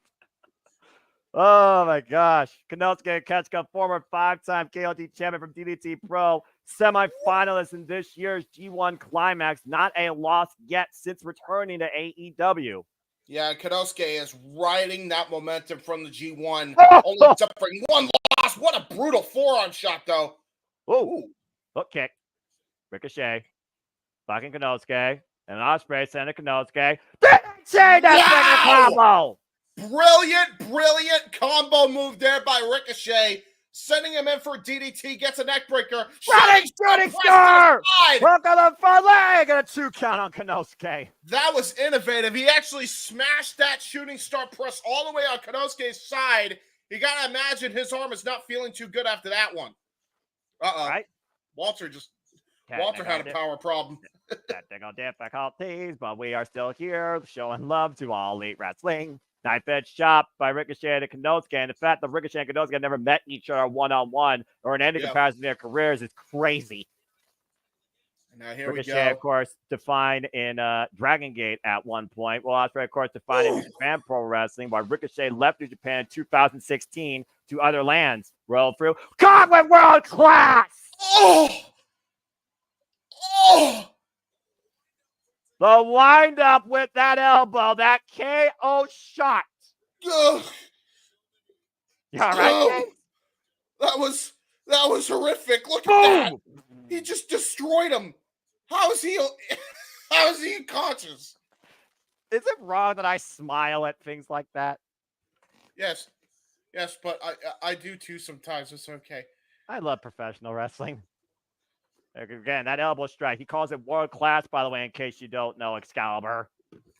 Thank you, Walter Stewart. Showed a block of Will Ospreay. Ospreay up and over. Konosuke looks for the shot. Handstand. Double head Pele wipes out Ricochet and Konosuke. Brilliant by Ricochet, and now brilliant by Ospreay. I'm so discombobulated from that forearm shot still. I'm about to say, it looks like you were hit with the freaking forearm. You all right, bro? I'm losing my mind. You gotta love it. And up and over. Ospreay now looming over that table. Konosuke and Ricochet and Ospreay. Dangerous territory on the apron. Konosuke on the inside of the ring. And Konosuke looking to bring Ospreay up in the hard way. Maybe world class. Yeah, it looked like he was trying to go for a gourd buster there. Got countered. Oh, dear God. Ooh, Lord. Now all 3 men are on the apron. I repeat, all 3 men are on the apron, and there's a table looming on the floor. And we have a chop fest. Loot. Question mark kick. And Ketch got caught. Meanwhile, look for the corner. Ricochet counting it, though. Oh, dear God. Back elbow strike. Half and half on the apron. Then a step up. Caught in the fireman there. On the apron by Konosuke and Ospreay. And now it's just 2 men on the apron. Oh, double knees Meteora! Onto the apron. Unfucking believable. Holy shit. Okay. Konosuke laid out where wood meets steel off the Meteora. I might need to call Walter, see what the heck happened to him while I have a minute to breathe here. I'll be right back. I'll still be here on screen. You're fine. Again, I'm here for the long haul, as long as I have breath in my lungs and Mountain Dew on my table. Oh no! And Ricochet laid on that table. Excuse me, Konosuke laid on the table while Ricochet might be scouting some high-risk offense here to wipe the alpha from the equation. And Ricochet picks up speed, so 100 but Ospreay. What? God, it's Spanish fly connects. Middle of the ring. Hook of the leg. Kick out at 2.5. Walter's having so many technical issues at like the worst possible time. He might be having weather issues too, for all I know. Double underhook, looking for the Stormbreaker. You could end it right here. And Ricochet. Oh! Reverse Rana! Hook and a single leg too! No! Wow, that was such a great counter out of it. Question mark kick. Ospreay comes around with the hook kick, to your point. Might be looking to sink the blade into Ricochet. Ricochet scouting it though. Caught in the gory. Ah, Oh, God! driver! Cover! Two! No! Wow. Ospreay now is taking 2 blows, by the way, on his head and neck. Mm-hmm. An incredible gory bomb setup into that backslide bomb. But now Ricochet got Ospreay in the drop, so the Ricochet looking to fly tonight to Tacoma Dome.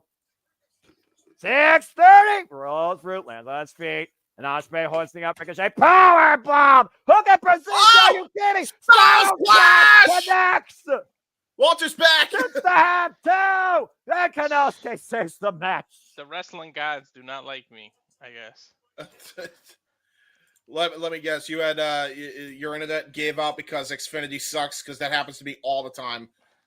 Yeah, I'll say this. the router just went bloop, I will say this and I about had Buckeye. to even though unplug they it don't- and plug it back in. Yep. I will say this about Buckeye, even though they own a monopoly right here in Ohio, but at least they're holding up for the most part. Oh! Ooh, nice forearm shot. Ooh.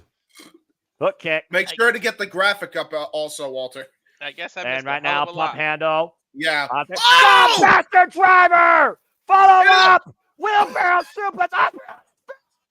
Oh! Watch out with a clothesline! That was brutal. What a nice rising knee strike into a Ooh. nice TNA kick. And spring, Kanosuke catching him. Brown thunder, bladder, Ricochet, cover, 2, no! Dude, that was Well- such a great flurry of freaking offense. We all know the Blue Thunder bomb doesn't win shit. Shut it, Walter! JJ's not here, and one day it will, damn it! This is a fucking incredible clinic! And by the way, that's not always true, because it did win Kanosuke a match, and it was against Kenny Omega, so it can. Just hit it That's from the fair. top rope, you'll be fine. Again, folks, this is an insane, as James christened it, work class match, and you can be part of the conversation with the hashtag AEW WrestleDream. Well, And yes, my voice is already going out. Go ahead. This go is ahead, what the Walter. title means to all three gentlemen here. This is Yep. what means the rest of the best. Oh, God! world class again. And Ospreay now testing his mind against Kanosuke. And guess what? Oh, Jesus. Damn, he jacked his jaw. That's the Oh, same my forearm God. that knocked out Tomohiro Ishii. He never goes down for anything. And it looks like Ospreay now, and Ricochet are going to test their mind against Kanosuke. Kanosuke might want to Oh, ask Jesus. for. Yeah, I think he's getting the receipts tenfold here. Oh, Oh! double freaking world-class elbows right to the jaw. A very precarious situation right now for the Alpha, who already was coming in a man down. And Kanosuke still rising. Oh boy. Elbow pad off. Oh! God! Oh! Jesus! And more of those forearms. Konosuke, I've never seen him this pissed off. He is sick of being overlooked. I'll tell you that right now. He wants And this damn title. right. And now, looking for the rolling lariat. Ospreay and Ricochet scouting it, though. Rolling Ooh. back heel kick by Ricochet. Rods Kanosuke. Waist lock. Oh! Oh! Ospreay with inaccurate contact. Wall kick. Stomach Zaguri. Excuse me. Impromptu cut to Ricochet again. Rocking Kanosuke now with the Enziguri. Looking for the Oz cutter. Off the second. And Kanosuke again. Scouting it. Hooking up Ospreay. Ospreay escapes on the back door. That's their name. Kanosuke picks up speed. Looks for the clothesline and both men. What shot? Ospreay. What? Up the What? second. What? Let's block by Ricochet. Oh, no, we're What? covered by Ricochet too. No. Oh! Damn, that was close. What the fuck? What just happened? We can't even keep it up. I looked away for like a second because I heard a Walter's Facebook, and then he hits a front splash, Van Damme style, off the hard cam side. Look at this. He just came out the corner out of nowhere. Take a look at it God. up the bottom left side of your screen. He didn't come up the corner. He came up the top rope with the springboard 450. That was Jeez. such great timing by Ricochet. Holy shit. Oh, Lord. Business picked up during this match. This is it professional sure wrestling, did. damn it. Workhorse, that's a class of its own match, James, and boy, did you christen it correctly. Yeah. Ricochet's so tired, he just did the weakest chop in the corner ever. Yeah, you think? Obviously, fatigue has to play a factor at some point here when you're going balls to the walls, 100 miles per hour every damn second. Oh What, no! both men on the Whoa! rope. Oh, Oh, I Just thought it was going to be a smashed him on the sunset flip, apron. but he just literally threw him off the rope. But now Takeshita Oh, has shit. Ricochet in the electric chair position, and Ospreay is seeing an opportunity here. Oh no! Big board. Ow! Dynamite Ricochet. Oh, Ricochet What? landed on his feet! Half and a half. Chikanowski by Ricochet. German suplex followed by Ospreay. Frankensteiner! Poison driver. Another one! Poison around on Ricochet Ospreay. This is unfucking believable. Kanowski, though. Uh-oh. Are you kidding? What the hell? Double German suplex. This is Meltzer's wet dream. This is why I fucking love this business. Nothing, and I mean nothing, makes you feel like this. An incredible match, still with no decision. I mean, you get me. Porky Pig, calm down. I'm speechless, Noah. I'm lost for words. And right now, Kanowski sees Ospreay and Ricochet on the outside. Lend him your Well, energy as Kanowski might be these- looking to fly. These Jumping three on aren't hello. lost for moves, I can tell you that.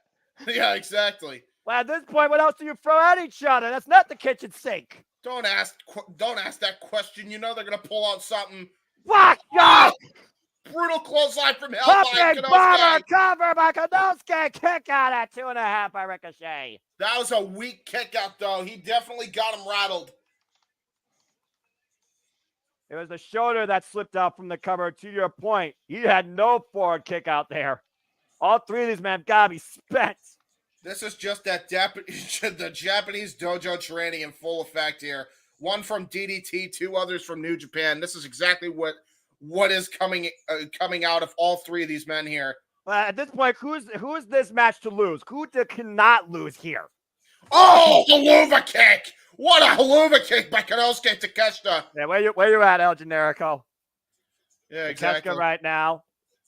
He used that turnbuckle. Oh no! Thunder bomb, blue thunder bomb before, guys. Oh no! Ospreay, what the hell? Whoa! Ooh! Ospreay Nice sees something kick. lazy Kanowski, catches him with a kick. Now Ospreay going up to the high risk decision with Ricochet. Both Oh, men on the Jesus. top rope, out of the corner. What? Kanowski on his feet. Ospreay changing position. And a What? Kanowski catches him. Ricochet falls to the cover. Oh! Blade breaks it up. Hidden blade right to the lower back of Ricochet, I think. I don't even think that was a hidden blade. As I look at it, I think he just literally threw his body to break the cover. Critical moment for Ospreay, who nearly lost to Walter's point, the International Championship, not even involved in the decision. Exactly. But Everybody able to save telegraphed his title at the everybody. last second. Yeah, I was about to say, everybody telegraphed each other's move there. Oh! Oh! What Just a thrust kick. That wasn't even a super kick, just a straight thrust kick to the face. Yeah, And look at the someone hidden stole blade. that. One rolling Oh! tip by Ricochet. Trouble in Paradise. Shout out Kofi Kingston as he goes to the top rope. 630 Ospreay's in a splash. prime position, too. Exactly, James and Walter. Ricochet looking for his first championship in AEW Shooting Star Press. Look at Oh! that. Bang, the big trigger. Cover. No! Oh! Holy Who would have shit. won in that? If that would have went to 3, who the hell would have won? I would imagine Kanowski, as he was on top of the pile, he was trying to pin both men. Yeah, he almost had him. As quick and as expediently as possible with that knee strike. Kanowski stabbed Bowman up like cornwood and got 2.5. The Alpha has that crazed look in his eye, though. He's got a crazed ass look in his eye, and he's looking at that table. Ricochet now hanging by gingerly on the apron. Oh, Oh, Lord. God. Oh, Lord. I sense disaster. Looking for that blue thunder bomb off the apron through the table. What he did at ELP at Forbidden Door. Ricochet fighting back, though. Catch him with the Enziguri. They're not in the forest, but I think we're about to see some wood. Oh! Oh! Curb stop axe kick by Ricochet. On the apron. That stops Here's the the crown of the wood. head. Oh, dear God. Oh, Oh, no, no. Vertigo. No. Vertigo attempt. Let me Oh, go. got Oh, countered. no. Kanosuke reversing. No. Hooking up Tombstone. Ricochet. No, That's the Bastard heat from Driver. Tanahashi. Bastard Driver The through the damn entrance. table. Bastard Driver through the table. Holy shit. But how much damage did Kanesha do to his own knees? None. He got right up. Listen to that place. Oh, hit a blade. Hit a blade. Cover. Kick out at one. Are you kidding me? Emma pad off. Oh! Kanosuke. Cover. Two. And Oh! Don Callis, damn it! you motherfucker. You knew he was going to get involved at some point. Oh no, he's got that screwdriver and it's green for Will Ospreay. Again, Don Callis can't have Kanosuke people Ospreay. He'll do it himself. Put him down, Ospreay. Put him down. Oh, God. shit! He's gonna hit him! He's gonna hit him with the Tiger Driver! Wait, a minute! that? Who's that? No! Oh! No! You know who it is. You know who it is. God damn it! Kyle Fletcher! It's got to be. It's absolutely Kyle Fletcher. Kyle Fletcher just fucking screwed Will Ospreay. Literally. He shows family over his brother. He What have literally you screwed done, him, Don Noah. Callis? You fucking parasites. No! And We there's might no see a new champ. disqualification. There's nothing anybody can do! Final flash knee! Oh, new champion. You gotta be fucking kidding me. He might kick out. Ref's taking a while You got here. the referee as Stephon Smith. Not like this. Not like this. Cover. One. No! Two. Kanosuke It's over. has finally fucking won. How many people picked him, Noah? Nobody did. You have to look at the factors here. Will Ospreay's humble family nature, good morals, weak mentality, instigated by Don Callis, cost him. Don Callis has infected Kyle Fletcher straight to the heart. Hatred prevailed. Kanosuke Takeshita, the new AEW International Champion. Well, Fletcher probably upset the fact that it was because of Ospreay's good nature that they couldn't win the tag titles. And again, when did Kyle Fletcher make that decision? We saw what happened when Don Callis said, I sick Kanosuke on you. Kyle Fletcher came to Ospreay's aid that night. Was this a long play since Grand Slam? Who knows? This is so hard to watch, man. These two lived together during the pandemic, fought each other in empty no. buildings. There's still more, Noah. No, Oh, and he's dear gonna hit God, him with no. the goddamn Tiger Driver just to add insult to injury. Are you kidding me? I think you're right, James. Unless Ricochet saves him out of nowhere. Ricochet got labeled at Hideo Naji. He's nowhere to be found. Yeah, exactly. He's out. He got hit with that bastard driver. Kyle taking a sweet ass time. No. Oh, Oh, God! God! Ugly landing. Tiger Driver. Oh, no. Ospreay's going to need some serious help. You see him immediately grasping his left Holy shoulder. shit. Ospreay physically, mentally, and probably emotionally beaten tonight at WrestleDream. Tiger Driver is an effective enough move and bad enough move, but when it's delivered by someone you called your brother, you add right insult now. to injury. Oof. Yeah, Will Ospreay is living a nightmare tonight at WrestleDream in defeat. Yeah, and look at this, man. Like, Ospreay is damn near convulsing from the pain he's in. And I'm sure he also feels emotional pain on top of that physical pain. But we can't take away anything what all three men did, and we can't take away the fact that Kanosuke, we may hate the fact he got it through Don Callis, but this man's been long overdue for a moment. You said it yourself, James. Nobody has a single clue. Takeshita, the new AEW International Champion. And here's the real question after all this, by the way. Kanosuke has the International Championship. Okada has the Continental Championship. If and when Kenny Omega comes back, does he go after one or the other, or does Kota Ibushi also return and go after one of these guys? Are we going to have a Golden Lovers versus Don Callis family feud as a result of all this? I don't We know know, the but an history of what impressive Callis performance did to- tonight. An impressive performance tonight by Kenosuke Takeshita leads to finally Golden Ambitions, curse of a betrayal completed by Don Callis to Ospreay with Kyle Fletcher as aide. The family would do anything to have some gold, though. And they got it. And we got Jeff wanting to say something. So, hello, Jeff. Unify the damn titles. Okada versus Takeshita. Let's fucking go. I agree, but also I could see them going Ibushi, Konosuke for the international, Okada, Omega for the continental. I'm okay with a round robin. I don't give a shit.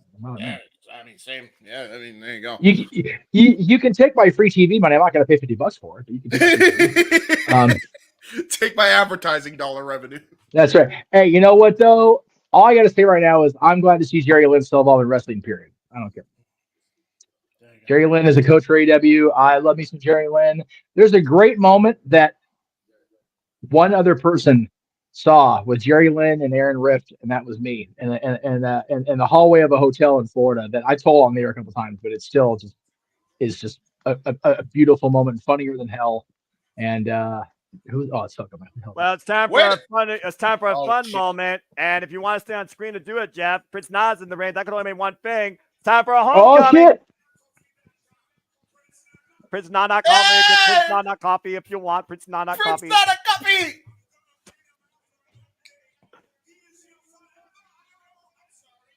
Botch for our AEW champion, the most dangerous man in AEW. Guys, we don't know where his And his mindset boss. is. What if he chooses MVP over Prince Nana? Swerve's house. I swear to God, at some point when Too Cold Scorpio got jailed, like his essence merged with Nana's face. He looks more like Scorpio than ever now. Yeah, right? Well, here comes Prince Nana's boss. Welcome home to Kama's own. Swerve Strickland's in the house. Garbage.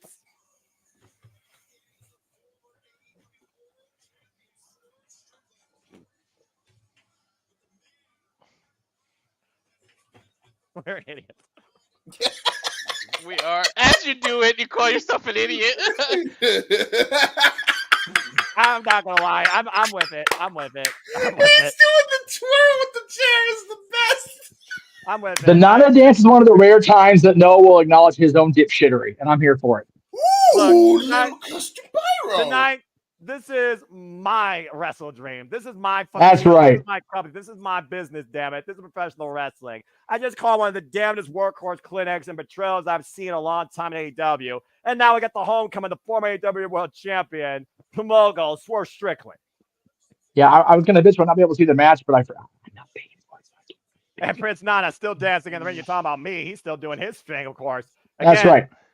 Swerve Strickland, who hasn't been seen since that damning lights out steel cage match at All Out in Chicago. There's a Prince Nana copy to the audience.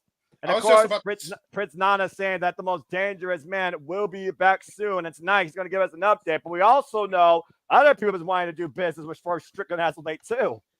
By the way, you Jeff, go. if you want to watch it, I'm streaming it on the Discord still. I have literally my phone to work with, so I will watch it on yours tomorrow, Walter. You ordered it? Yeah. Okay, I'll watch it tomorrow. Not a big deal. There you go. Fair enough. I mean, right now it's working, so I'm gonna pull Lennon McCartney. Let it be. Let it be. Swerve's house. Swerve's house. Swerve's house. Damn it. Welcome home, Swerve Strickland, Tacoma, Washington. The man made it to Defy Wrestling and the former AEW World Champion. Prince Nana, man, he's on something tonight. I like it. He's always on something. He's on his own coffee. True. Well, it's better than the weed. Hey, I resent that. After I beat your ass, Swerve, I'm gonna steal your weed, Nana. No, you're not. You're not gonna do that. the straight arrogance of touting your own coffee in Starbucks land. That just Nana's my hero. I don't give a shit. I'm about to say, Jeff, come on now. You can't say anything bad about Prince Nana at this day and age. What? Looks like he pulls something out of the MXM closet. He might have been Rico Constantino's closet. We don't know.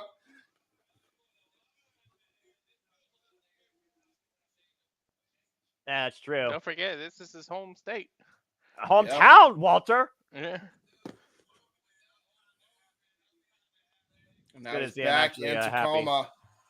Crowd is going 8 for him, man.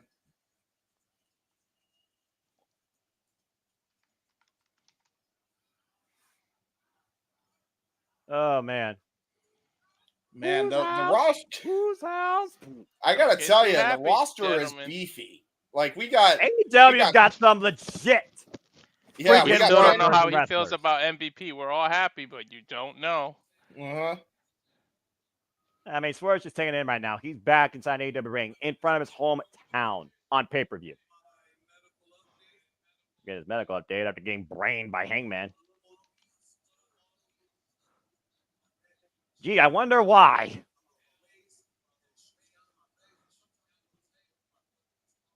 A little tingling, so he's probably got still some singer or nerve damage. Mm. Yeah, and it was the damnedest match I've seen this year.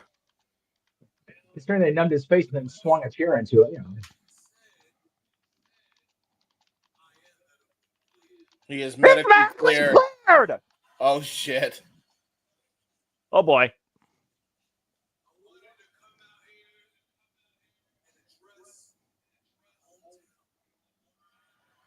Address his hometown. His people. Ooh. Okay. Say's Olympic Okay. figure basically was trying to talk about. Uh-oh. The White Ranger over here. Guys, MVP is in the building. We knew that was coming. Come on now. And Shelton Benjamin! Might get a debut of a certain somebody else. Again, we talk about business getting picked up tonight with already some returns. There might be a debut looming. Sheldon Benjamin pulling up three-piece suit. I approve. Double breast jacket by MVP. And MVP apparently no answers to Swerve. Oh boy. Decisions.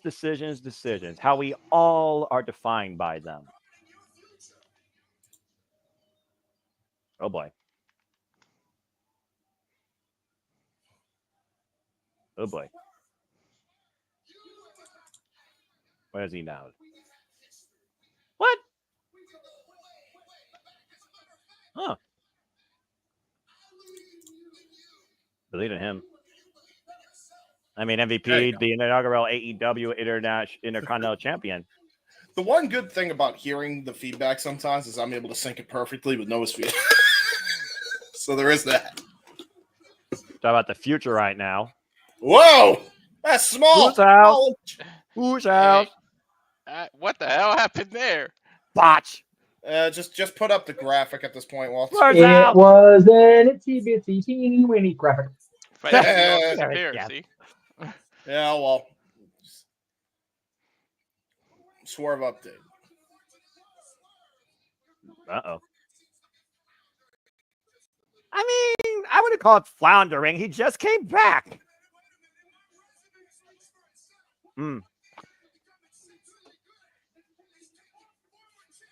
Take a former champion. Yeah, that's true. Bob Lashley. Shelton Benjamin. Cedric Alexander. Do you really think MVP could be the guy to get Swerve Strickland back to the AEW Championship? I guess that's the question to everybody at this point. Yeah, I was gonna say, yeah. At this point, just leave it off, Walter, because there's no point. He may be. Oh. Okay.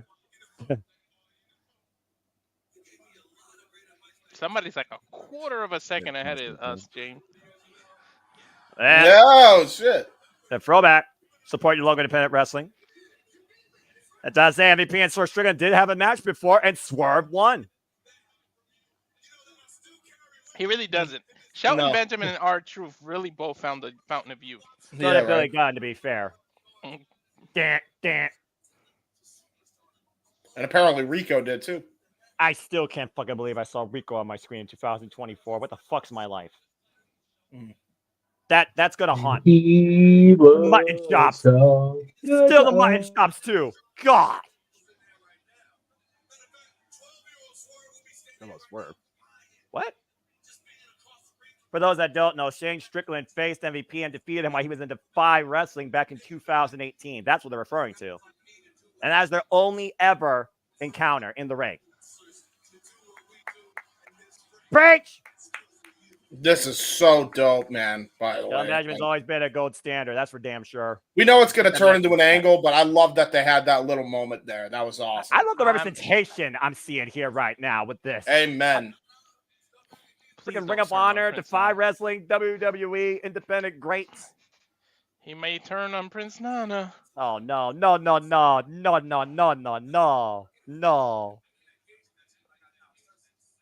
It wasn't his fault. I told you guys, he might say, you turned me into like this dancing meme. I want to be serious and I want to get back to the title, not just be some dancing fool. Oh, I saw that on. Yeah, you did. Yeah, he did. Again, Swerve is Prince Nana's boss. All under your watch. Again, Prince Nana works for Swerve. It's not the opposite way, guys. He might use Vince McMahon's famous words. About to say, it wasn't Prince Nana with Swerve Strickland had the 2024 he had. That's true. Let's be honest here. Prince Nana has been the closest friend, ally, and strongest asset that Swerve's ever had in his wrestling career. He might say, you're fired.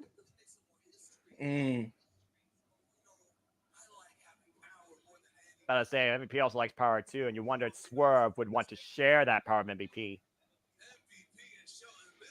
Just get to it with this damn promo. Gotta draw it out, man. This is pay-per-view. You gotta draw it out.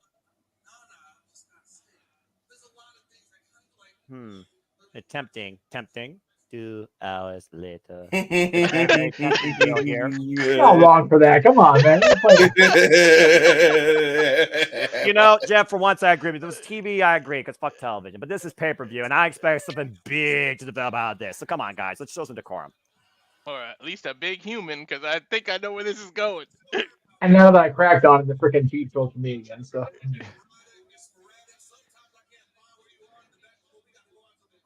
Hey, drinking that coffee? What's the biggest thing? He's going to you turn me into a dancing meme. I feel like that's where he's going.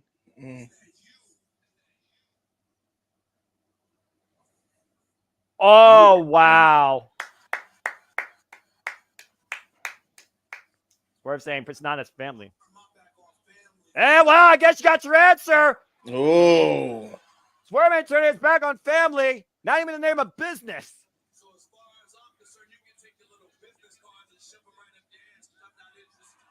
Oh, no, he's doing the dance. Oh, no. Take your business cards and swerve Swerve's up. out. Yes. Well, uh-oh. Oh, Shelton Benjamin coming in here. I didn't even realize how tall Shelton is. Wait. It's right. Asking. We're telling you. There's no you? What about us? Ooh. Or against us. I think a beatdown's about to happen. Oh boy. Oh boy. Oh boy. Whoa. Sheldon. No way. Sheldon. That's not Shelton's role right now. Okay, hold on. Time out. Oh. Referee Core and Christopher Daniels coming out here. We're on business time, guys. I think I know Shelton Benjamin's first AEW match. Yeah, I'm ready for it. Are you kidding me? Are you kidding me? Shelton Benjamin. Let's do it. Impromptu match in Swerve's house. Do it. Damn it, MVP. Probably no. MVP wants it to be later. He's not ready, man. Money. It's all about the money. Money. Well, Swerve Strickland comes back. Well, here's money. true to his family. They were But it about to looks like we might explode have a like feud. dynamite. Yeah, we might have a few building. I might summon Big go down on Dynamite. Where's Bobby Lashley? Maybe later. Maybe not Maybe tonight. dynamite. Maybe. Suspension of disbelief, guys. We've already had 2 damn returns, okay? And we just had That a is damn true. workhorse. Seriously, God, yeah, we got Max and Adam Cole back. Let's pump the brakes just a smidge for a minute. Don't give everything on pay-per-view when you can actually bring something to free television. Yeah, wait a considering they minute. need MVP all the shit said- right now. MVP saying, Time. though, your time is coming. I don't like that. Dude, Lashley has to be a full year. I don't mind TV debuts necessarily, but if Ah, they're going to bring out Lashley, then yeah, bring him out. Oh, go back to Matthew's comment, that last one. good grief. Yeah, thank you, Matthew. I like you. Yeah. I like you a lot, but no. Just no. Again, That's it. combustible all you elements get. galore. Dude, Danielson Mox is going to be ridiculous here in about an Mhm. hour, so whatever they have. Oh my This God! show- Like I like. Yeah, Jeff, this show's already been fucking ridiculous. Yeah. Well, okay. Well, keep in mind, I'm seeing it in spurts because of so I'm trying here, but That's fair. yeah, I'm not willing to pay out that amount of money even for that one match.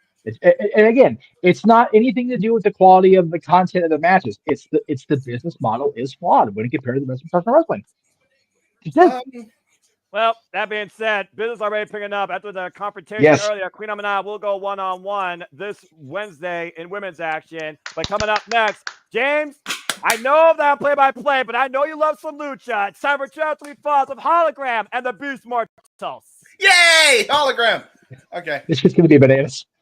This should be banana. This is going to be yeah. this match as a lifelong fan of Lucha Libre. And, of course, one of his all-time favorite wrestlers being Rey Mysterio. I expect him to be more on the call on this. And, James, you literally saw Hologram for the first time Wednesday night, and you were blown away. I love him, man. I absolutely love this guy already. We have a new fan, huh? Okay, good. Already a fan of this guy. He I love has it. definitely won me over. I do have to ask though, before Go for it. we get onto this match here, were the commentators sitting on fucking gaming chairs? I don't know, Why not? actually. Yes, Why not? they were sitting on gaming chairs. I mean, hey. Why not? Gaming is the most Armchair simple gaming thing. is what it was called. The branding of the That's chair. their partner. They have a partnership. Armchair gaming. Wow, is that ever an oxymoron statement for the IWC? I'm throwing that shit out there. Armchair booking. And, I'm king of that, so I can't really talk. But I mean, well, this no, match- but no, but your shit makes sense half the time. That's the thing. well, It's yeah, more than half. like the launch So, one. There you go. Yeah, hologram. I like the entrance. I'm like, well, let's go ahead and get back to in action. Why Swerve stayed true to his family. We're about to get some Lucha Libre action in the name of Hispanic Heritage Month. Shout out to Walter Cruz, Dominguez, Natua, and everybody that celebrates whether you're Latino or Latino. Get ready for Territory Falls as Hologram comes in this match, still undefeated in AEW. Here we go. Real quick. Sell the hologram jackets and the hologram mask, please. Please do it. James, Stop it. Stop it. is Stop. forgive my cultural ignorance. Is Dia de los Muertos on the 30th or November 1st? The Day of the Dead, I believe, is the 31st. Yes. I Well, think no, so, 'cause yeah. okay, because I thought it was a different day than Halloween. Not sure, actually. Anyway, Hologram, by the way, on a 14-match winning Somebody streak, Google it. they're I undefeated. think Dia de los Muertos and yeah, it is a different day than Halloween. You're right. What day is it? Out of curiosity? Friday, November 1st, November 1st. Friday, November 2nd. You're right. Okay, so I won't be celebrating it in the truest sense, but I will be celebrating by traveling to my sister's for a different celebration of a different day. So there you go. I'll be en route during Dia de los Fair enough. Muertos. Again, Hologram has been a sensation since Oh my arriving God. here at AEW. Yeah. He has made Collision watchable again. Honest to Yeah. God. Now we And got this these guy makes anybody pretty much look like beatable. Dude, this guy. What show was it that he was on as Black Taurus? Black Taurus that TNA. you and I called? It was Was it- freaking. Oh my God. Multiverse? Multiverse? Yeah, it was Multiverse. Yeah, this dude has been impressing me for a year. I am so over for the. I am all about Mortos. This guy is amazing. Walter, you got to get the graphic up, my guy. What are you doing? I'm working on. And of I was course, we working have on our something. Spanish commentary team Gotcha. here, including Carlos Cabrera. Ah, Dude, Carlos Cabrera has been around since I can't remember. Like it feels like he's always been in wrestling. Like I don't remember a time where he wasn't on my television. It's right. crazy. The bell rings are underway. Bring it on, Bree. Again, this match, folks, is 2 out of 3 falls. This stems off the fact that Beast Mortis has a subtle hologram now 2 times post-match. I was trying to give Jeff this moment, but it took too long. Yeah, right. No, At the no. Beast Mortis, That's okay. at the Yeah, Beast I mean that's valid. It's not going to happen. It's y'all crazy. All right, well, the match has begun, so I Oh, think we can God. take you out, Jeff. They're good. I mean, hey, I don't mind if they talk. Again, Yeah, Jeffrey go Cross, for we got to grind here for a moment. And we already talked about the Cell story. And again, a lot of this comes off to Lucha Libre Pride. And these two in a former life have history in Mexico. Of course, hologram known as Aramis. Beast Mortos, formerly Black Taurus. And Beast Mortos recently joined LFI, Los Fascistic Monopolies, with Rouge and El Delistico. Now under the management of Jake the Snake Roberts. Great cartwheel arm drag. He did a cartwheel arm drag out of the Corkscrew arm drag. Ooh. Up the back. There, Harris. Muertos And escape. that's not a hologram. Nice That's step. real. Up and around. Arm drag. Nice. Muertos taking over. Tremendous athleticism here. Went for the quick fall again. Sweeps out the legs. Lateral press. Aubrey unable to even get in position for the count. Stalemate. Yes. I feel like such a dick. The way the graphics set up, it looks like the freaking latest episode of the Power Rangers versus Rita's latest Big Bad. Of course, AEW celebrating. No. Hologram versus Axiom. Who's the greatest Ranger? Freaking Marcos looks like Goldar took like a freaking red kryptonite pill of steroids or some shit, and now I can't unsee it. The whole thing. Oh, nice. Daddy catch. moonsault.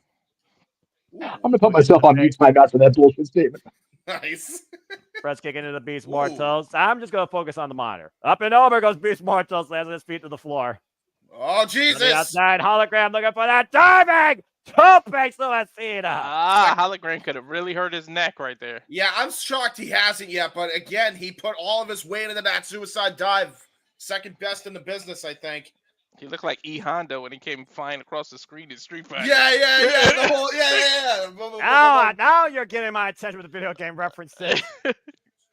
There you go. And this is why these guys are the analysts and why I love calling AEW.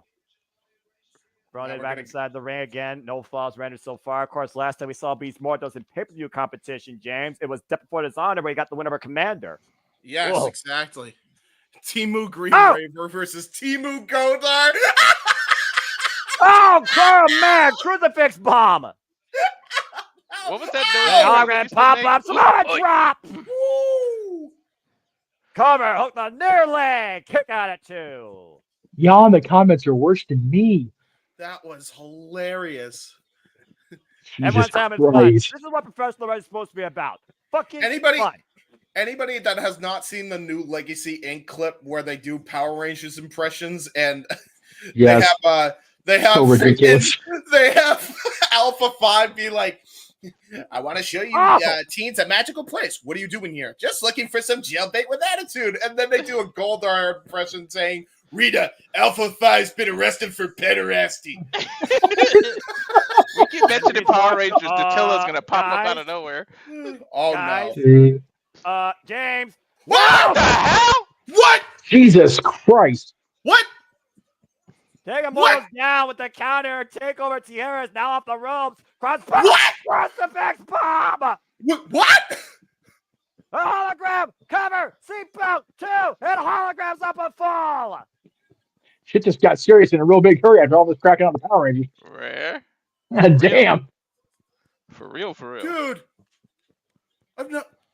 And that's just what happens in Lucha Libre sometimes. He countered a military press from the top into Tierras and then hit a top rope. Yep. He hit a top rope crucifix driver. Go ahead. There you go. Okay. Driver. Yeah. You got it. Come on, James. Breathe, brother. Are you all right? No. I love The next time you guys have. The next time you guys have. Okay, never mind. What were you saying, Jeff? No, I'm good. Go ahead. Keep going. I'll talk to you shoulder later. block of Beast Mortos now with a corkscrew. Oh my Too god. bad Gresham's in another company, because for some reason I want to see the Beast Mortals against Jonathan Gresham. Just because Yeah, of that damn mask. Yeah, The true. octopus versus the beast. Look at this twisting tope. Are you kidding me? It's Corkscrew ridiculous. tope, to your point. That guy is like almost a super heavyweight. He's doing corkscrew freaking planches through the middle rope, not over the top Right. rope, through the middle rope. What Yep. the hell? Yep. Cruiserweight height, super heavyweight body. Instead of Phenomenal cosmic size. What the fuck are we doing?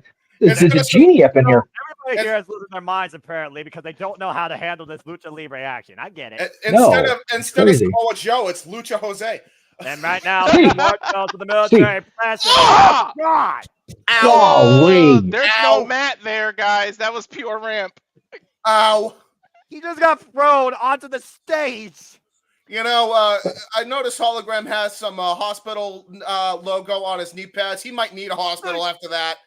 That makes on the ramp. That ramp has a family, damn it. Right? That body just went a sickening thud. Ooh.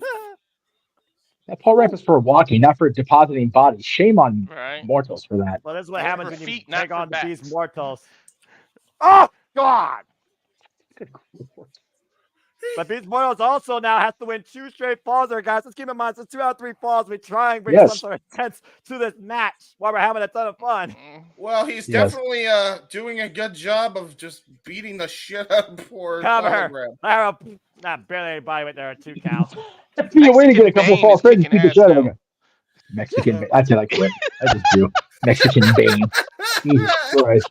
He's Mexican Bane with a gold out face. Like, what the fuck kind of.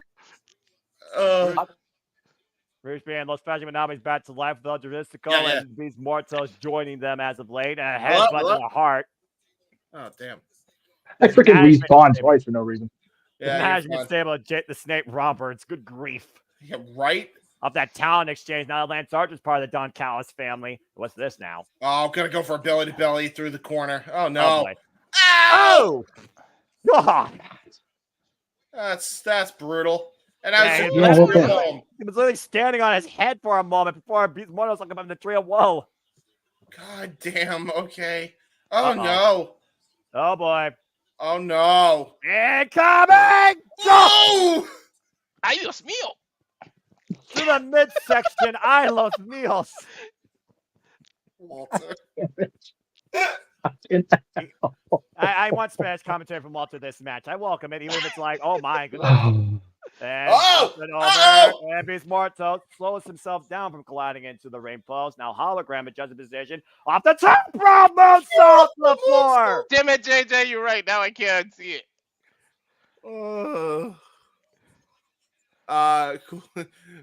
Dressed up in a school crossing guards vest. Stop it. Take a look at the way Stop it. Hologram landed, by He's the way. my- It was almost a reverse DDT when he grabbed Beast Mortals on the way down.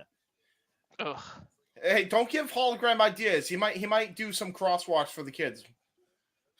Hologram and Beast Mortals out on the floor. Again, folks, I am play-by-play. They are the analysts for a reason. This is what we do at the Simulabra Studios. We hope that you are We're thoroughly analyzing entertained and enjoying the we're action. analyzing the fact that this dude looks like Timu Power Ranger. I don't think we're analyzing shit right now. Yeah, I can tell right now. Up in the shoulders again. Ah! That was And he almost slipped. He almost slipped. And he recovered immediately. How did he do that? No way. Look at the hollow bomb. He's a Power Ranger. Muy pesado. And his size, again, Beast Mortal's size, playing to its advantage. Ducks underneath the arm. That means too Again. heavy for Hologram people that figured it don't out. know. Nope, in the world. Uh-oh. I know what it means. Now up on the shoulders. Under the gag. Backbreaker. Okay, stage control. Power bomb. Backbreaker over the knee. Rolling lariat. Sorry, Ow. folks. We started the shenanigans Cover. early. No. Got him for the first fall of the match. It's Yeah, 1-1. there you go. That's definitely how you Hey. can do that. Great googly moogly. How many more we got after this? We're gonna lose our energy before we get to the shenanigans. Well, we got Yeah, Darby Allin versus exactly. Brody King. We got the tag title match. We got the AEW World Championship, and I believe that's it. Okay. Sun and death situation here in this 2 out of 3 falls match and another pay-per-view of the year clinic where, again, you can say what you want about Madman Schwatter tactics, but when it comes to pay-per-views, AEW They do not miss. Well, Clothesline. didn't miss with that discus. Muertos with the cover to win. Kick out at 2 Oh, by oh, Hologram. man. Audrey, be careful where your legs are when you're going down for the 3. Damn. Yeah. Dude, I'm gonna get Noah a lapel pin for his suit that says "Madman Twatter Tactics" for no reason, and nobody else will get it, and it'll be funnier than shit. What Damn, a he literally knockout flipped shot, hologram practically. upside down. Yep. Inside out, upside down. As good old jab would say. Ow.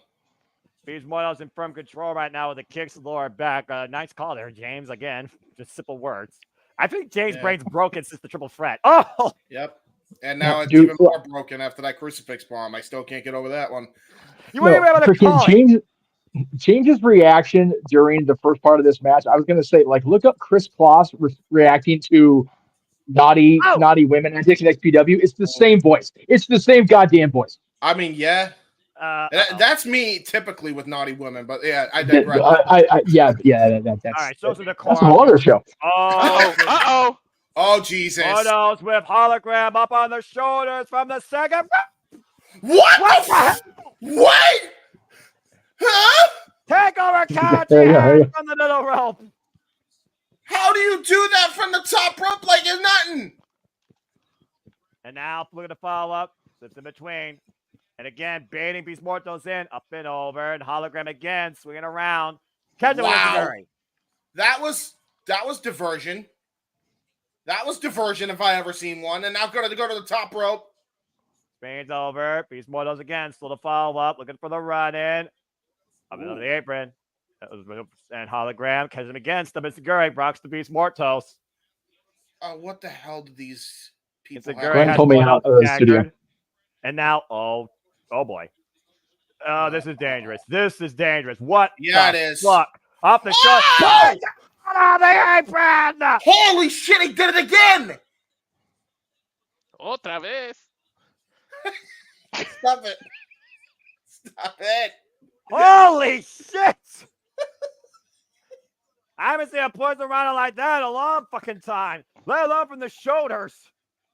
That was unbelievable. Walter, just for the sake, can you do solo commentary in Spanish the whole time? No. It's funnier when I just pop randomly. That's fair, actually. A hologram up to the top rope again. What is he doing? Oh shit! Walking off. Oh, God! Oh man! That move wasn't funny. Oh my God, he was inches away from the stairs. And he might have just hurt his leg, by the way. About to say, yeah, he's clutching his leg again. All funniness aside, take a look at the replay here. What happened? Oh, Jesus. Oh, yeah, he I tweaked don't that like leg. the way he landed. Oh, Yeah, I don't like it springboard either. Senton. You know, hologram though, the spirit of competition. He's not gonna allow that to slow him down here. He wants to keep his undefeated streak. And again, La rodilla. El Hijo de Vikingo was injured in a similar fashion at one point, which is why he had to vacate the AAA Mega Championship. And Hologram again to the top rope, unsteady footing, looking for a double stop. Notice he went for the double stop and not his 450. Now he's going to try to go for the 450, almost like he was trying to reposition his knee by doing the double stop that time. Perhaps the second foot stomp might do the trick, though. Oh, got countered! Countered the 450 splash. Now Beast Muertos in the driver's seat. Oh, God! Spanish fly! Both men on their feet, though. Rolling area. Watch hologram out. Both men down. Yeah, man. And Jeff took himself out again, I see. What? I just said 450. I'm not even being funny. I know, but it's true. I love it. AEW chants being out loud and proud. Dude, this is absurd, this match. This is AEW. Are you kidding me, James? Are you just saying this is AEW pay-per-view, might I add? Oh, he got slapped. He got the taste slapped out of his mouth. Great enziguri kick. Right hand, though. Oh, no. Not from the top rope. Right hand. A second. Takeover T. Harris. Can he do it, though? Hologram. Beast Muertos. Top rope. Face to face. Hologram says no. Hoisting up hologram. Oh, God! Holy! Almost like a body slam off the rope. Military Avalanche, press Brit slam, cover, hook the near leg, kick out, 2.5 by hologram. La Oh una, la my dos. God. No. Hey, what are you doing? Sorry, I had to pause. I was trying to sync up exactly with Noah. All right, Noah, let me know if you see this. Got Oh, okay, yeah, we're good. Avalanche. The Avalanche. Power Ah! slam. Golly. Jesus. Now what? Back in Oh, line, no. back Position. Backbreaker. Take over. Yeah, he's going to go for the same thing like he did before. Mm. Oh! He got Going it. for the discus to finish it off! And the lariat! The 1, gonna 2, get it! 3 is enough here! Beats Martos, no! Lackadaisical. He screwed up there. He should have got the full lateral press. He would have had it, I think. But he got too cocky for his own good to beat Mordos. The masks look like those things you fight in God of War now. Yeah, exactly. How do you say God of War in Spanish? El Dios de la Guerra. There you go. What do Edelman need to do to try and take someone's health bar down to 0 if you're going to keep this in video game references? Hologram to the top rope again. Face to face with the Beast Mortos. Going for broke. For Poison Rhino off the rope. Whoa! Oh! What? That was so clean! Massive Hurricane Rana by hologram. Is he going to go for the stop or the forfeit? No.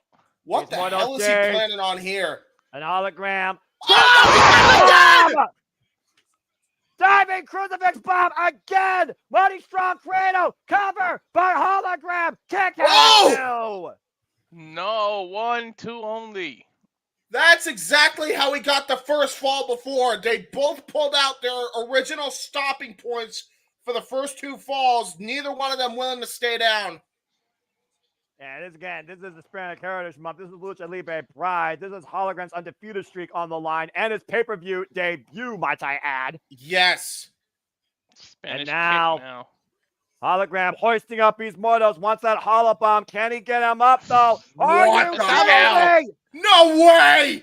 Hollow bomb! Hollow bomb connects! And Hologram wins! The only time a Blue Thunder Bomb works is when you change the name to Hollow Bomb. Yeah.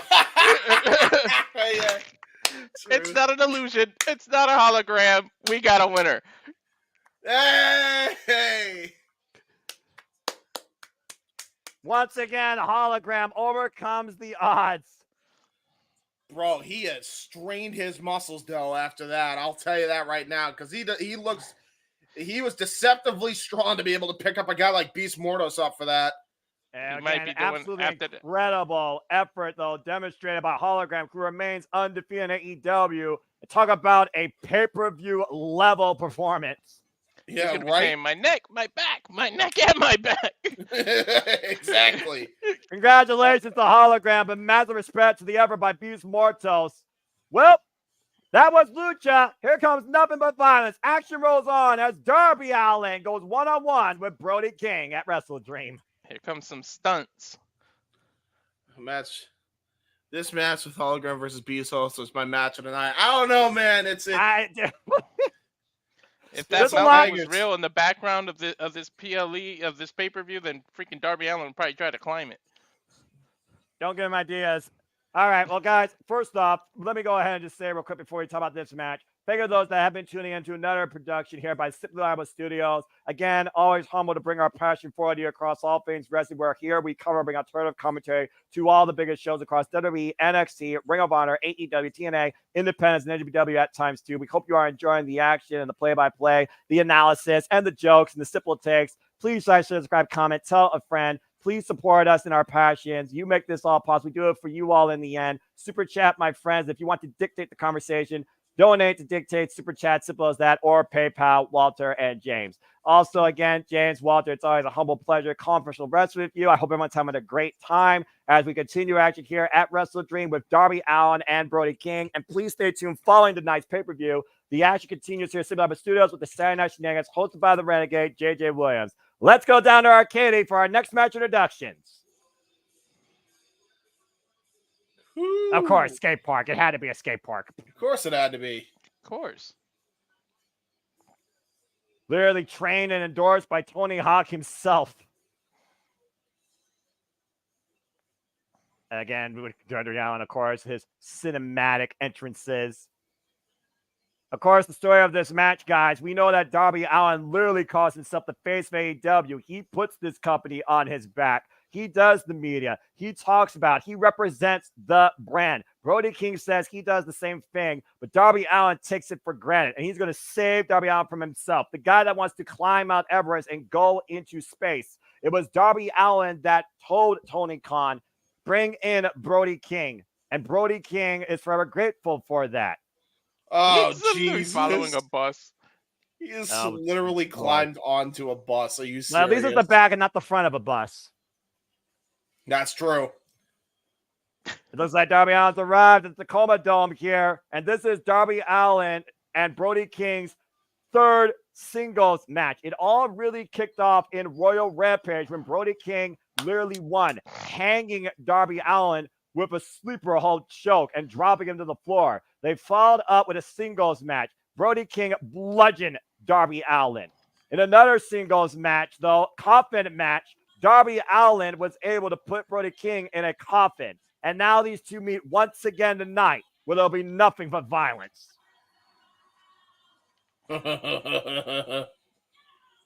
9 wins this past limit match. Of course, Darby Allin asked somebody to step up, make a name off of him after losing to Jon Moxley, where tonight, originally, he was going to challenge for the AEW World Championship.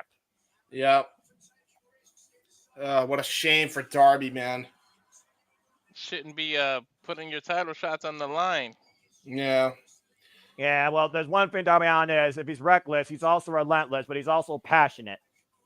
Yes, and yes, he is a McFly boy, as far as I know. A founding father, a homestead, a standing pillar of AEW. Pretty much besides MJF, the only other pillar that's actually held this place up. Of course, last year, guys, remember, he was in the main event of WrestleDream for the TNT Championship against Christian Cage and lost. Will this Darby's WrestleDream definitely become the a heartbeat. nightmare? Darby Allin's the heartbeat of AEW, I'm telling you.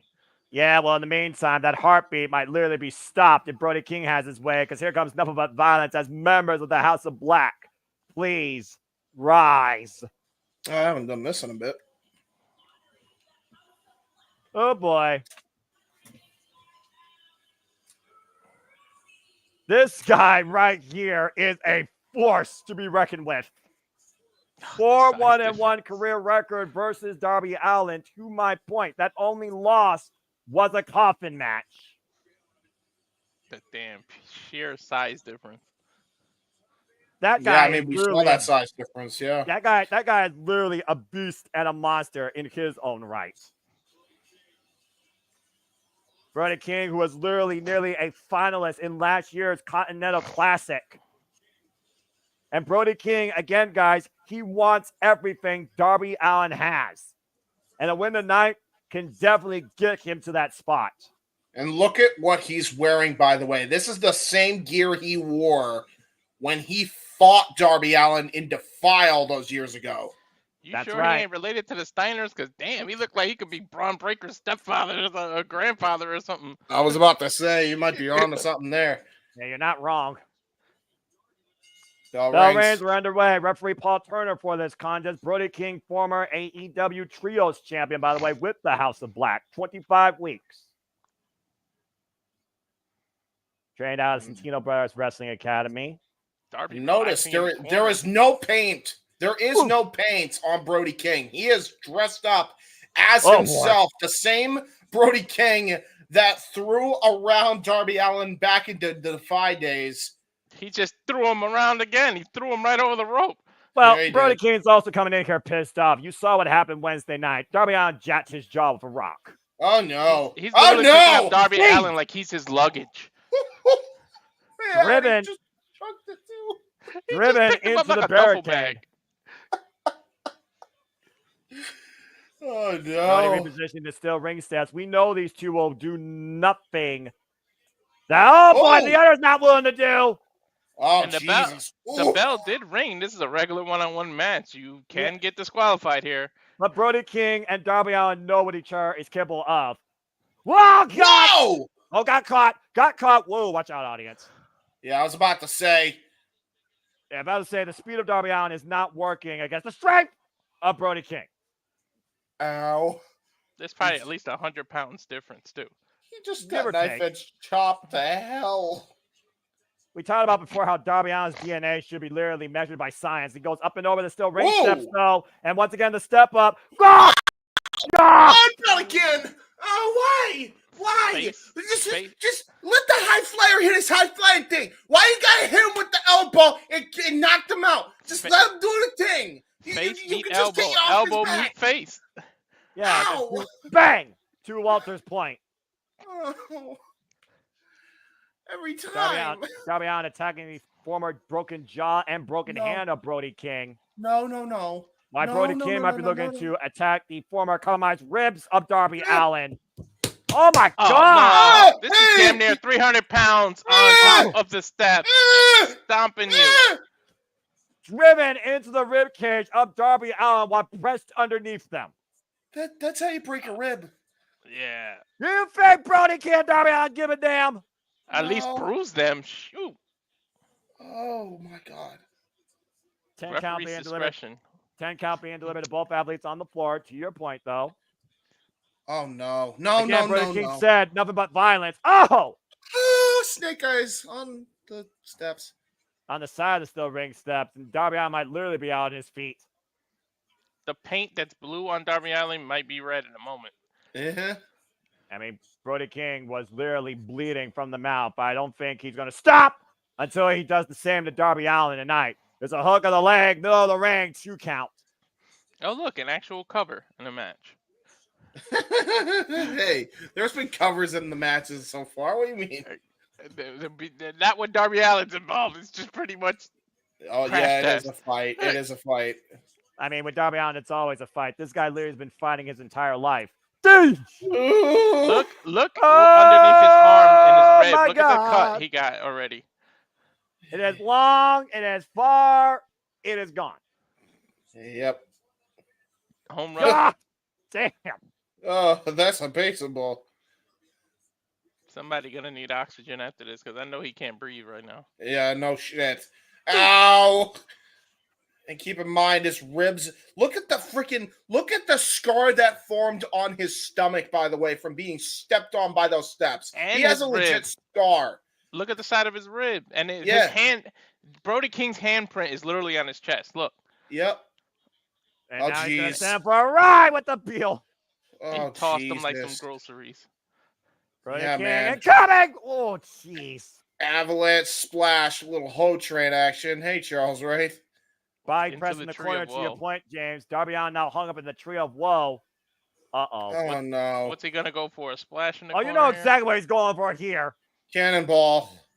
Darby Allin Oh, asked no. for it on Wednesday night. He's going to get Oh! it. Oh, man. Oh, that was brilliant by Darby, though. I don't know Sitting how up. Darby had enough core strength to pull himself up from that, though. Yeah, especially after being stepped on. Whoa. There's the best suicide dive in the business by Darby. That's a battering ram. That's a bullet being launched at you with no freaking Whoa! rhyme or reason. Trying That's to use all 175-pound frame there. Pretty much. He had no choice. And Darby Allin now going for the coffin drop off the top. And he finally drops the big man, but he is hurting after that because look at him clutching his ribs. Yeah, he basically just threw his back into a brick wall. Yeah. I've never seen anybody like Darby Allin in my life. The way that he wrestles, takes punishment, and still keeps wrestling. There's that coffin drop replay. And again, immediately was essentially grabbing his ribs right after he hit that. We mentioned the heartbeat earlier. You literally probably have to stop his Darby? heartbeat from getting him to Oh, stop getting up. We got Cover! no! No! Oh, look, a destroyer. Somebody doesn't get right back up. It's Wow. not a destroyer, it's a code red Yoshi tonic. Know your wrestling moves, Yes, Walter. exactly. Destroyer plants you on their head. A freaking Yoshi tonic code red takes you up and over on your shoulders, back first. Amazing Red. Innovated the move. Yeah, exactly. And Dustin Rhodes and Darby Allin have literally used it. Oh, what the hell? Oh, he's going Wait to a do minute. what Brody King did to him at Royal Rampage all those years ago. Exactly. Exactly. Again, I'm always going to educate people on moves, even my analysts, when they don't get stuff right. Botch. But hey, I'm always happy, you know. Oh no!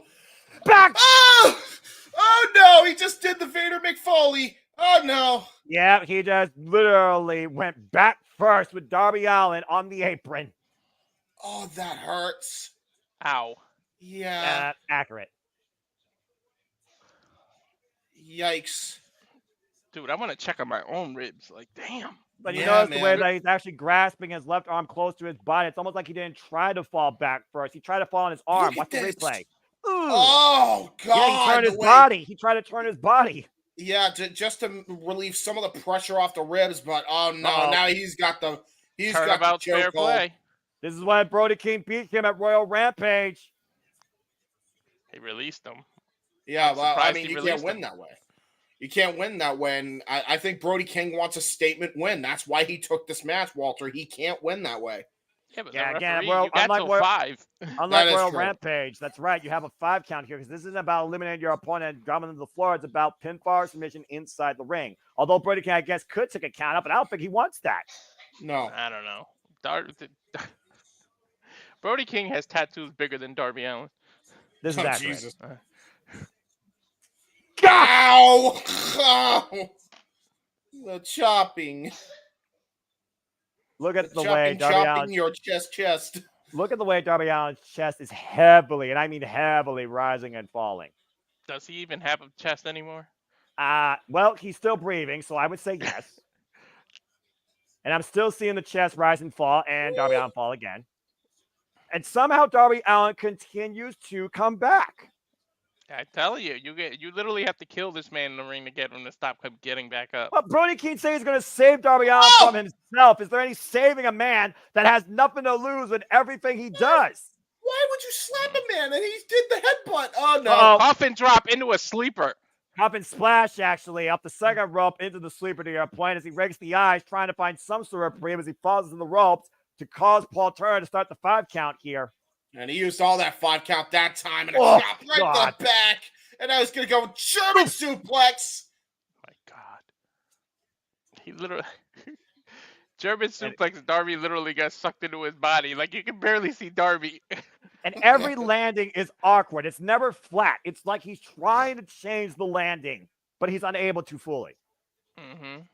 It's like Look at Darby the Allin has no deadlift. control over his body. Oh, no. Deadlift! German! German from the apron! Oh! But both of them hit their head off the ring. Oh, shit. It's like literally... To Brody, it's like throwing a paper clip across the room. Like, Brody King said, this match, nothing but violence. This is violent. Look at this. to James's point, look at his head. Yeah, And but almost on the them right did. shoulder on that Yeah. one. Both men hit their head hard off that. And you got to wonder if Darby's going to try to capitalize on that misstep, but doesn't Oh, look boy. like it right now. And he's gonna try dear to land God. on his feet off of this. Oh, German suplex!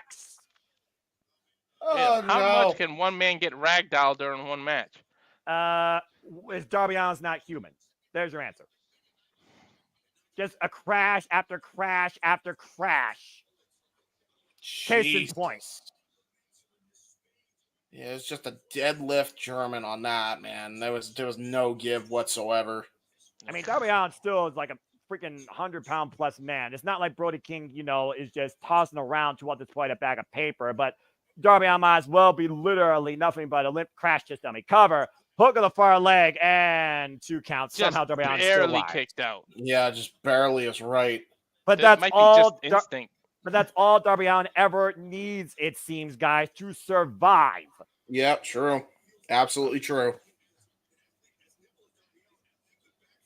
Ric Flair said he wanted to die in the ring. I think Darby might be the first wrestler to actually pull that off. Yeah, pray the that way you're he wrong. wrestles. I pray that you're wrong, but you very well might be right if Darby Allin keeps up like this. Yeah, well, just in case. Again, right now, Brody King looking for something. Oh, dear God. No, no, no, no, no, no, no, no, no. Gonna try to superplex him onto those stairs. What is Brody thinking? Is he crazy? Is he nuts? Answer, yes. And now Darby Darby. Allin Oh survives. no! And the Oh no! push from the top. Brody crashes on the stairs. Well, Wait, goodbye. Oh no! Oh, Don't no, jump no, on no, him. no. Is he gonna No, cough no. and drop Do him it. on the steps? Darby Oh, Allin God. to the top rope. Coffin Ah! drop to Brody King on the steps. Well, Brody King didn't want to imitate a coffin drop, but he did so anyway, and then he got a coffin drop as a result Hey. for his troubles. At least Darby had a big cushion to land on. That's true. Take a look at the replay, though. Darby Still finally used the Shane McMahon God. method and used the crash pad. All right. That's a hard crash pan to land on when that crash pad 300 pounds with steel steps with no give underneath it. True, but it's still comfier And you than know- the actual steps. He rolled in the ring, but he's too proud to take a count out victory. The last he's time gonna Darby go out Allin, there. the last time Darby Allin took a count out win to your point, Walter, was against the Butcher on Rampage. Mm-mm. Yeah, and that was a long time ago at this point. AEW was still a baby. Up Yes. to 8. Up to 9. Ooh. Will Darby Allin take the count out here? Can Brody King beat the King? Oh, just and barely. he's Are you done. kidding me? Oh, Big coffin man drop! Drop to the back. He might have it. Shoot the half as the damage done. Cover. 2. Darby Allin Holy wins. shit! Well, I got that wrong. I think I went with Brody. Darby Allin once again survives Brody King. Wow. Okay. Noah, that was a beautiful choice of words because that's literally what he did. Survived. And that's what Darby Allin is in life and in AEW. A survivor. If you're going to take a spot or make something off his name, you got to be willing to sacrifice as much as him, if not more, even when you're at your worst state. Brody King pretty much had Darby Allin 90 to 10% in this match. And Darby Allin still, through will and resolve, found a way to win.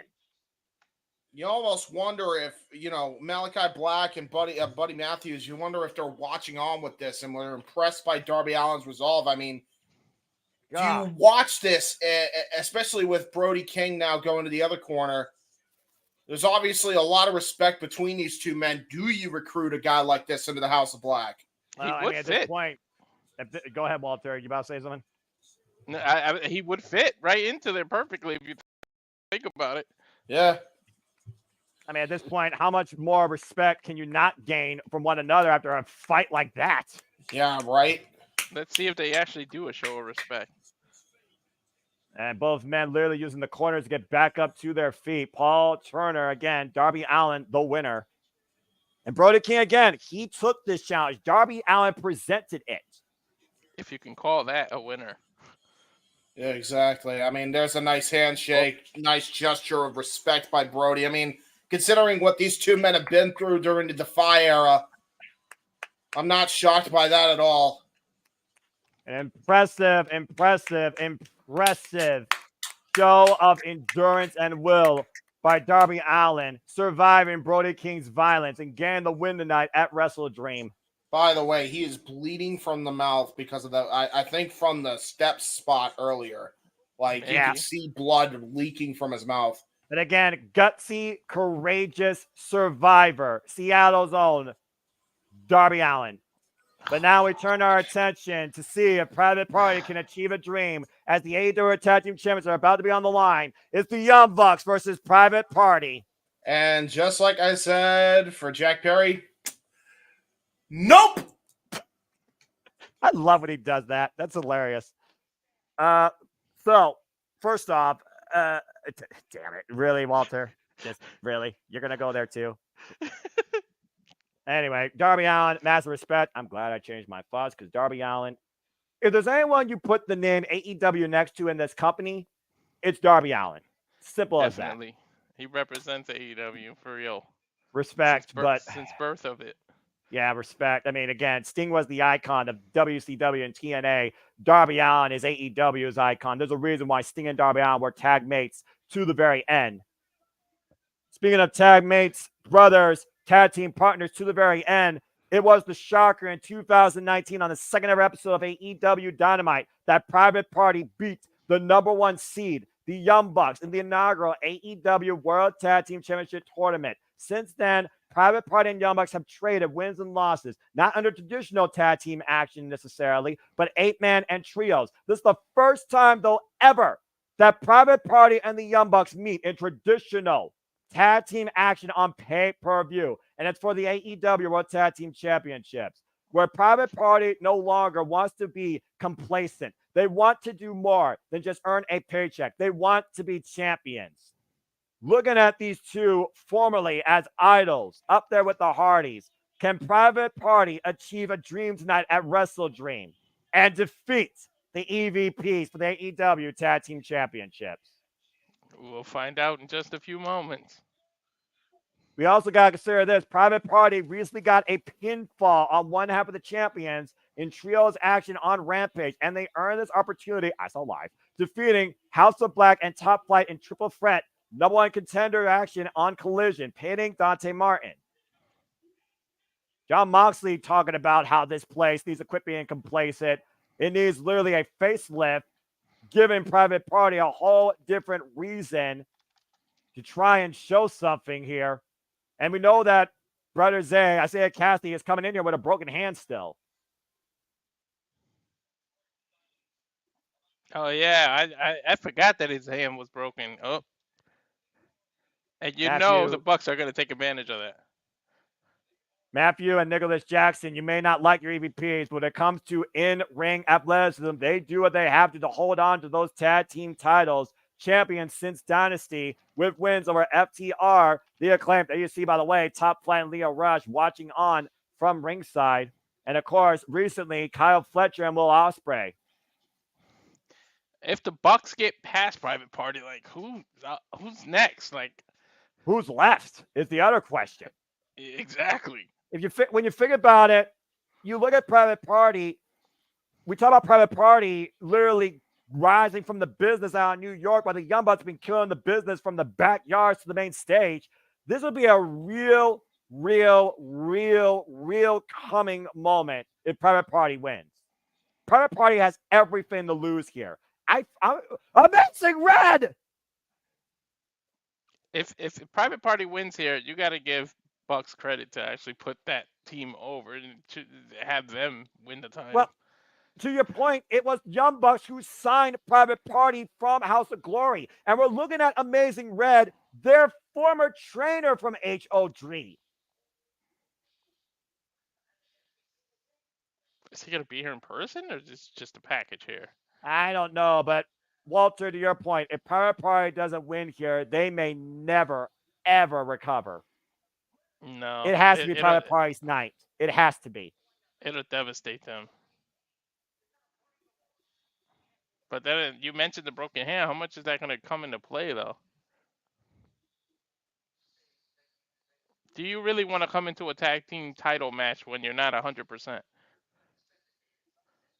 Well, you know as well as I do when it comes to this business, you got to be willing to sacrifice life, limb, and well-being if you want to stay or become a champion. How long has Private Party been on the chase? 5 years. Tonight might be their WrestleDream come true. You got to make all the sacrifices you can, to your point. And that's why I picked them in my predictions. Something has to give when it comes to the Elite. And tonight, I hope it's Private Party that does it. Take your best shot and get it done, boys. Here we go. I like the new theme, by the way. New theme, new Private Party. New attitude, new theme, new focus. And their first title shot since September 2022. To Jeff's point, yeah, the fact that production did all that, we might get new champs. Stokely Hathaway, who literally wanted to be the manager of Private Party, said that they would regret turning him down. And you see that Stokely Hathaway is also watching on from the audience. Amazing Red was a fixture and innovator when Private Party came together as a duo off a t-shirt and a common love for the Hardys, finding that one-of-a-kind chemistry.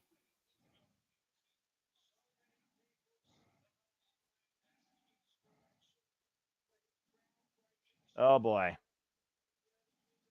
Think about Amazing Red, by the way, and what he's given to this business. My God. What hasn't he given to this business? When we talked about the co-red earlier, Dustin Rhodes freaking does it just to put it out there. And Private Party, by the way, have not been tag team champions since 2019 in WLW. Oh, God. And Rick Knox, the referee for this contest. As always with a damn Bucks match.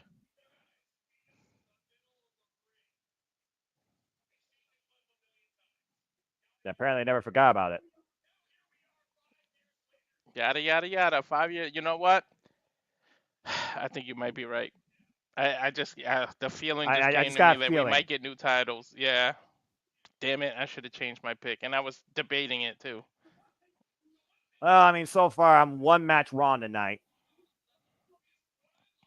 I don't know. Well, it kept, like, we have fun, but when you deliver a pay-per-view like this, I don't even give a damn when I'm wrong anymore. Thank Christ, someone else shares the same sentiment as me. Walter, this is why you are my brother in commentary. We are super reliable for life.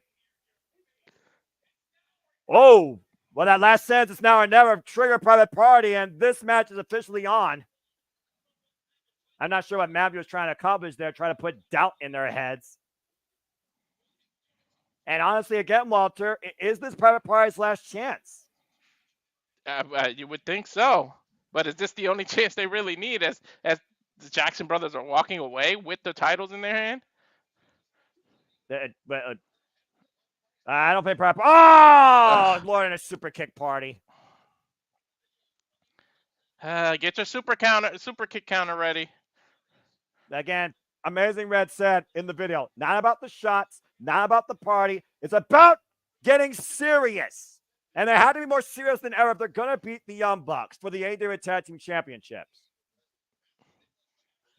There's your buddy there, Noah. Chris Rod's good to see you. One of my Horseman predictions out of Margaret Jeff Chadwick. Oh, look at this. DDT Flatliner combo by Isaiah Cassidy.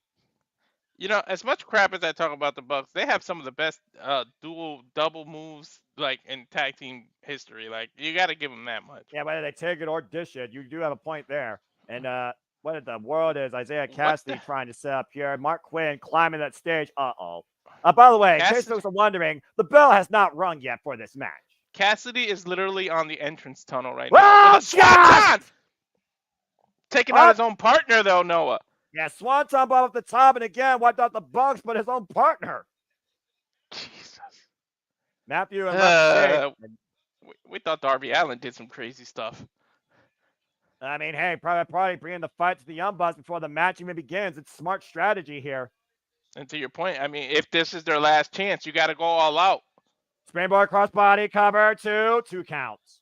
I didn't even hear the bell when they did a count. Yeah, bell rung. Tag. Say looking for a pinfall immediately. And again, you got to attack the Young Bucks. You got to outsmart them, outpace them. Irish whip, up and over. And right now, it's a handicap here. Best chance for the challenger. Nicholas, though, dropping the rope. And a shoulder block to Brother Isaiah Cassidy, whatever the hell you want to call him.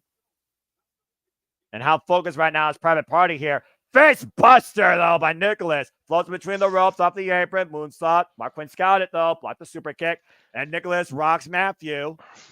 Hit his own brother. And impressive right now. And oh! I don't think I've ever seen that. Mark Quinn once again. A corkscrew plunge by Isaiah. Private Party getting the bear of the Bucks in the early going. We literally just saw Zay do a double Frankensteiner by himself.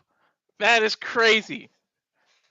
And what a party it will be if Private Party wins it tonight, dropping with the DDT, Nicholas on his head. Swanton bomb by Isaiah Cassidy, and Mark Quinn in the cover. We have new champions, and Matthew breaks it up. Nicholas was literally spiked on his head. That was hard. Yeah, Private Party showing incredible combination of offense here. You want to pace yourself, though. You don't want to run out of gas too much. It seems like they're putting their all into the beginning. We're 4 or 5 minutes into this match, and they are just giving it their all already. Yeah. Well, again, Private Party's never been more motivated, more driven to this point, though, Walter. It's true. And again, is there any doubt in them still, knowing that the Young Bucks, again, have also had their number on more occasions? No matter what you put your body through, no matter how much energy you exert, to raise those titles above your head, it'll all be worth it in the end. Super kick party met to Mark Quinn. Brother Zay doesn't leave the clothesline, though. Up and over, double arm drag, handstand skids, but the Young Bucks super kick party. And then, and when you think about how the Young Bucks and their offense and what they do, is there really any other team that can match what they do the way that the Private Party does? Like they can literally match them move for move at the same pace, do the same moves, use the high flying, use the grounding. So it's literally almost like you're fighting an alternate version of yourselves. Well, I think there's a reason why the Young Bucks signed Private Party when they were going to say they were going to bring tag team wrestling to the main event, to the grand stage, to Better Promise. Indifferent or not with the politics and the personal ethics aside, you can't argue that the Young Bucks have done that to a degree. And I do think that the Young Bucks see a lot of themselves when they were growing up in the backyards, trying to make it up the streets. I think the Young Bucks do see a lot of themselves in Private Party. And and it shows the way they both wrestle, the four of them. Private Party right now. The Young Bucks slowing down the pace, jumping double elbows, kip ups. There is the showboating. Private Party, of course, former GCW, FTW, HOG, PWM, and WOW, tag team champions. Former House of Glory tag team champions. That was their first title accolade. They held those for 252 days. Now, can they add what's eluded them? Can they add the AEW tag titles?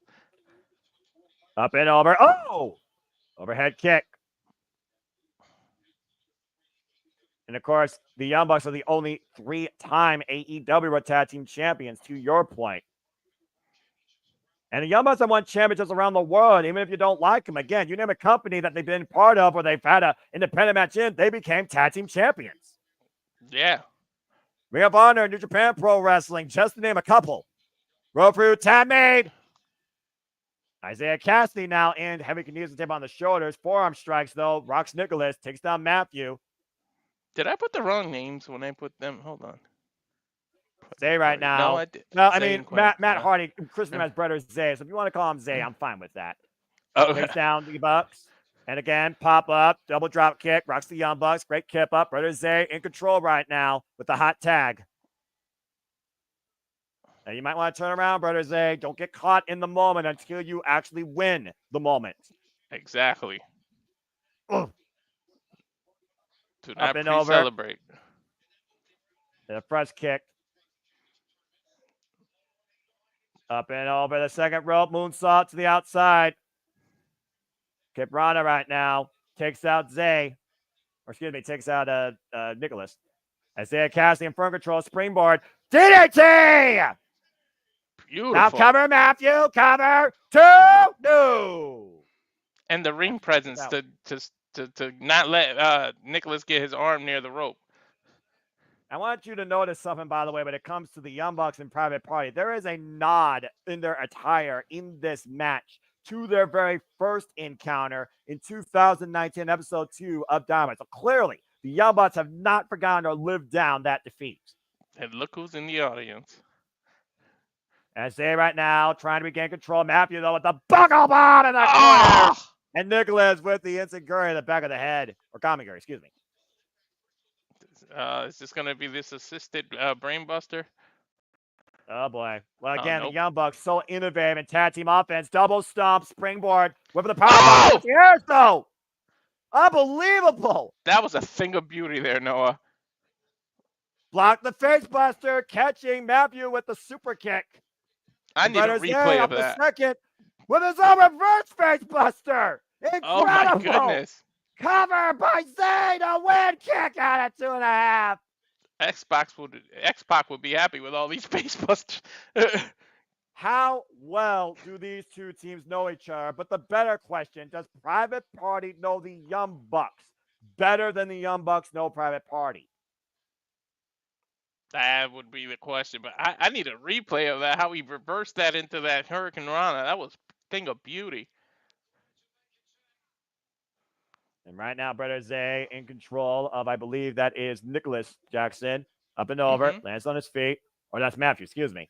And silly string. Oh, that is Nicholas. And silly string counter again. Matthew, though, taking over with the Harris by Brother Zay. And Mark Quinn pushed off to the floor, though, by Nicholas. Nicholas is And going to go Nicholas off the rope. Escalera off the top rope. Nicholas Jackson wiping out Private Party on the outside.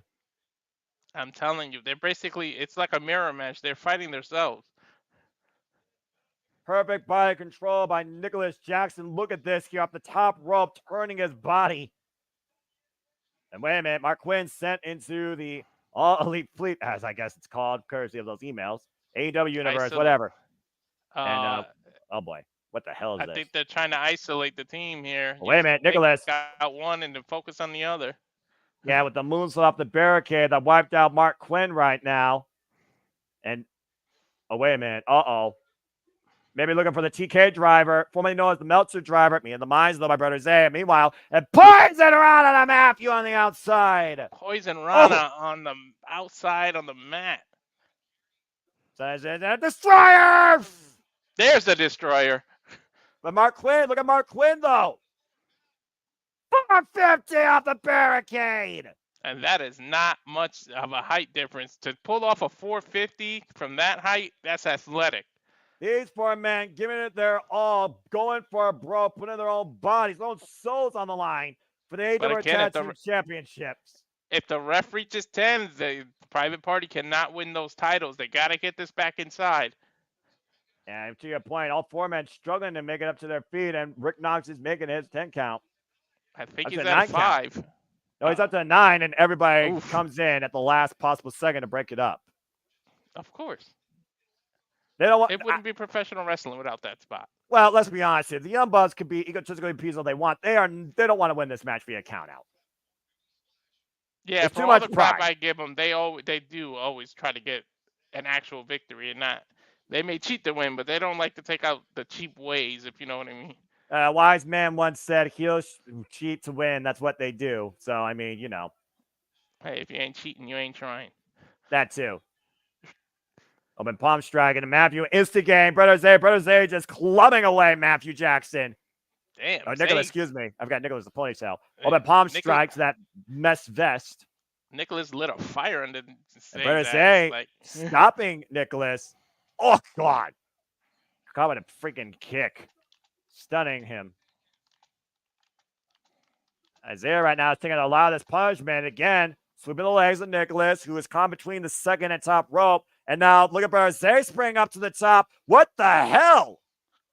Oh, boy. What? Oh, God!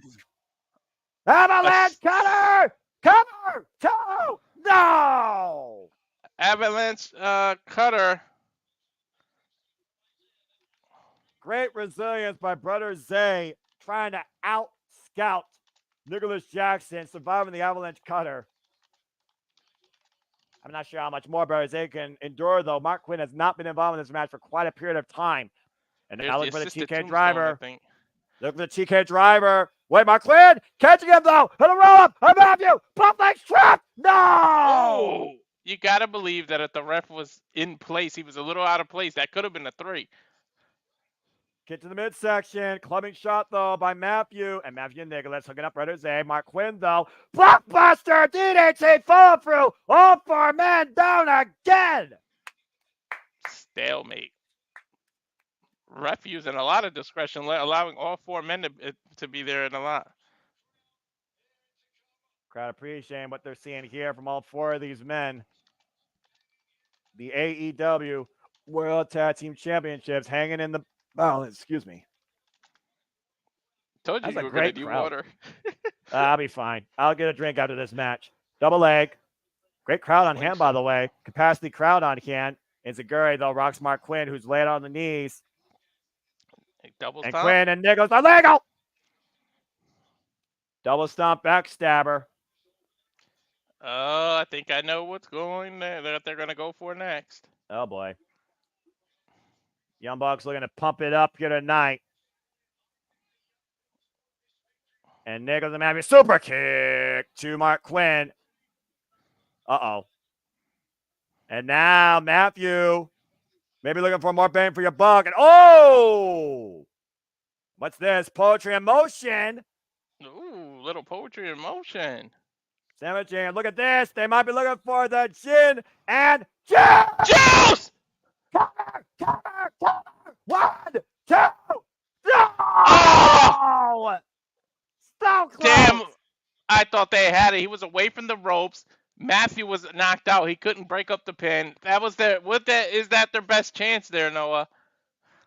They can't afford to get flustered here, Walter. If it doesn't work once, go back to the well again or pull something out that your opponents don't expect. It's when you give your best shot that determines whether you know how to win. Well, if at first you don't succeed, try again. Or innovate. Crowd firmly behind Private Party, and so am I. Can Private Party achieve the dream tonight at WrestleDream? Super kick. Super kick to the Bucks by Private Party. Nicholas still legal. Up in the shoulders now. What is this? Roll through. More bang for your buck by Private Party. And a moonsault follow-up. Covered by Say. On Matthew to win. And broken up by his brother. That is twice that the ref has been out of position for a cover. Wow. They wasn't out of position that time. He got down there, but Matthew came for the save of the last possible second. Again, the wherewithal of the champions. This is why the Young Bucks are so damn good in that ring. Keyword, in that ring. The timing. It's the reason why the Young Bucks have been a measuring stick for tag team wrestling since who knows how long. And right now, Nicholas up there with Brother Zay and Mark Quinn with Brother Zay up on his shoulders. Private Party came out to get a win. Innovative offense there. Again, how much more innovative offense does it take, though? Uh-oh. And Matthew coming to the aid of his brother, picking the ankle of Nicholas. Preventing the double team. Sunset flip. Oh, boy. This could be bad. Drop kick. Drop kick. Parks it around on Shane Fury. Into his own partner. And Zay right now in a world of trouble. Finally looking to hook up Mark Quinn for the TK driver. Sets on drop on Brother Zay in the process. And they're stacking him. Oh, no. EVP Trigger. Shoot the half. The cover on Zay. And the no. Oh! It gets out. Not many people have kicked out at an EVP driver. On one hand, I can count. That is people that believe that Private Party might finally have their shot tonight. Super kick, dropped off from the electric chair. There goes Mark Quinn for now. They just made me believe. If he kicked out of that, come on, guys. And Mark Quinn might be done, though, after that super kick electric chair drop. If Private Party wins this, it's going to be a public party there in the ring because you know the roof might blow off this place. And right now, looking for the EVP trigger again. And Brother Z, ducked underneath. Schoolboy, small package. A Matthew 2. No! Woo! Come on.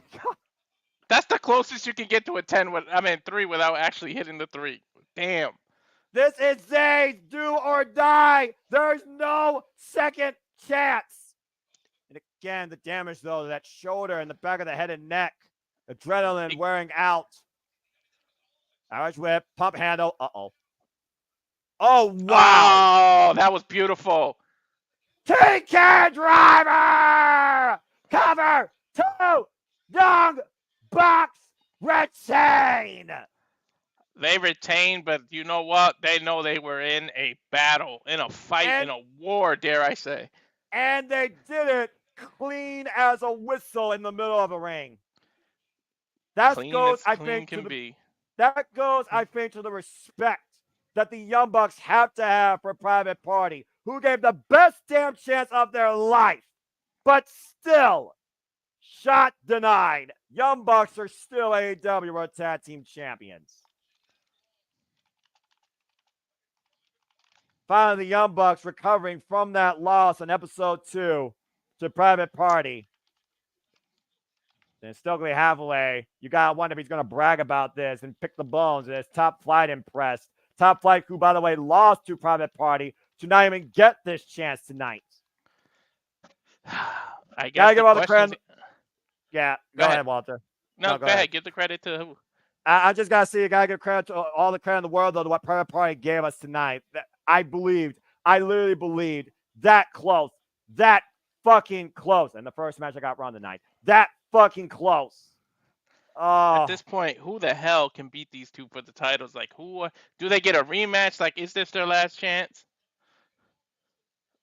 Yeah, I don't see a team on the horizon that can really dethrone these people. Yeah, and speaking of a team, I think we just saw a team collapse. Look at Brother Zay, heartbroken. And Brother Zay collapsed, by the way, during that adrenaline rush. And I think that was their downfall. As soon as Brother Zay stopped that attack, the Young Bucks took advantage. But they gave it their all. They gave it 110%. Private Party has nothing to be ashamed of. I hope that he doesn't get frustrated and takes it out on his own brother. Don't turn them heel. Now, listen to that respect, though. Private Party with nothing to be ashamed of. It wasn't their night tonight, but they will achieve that dream eventually. I truly do believe that. You gotta feel for them. You have to feel for them, Noah. I absolutely do. Man. They busted their ass to get to this shot, and man, did they bust their ass during this match. And busted his shoulder probably too in the process. Standing ovation. I gotta say it. Yeah, I agree. Where Private Party goes from here, though, there's no telling. The next steps are going to be crucial for Private Party. The fans tonight, the action rolls on as Mark Briscoe goes one-on-one with the Learning Tree Chris Jericho for the Ring of Honor World Championship. I got to be honest, I forgot this match was even on this card. It's them boys looking to man up in the name of Jay against Chris Jericho. JJ's talking about the Outrunners when Turbo looks like Jesse the Body Ventura with Hulk Hogan's hair. Yes, I agree. Outrunners, tag team champions, damn it. I don't care if he's a hater. Outrunners for the tag champ. Also, hi, guys. Hi, James. Hi, guys. My heart hurts for Private Party. Well, you did it again, Walter. I'm trying not to. Yeah, I meant to hit stop, but my mouse didn't click it. Walter, just put everything on Google Drive for fuck's sake. Okay, look, guys, this is not IT 101, all right? I'm off the clock. This is not a learning experience for computing and StreamYard. This is the Ring of Honor World Championship. Let's go ahead and talk about this match a little bit. Chris Jericho made it personal and probably brought a side of Mark Briscoe we haven't seen since the conglomeration came to life. If there's a word of the day, the word of the day is humility. Because I think Mark Briscoe is about to humble this Learning Tree and this former Ring of Honor World Champion. I know he better not take this damn title off of him. I have a feeling there'll be a rant by other people for reasons if that happens. I will rant, damn it. He is the Learning Tree. Time for the Ring of Honor World Championship match. My question is... Go for it. Who else do you give it to, though? That's the problem. I don't know. I love Mark and everything, but he is, if we're being real about it, what the fuck has Mark Briscoe done with that title? Well, let Big Bill win it instead of Jericho. Do something different. I different. agree with that. I can agree with that. But, you know. And anyway, guys, Chris Jericho, to James' point, is a former Ring of Honor World Champion, beating Claudio Castagnoli at Grand Slam 2022. He only held on that title for maybe about 3 months, but it did bring more eyes to the Ring of Honor division. Andy Riccaboni almost got literally taken into the ring by Chris Jericho. We got good old JR on the call. He didn't respect the traditions of the ROH title. That's the thing. Though. He didn't respect the traditions. Mark Briscoe has respected Ring of Honor since day one. He and his brother defined it. But when Mark Briscoe said that, when Jericho said to Mark Briscoe that maybe Jay can beat me, that struck a nerve of Mark Briscoe because Mark Briscoe's always been little brother to Jay Briscoe. I think Jeff has something to say. Hang on. Also, hi, Jeff. Hi, Jeff. Yeah, great tag team match. Fucking bullshit ending. Stupid young fucks. Of course. I knew he was going to come on here and say that. Look at that boy there, Mark Briscoe. Get man up. That's really it. You can take it back out. I'll stay backstage till Brian's match. I'm good. Hey. That's fair.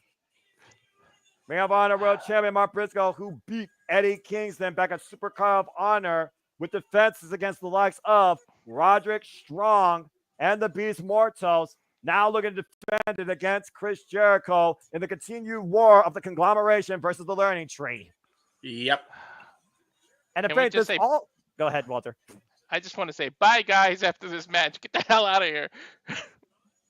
Oh, good grief almighty. Aubrey Edwards are official for this contest. Big Bill, though, in Chris Jericho's corner. And we also seen the Learning Tree try to stir the pot with Rocky Romero, the newest member of the conglomeration. And Rocky Romero just lost last night to the Bad Apple, Brian Keith, because of Big Bill. Can Big Bill help Chris Jericho win the Ring of Honor title? Bell rings are underway. That didn't take long. I mean, don't think this is going to be a match as much as it is a fight. Yeah, I mean, you triggered, the Mark Briscoe that, brutalized his own brother. So, I mean, you mention his brother, you're going to have a bad night. You're just saying. You're going to have a bad night. I'm about to say, you don't want your code breaker. What? Oh, okay. Never mind. No. Oh, well, here comes Jeff raised his hand. Yes, Jeff? Oh, I was gonna, before that code break, I was gonna make the joke. Maybe Mark Briscoe, by being antagonized, Jericho was barking at the wrong learning tree. Maybe. Yeah. Oh, good Lord Almighty! And right now, Mark Briscoe with Chris Jericho on the floor. Oh, I thought you were looking for that elbow drop. But I was saying, Mark Briscoe again. If he fights on emotion, and that emotion is anger, Chris Jericho could take advantage of that. Oh. Nice. He nice. could also take advantage of, a 7-foot big ass tree standing outside the ring. The Redwood. I think Tacoma, Washington knows a thing or two about that in their national parks, but I don't know. I've never been to the big ass tree at ringside. What a call! German suplex on the floor. Stalling suplex. Why do you do this? Nothing is. Chicken might fly tonight, dude. That was not stalling. He didn't even stall. He just bang. That was an elbow drop. That was an elbow drop. That was cactus-like. Hello. I say, stalling suplex, dude, is when you literally hold him and then you snap it. He didn't hold. He snapped that boy on the floor. Well, I'll talk more about the. I'm not the learning tree, but I might as well be because I probably will teach better lessons than Jericho will. But Briscoe's got a chair in the ring, and you all know by now what that means. He's going to do the flippity flip. Tope con hello. Can you please show some professionalism for once in your life? No, this is a Chris Jericho match, and I'm going to say he's doing the flippity flip. He got denied the flippity flip because Jericho literally made the chair clap. He did the flippity flip anyway. As Briscoe regains control, and I'm just going to focus on the monitor. He took Big Bill down at the same time, too. Mark Briscoe's always thrown caution to the wind, if we're being honest here. Chris Jericho proverb, thou who shall take chair away does not deny flippity flip. I consider that blasphemy, but that's a whole different conversation. Briscoe and Darby Allin just both throw caution to the wind. They don't give a damn what they do to their own body. Yeah, but Mark Briscoe somehow survived this for freaking 20 years! Oh! Geez. Running blockbuster. About time you call that right. Yes. Well, I mean, it was not the flippity flip, so I had to call it right. And Mark Briscoe grabbing the lower back, though. Again, Mark Briscoe, I wonder if he recovered ever since that tornado tag at Grand Slam collision that allowed Chris Jericho to get the win in the first place. We got this match. Oh, God! Tonight. Well, referee distraction definitely helped out Big Bill to hit a big boot. Big green boot. I think Jericho's got Aubrey Edwards literally by her shirt or her hands, preventing her from seeing what Big Bill right now is trying to set up. And now got some wood. No! Oh no! Oh, Big Bill! Wait a minute! Look out! Oh! Connects! I was about to say if Big Bill painted that table red, it would have been a redwood, but it don't matter now. Joke is far past God. Orange punch again. Yeah, Orange Cassidy no stranger to Big Bill. Previously defended his international championship against him. And again, the charm. Well, there's still a table. And Chris Jericho right now. Again, we got to focus on the two men here in the match, guys. That's Chris Jericho and Mark Briscoe. His E-Honda failed, by the way. That was more like Dan Hibiki. I don't know what happens to the proverb now with the wood because it's Bill that set it up and he left. Yeah, so who goes through it? Shot right now and forearm strike by Mark Briscoe, lining up the learning tree here as we are down finally to just Chris Jericho and Mark Briscoe in the middle of the ring. Up on the shoulders. I could see either Jericho or somehow Brian Keith comes out and he go through it. So one of the members is going through it. Spicoli driver, he might be feeling a little froggy, and Jericho gets to the apron. He didn't want that Jericho's froggy moving fast for his age. He slipped out of there quick. Yeah, Carrot Master reinvention, 52 plus years of age, 30-year veteran of the game. Oh, boy. Jesus. Oh, no, not a Jadra on the apron. Regular the eyes. Good to see King Mike in the chat. And Diacon, I don't blame you there. And Chris, again, hope you're enjoying the show as well. Hope everyone's enjoying the comment. Oh! German suplex from the apron to the floor. I don't think Noah, I don't think Briscoe enjoyed that. No. The answer is probably you are right. Snap suplex, Dynamite Kid style off the apron. Yeah, how fitting we had the son of Dynamite Kid and Tommy Billington face Chris Jericho recently. Yep. Well, you learned something from him. I suppose. He is the learning tree. He absorbs information like a sponge, About to say, though, bring up the passing of Jay Briscoe, though. That's a new low for Jericho. I mean, you could also say he absorbs information like a leaf, but But Jericho's all about being a manipulator and controlling others. That's been the MO of his career, James. I have Jeff over here just so fucking disappointed in me. That doesn't surprise me. 2, that sounds like nothing new. 3, welcome back to commentary, James. It's been a long damn time. Has it been? Well, since been like out. a few. I was about to say it's only been like a month, bro. Look at Jericho's freaking chest. About to say. And again, right now, just driving the boot into Mark Briscoe, looking to give the Winnipeg salute with the camera. Hey, Jericho, you're not The Rock. Stop it. He wanted to take the camera and do his thing. Painmaker retired a long time ago, just saying. Well, I mean, now we got learning tree, so there's that. What happens to a tree when it's finally cut down? I mean, are we ever going to get like a thing where like Chris Jericho pulls like a Dean Douglas and, teaches people? Like, what are we doing there? Probably not. And Mark Briscoe right now literally hung up across the second rope.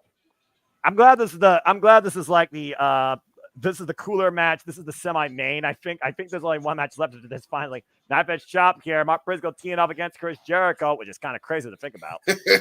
Chop fest. The two professors of the Learning Tree University, Dean Douglas and Matt Stryker. Book it. Which the one's Learning smarter? Tree professor versus the Chase U. Chase U is not accredited. Chase U is not accredited. Don't Yeah, get me started. Sorry, I'd rather. Chase U's more over than the Learning Tree. I'd rather enroll in the Chase U. I'm sorry. Oh! Redneck karate. Redneck kung fu. Well, And karate, right now, kung fu. Mark Briscoe. Redneck Different disciplines, but you get the idea. And Mark Briscoe literally hung up by his huevos on the top ring post. Yeah. He don't know karate, but he knows the crazy. Yeah, that's probably accurate. And Jericho right now, what is this? Teeing off against Mark Briscoe in the corner. And now Jericho's turn for the flip did he do? Well, but he's known to do hurricanranas, though. Whoa! There you go. He did the flip did he? Well, I mean, he is disciplined in Mexico. He recently went down to CMLL and faced Mystico, so you're not wrong. That's shades of Lionheart, Chris Jericho. Looking to become the Nueve tonight. Elbow strike. Hey, it's not Nueve because he's won the title 10 times, not 8. He reinvented history. Then Jericho doesn't know how to count, so you have to ping him on the Twix and let him know that. Well, let him be el corazón de león. Yes, I know that probably confuses you, Jeff, but it is actually 10, not 8 world champions. I had to actually look that up for myself. The moment right now here is for Mark Briscoe to try and trim down Chris Jericho, teeing off against him in the corner. Those are strikes right there. Mark Briscoe is an orthodox striker, and I love it. Yes, he is. Well, unorthodox would be the word. Yeah. Oh! I don't even know if that's the right word. God, Lee. Or unorthodox, he'll make up a word. Fisherman Buster! That might be it, cover. 2. No. Jericho able to kick out at 2. Whew. Somehow Mark Briscoe, though, regained control of this match here. Definitely Ron Jericho's bell, though, dropping him on his head with that Fisherman Buster. What's he going to go for now? I mean, J-Drill is probably the only thing left at this point. Uh-oh. Double under power driver denied. Meanwhile, Jericho might be looking for the full Boston Crab. The line chamber. Step through into the walls. Uh-oh. Walls. Walls. And lower back again. All that presence of mind, all that pressure on Mark Briscoe's back. Middle of the ring as well. And it's fully cinched in. He's sitting completely down. And see Mark Briscoe, though, trying to alleviate some of the pressure, though. His elbows below his body, trying to keep his body off the mat. He has a long way to go to those ropes. Yes. But how much energy is this taking out Chris Jericho to hold on to? We always talk about how much energy it takes out of the person trapped in it. Think about how much energy Jericho's exerting with how strong he's trying to hold this grip. Now even bringing Mark Briscoe back towards center as Mark Briscoe finds his way to the ropes. No, he's got till 5. And Aubrey again telling Jericho, do not tap. And right now, somebody's going to come into our screen. Oh, what the fuck was that? Hey, Brian Keith. I Fiddle didn't see him. He brained him in the head with some. No way. Not like this. Kick out at you by Mark. I told you. Was that a sledgehammer? Oh, That's bat. a baseball bat. That's Floyd. Brian Keith at Floyd, the baseball bat. Rocky Romero! Get him, Rocky! Jericho's bat is named Floyd, and he's a rock star. He missed it. He should have painted it pink so he can call it Pink Floyd. Jericho, what the hell are you doing? Oh! Jericho also mistimed that chair shot. It's like right there for you, Jericho. Uh-oh, and Mark Briscoe might be looking for the step up topic. I don't know. Through that table. Briscoe might have got the brunt of that table, though. And to your point, I think the boot of Mark Briscoe went through the table while Jericho's body went through the lower part of it. Gotta be careful timing that because the metal piece that holds the table together is right there in the middle. Oof. Man. Back at Jericho's head, that went right through that damn table. Mark Briscoe, again, we talked about before, throwing caution to the wind and his own body. Yep. He's calling this might be it. This might be it right here. And Mark Briscoe, top rope. Froggy, no! Oh! There it is. Incredible anticipation and countermeasure. Is it enough here? Jericho slow the cover. Hook of the leg. Middle of the ring. Kick out by Briscoe at 2. You cannot measure heart. I guess I thought he won it 4 times in 2008. I guess I was incorrect. It was.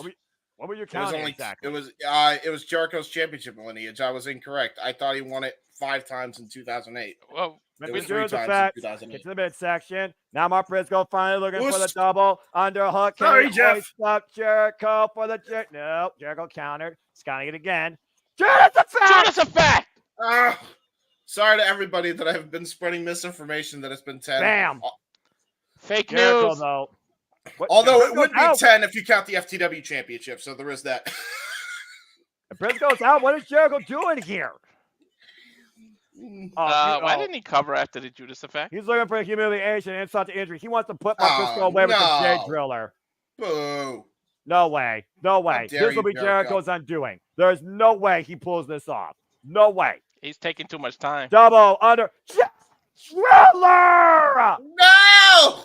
He hit it. And in the middle of the ring, the ropes is nowhere near him. The humiliation culminates. And no! Uh-oh. Uh-oh. Uh-oh. I don't know how smart it is, though, to drop somebody like Briscoe on his head. You might have just woken him up. Yeah, and also, this is a Briscoe. Did we forget this? And he just used a Briscoe's brother move against him. Oh, shit. Ladies and gentlemen, mark your time. This is the moment where Chris Jericho officially fucked up. Yes. The intensity, the drive of the Ring of Honor World Champion. If you're going to do it, you got to do it right. It was at this moment he knew he fucked up. Accurate. Thank you, Morgan Freeman. That's why I leave that impression to you, James. And look at Mark Briscoe manning up here, though. Again, refusing to go down. Jericho still just jacking his jaw. And Mark Briscoe unscathed. You could say John is Jack in Jericho logic because everything's ass backwards. This is accurate. And look at Mark Briscoe teeing off against Jericho. I have all the Jericho puns. I can keep going. Oh, God. You won't be able to go on for much longer if Mark Briscoe keeps this up. Jericho! Oh my God! What an uppercut! That was a Kane-like uppercut. Breaking down the walls. Here we go again. Briscoe. It's Macaulay Driver. Defy Driver. The fans are so passionate for this man, and Mark Briscoe finally looking to put the learning tree down. Frogger ball! Oh! Pin him! Pin him! Cover him! What? Oh, shit. Damn right, honor that boy. Looking up He to gonna heaven. honor him. Reach He for gonna the hit it. sky. Reach for the sky, boy. Gonna go for the J Driller. And now Mark Briscoe teaching the learning tree a lesson in humility. J Driller! Cracks the code. Number 2, the boy has done it!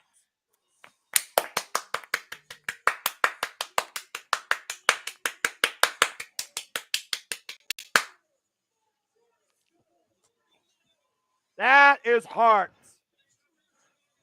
biggest win in Mark Briscoe's career. I think I Yay. read Just Mind on that. Hi, Jeff. Defending the Ring of Honor What- Championship what- successfully what? tonight I against Chris thought you were Jericho. looking at your phone to bring that up to add like that move when he said that. Oh, I was. Whew. Well, see, I'm using my phone to research. I was counting in my head. I'm going WCW against The Rock, World Yeah. Title against The Rock, WWF against Austin, the 3 big gold belts in 08, 09, and then AEW. No, 8. Yeah, Oh. it was 8. It was 8. I thought he won it 5 times in 08. That's where I got confused. I guess I was wrong. Felt like they hot potatoed that shit. Now, I wonder So if Chris that- Jericho so That's Jeff- valid. That's valid. Now, I I wonder meant if to Chris James, Jericho we learned say. his lesson. Yeah, it was at this Yeah, moment I knew I fucked up. Mark Briscoe still our Ring of Honor World Champion. Of course, we'll be coming back, kicking into full gear here for AEW and Super Studios Saturday, November 23rd, folks, when we go to the Prudential Center. Stay tuned for our coverage here. Again, Saturday, November 23rd, AEW presents Full Gear. Where's the Prudential Center again? New Jersey, Ah, yes. home of the New Jersey Devils, who we fucked up in 2012 for the Stanley Cup, baby. Woohoo! There it is.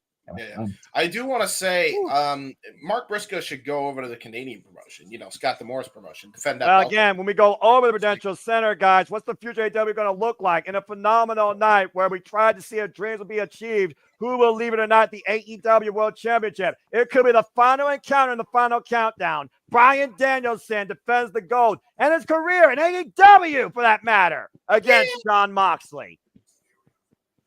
I'm surprised we're at the main event already. I didn't even realize the time. Shit flew Again, by.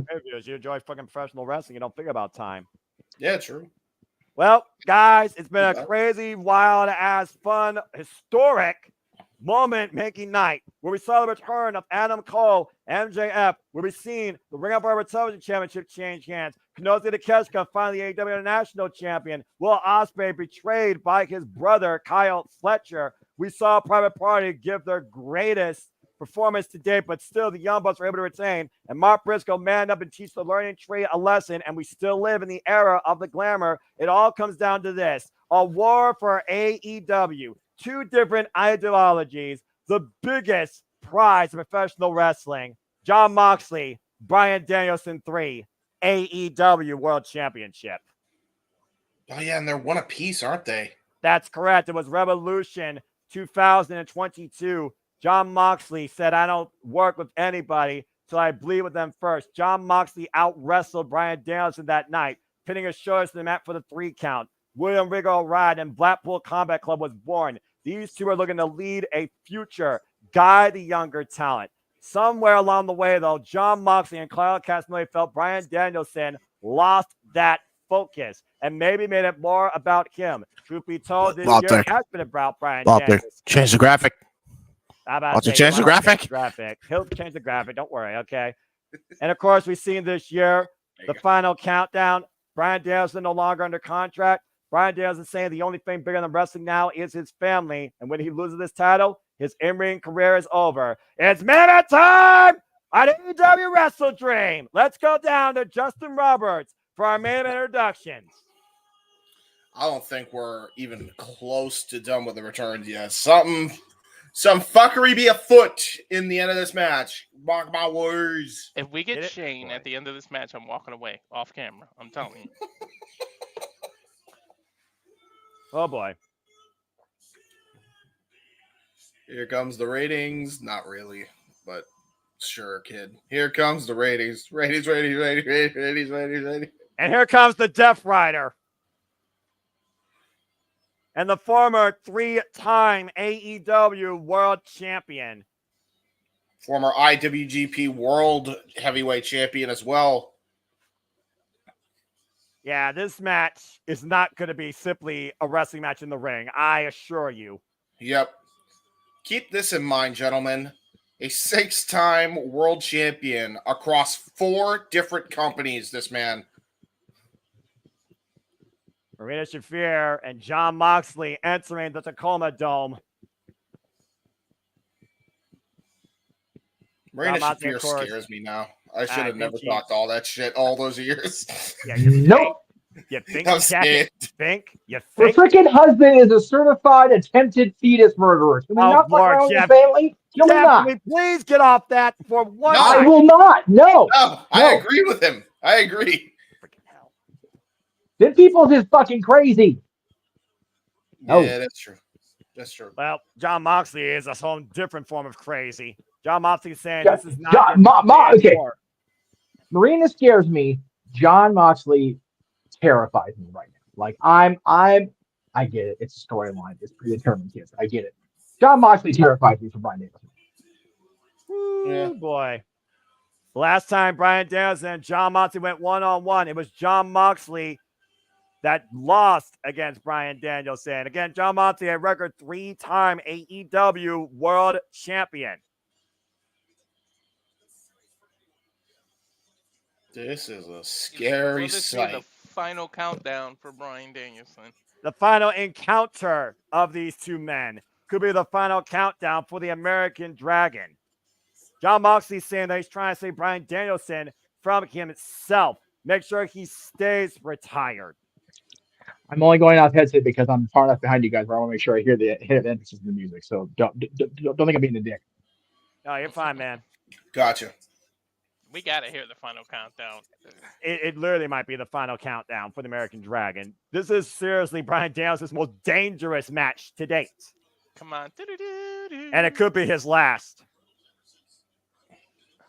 I'm gonna go on mute just to turn up the TV. And yep, prepare for launch. I'm also Ladies going and to. gentlemen, it's the final countdown. Yeah, I'm gonna make sure we mute on my end so we don't get claimed. That's probably a wise move. This might be the last time you hear those epic chords by Europe. I'll never forget the time when Daniel was just fighting and the music was just playing in the background the whole time. If they were That was scrapping, that was nothing. the funniest That was shit ever. freaking epic. Come on, Brian! I don't care if I'm freaking play-by-play. I'm gonna be biased for this. Damn it! Oh boy, I've been dreading this show because of this reason ever since Brian's announcement earlier this year.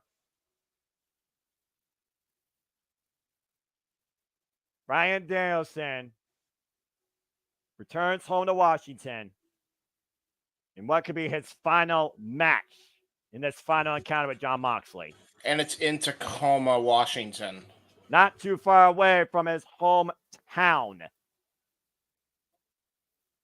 Dude, look at the amount of people, by the way, that are wearing American Dragon merch. How can you not respect the love, the passion, the drive, the humility, the personality, the family value, the human being that is Bryan Danielson? Holy shit, we're not wasting time. Fucker! Oh, man. Jon Moxley don't give a shit. He's They're not doing here it to... again. They're fighting while the song's on. Just Jon like Moxley the last immediately on time. the attack. And before the song even ends, before Justin Roberts can make the introductions, before the bell can even ring, these two are fighting in the audience, and I got thunder outside my window. So that says a whole lot of shit. You might want to check your radar then, if that's the case. Oh If I shit! cut off, it's been an honor with you guys. Bryan Danielson blowing up, crashing This is another into one Jon that won't be Moxley. a wrestling match. It's just gonna be a brawl. It's violence. It's a war. Bryan Danielson declared war. They're playing the whole damn song, by the way. What the hell's about to happen tonight? Hey, you pay that much money, you might as well get your money's No worth. shit, right, Walter? I'm with you. And John choking Moxley each other. literally choking out Bryan Danielson. Must I add, this match has not officially begun yet. Nope. And John Moxley gaining ground on Bryan Danielson, trying to choke him out. Oh, the irony. Justin Roberts is there, and Bryan Danielson got fired for doing that same thing he's doing right now. and by the way, Justin Roberts smart, wearing a bow tie, not a necktie. And now Bryan Danielson choking John Moxley with a cable. Rhea Shafir on the back of Bryan Danielson. Yeah, Throw her across the arena, Brian. Fucking bitch. Fuck! Where's Bree when you need her? By the way, for the record, you are like right near a hook area, Noah. Like I'm checking my radar right now, and you are like right next to whatever the hell system is coming through. Toledo right 9 now. out of 10 misses the Patago Day! Yeah. And Jesus Christ. Toledo 9 out of 10 times misses Storm. So Mother Nature, fuck off on my professional wrestling delight. No Seriously. negativity. Let's get to the match. Forget the weather. Here we go! Drop kick into the corner! Dear God. I couldn't even hear the bell ring over the final countdown. Well, that's why I told you. Irish Ribbon, this match officially underway for the AEW World Championship. Up in the corner. John Moxley scouting it, though. Looking for this rear naked choke again on Bryan Danielson. Bryan Danielson said, by the way, he is overdue for neck surgery. Let's keep that in mind. Oh, Sato! These two know each other so well, they probably know what the other one's move going to do before they know what they're going to do. Exactly. Oh, Prosecco D! He hits it! He hits it! What? The cover! Two! No! Just getting that shoulder up barely. The longer this goes on, I'm not sure who it favors more. Does it favor John Moxley? Does it favor Bryan Danielson? Can you imagine Moxley. all that? And they just squashed Moxley. Longer match favors Moxley, Noah, by a lot. Yeah. It does. Brian just beat the fuck right now. That's just the long and short of it. Again, for those that don't know, there's a sense of humility being shown for a friend. Whoa! Bryan Danielson here, and I'm honored to have him on this call, which is Jeff's why I know point, his that silence might be speaks volumes. why he went for the quick cover now, trying to get it over and done Has with. to. He has to. He's not going to get the long game with Moxley. It's just not going to happen. He's got to pull out everything. He's declared war on this man. Sometimes in war, you have to die to win the battle. It is what it is. Suicide dive. To your point, Jeff, John Moxley said he's looking to give Bryan Danielson a warrior's death in his home state. Well, thankfully, Bree and the kids are not there. I wouldn't want them there this time, honestly, because John Moxley's capable of anything. yeah, well, I mean, he suffocated the man last time he was there. This is what I'm saying. If you're gonna go out, you might as well go out on your shield in your home state. The Parish announced him right now being the home of the sea kicks, and right now John Moxley probably facing Bryan Danielson. I get calm in the eye there, from the eye. And John Moxley, no. Pile driver on the Spurs announce table. And the table did not give. No, it didn't. Oh, God. All right, let me know when you see the replay, Noah, because I was out of sync for a second. Danielson, Like right when he hits the pile driver. Yeah, I'm about to say, I see the replay here, and watch the way. God! The way his neck, I cringed when his neck just hit the table. His That's why body doing that. literally dropped down with him on impact. Folded. His arms Just went limp folded. after. Compressed. Horrific. And again, grabbing the neck, like I said, he is overdue for neck surgery. And by the way, oh, Jesus, he's going to choke him. Referee trying to stop it from going down. Well, now that the bell is run, John Moxley has to be aware if he wants the AEW World Championship, for whatever reason, to shape AEW in his own way, he can only win inside the ring. I don't think the ref will let. Brian wouldn't let the ref DQ Moxley. Oh, dear. He just slapped. Did he just slap Nigel McGuinness's headset off his head? Yes, he did. Yes, he did. And God forbid Nigel to try to stop him from hurting Brian. I mean, again, Jeff, we called Grand Slam. You heard the last two words that Nigel McGuinness said to Bryan Danielson. Thank you. Yeah. I wasn't thanking him. I was thanking AEW. Yeah, fuck off, Nigel. No, there's obviously a lot of. I know. 2006, guys. Gonna step in. No, I know. I understand. And look at Rhea Shafir right now stepping in with a cheap shot The Oh knees my went to the God. head of Yes. Brian And Danielson knees right on the kinesio tape, right to on the the head Yeah. and neck. Yep. And I think Neck eventually, inverted. like, Nigel's definitely going to step in at some point, man. Again, Maria Somebody- Shafir is somebody highly has to. trained in martial arts, guys. Let's keep that in mind. Yep. That might be the whole reason Nigel's out there. The menace from Moldova. Everyone telling the referee to throw her out. Again, From a referee can't storyline call. standpoint, Referee can't call what he can't see. Yep. storyline Cover. standpoint, Nigel's out there. If it's Brian's last match, his greatest opponent should be out there at the end of the day. I Yeah. mean, yeah, again, we talked about Damn the right. history of the Ring of Honor rivalry from 2006 to 2009 before Brian Danielson and Eddie Gibbs went on separate ways, and Nigel left wrestling in 2011. John Moxley right now, again, a whole different breed of competitor, a predator of his own sort these days. Brian not only putting the AEW title on the line, he's putting his The man that career, carried his this company. livelihood, his life on the line. Yeah, By the John Moxley, way- though, the man that carried this company through its darkest times, ushered Mhm. in Oh, a paradigm shift 5 years ago. No doubt. No doubt. Oh, Jesus. John Oh, Moxley was to AEW what Drew McIntyre was to Raw during the pandemic. Moxley carried this company through. What his motivations are now, we don't know. Still, Yeah, by the again, you way, could say that whatever the Brian Danielson motivation. reshaped. Go ahead, ahead. James. Sorry, Noah. I was just going to say, you could say when Brian Danielson came in, though, he reshaped what it meant to wrestle in this company, what professional wrestling Yep. was. Oh, Yep. Yep.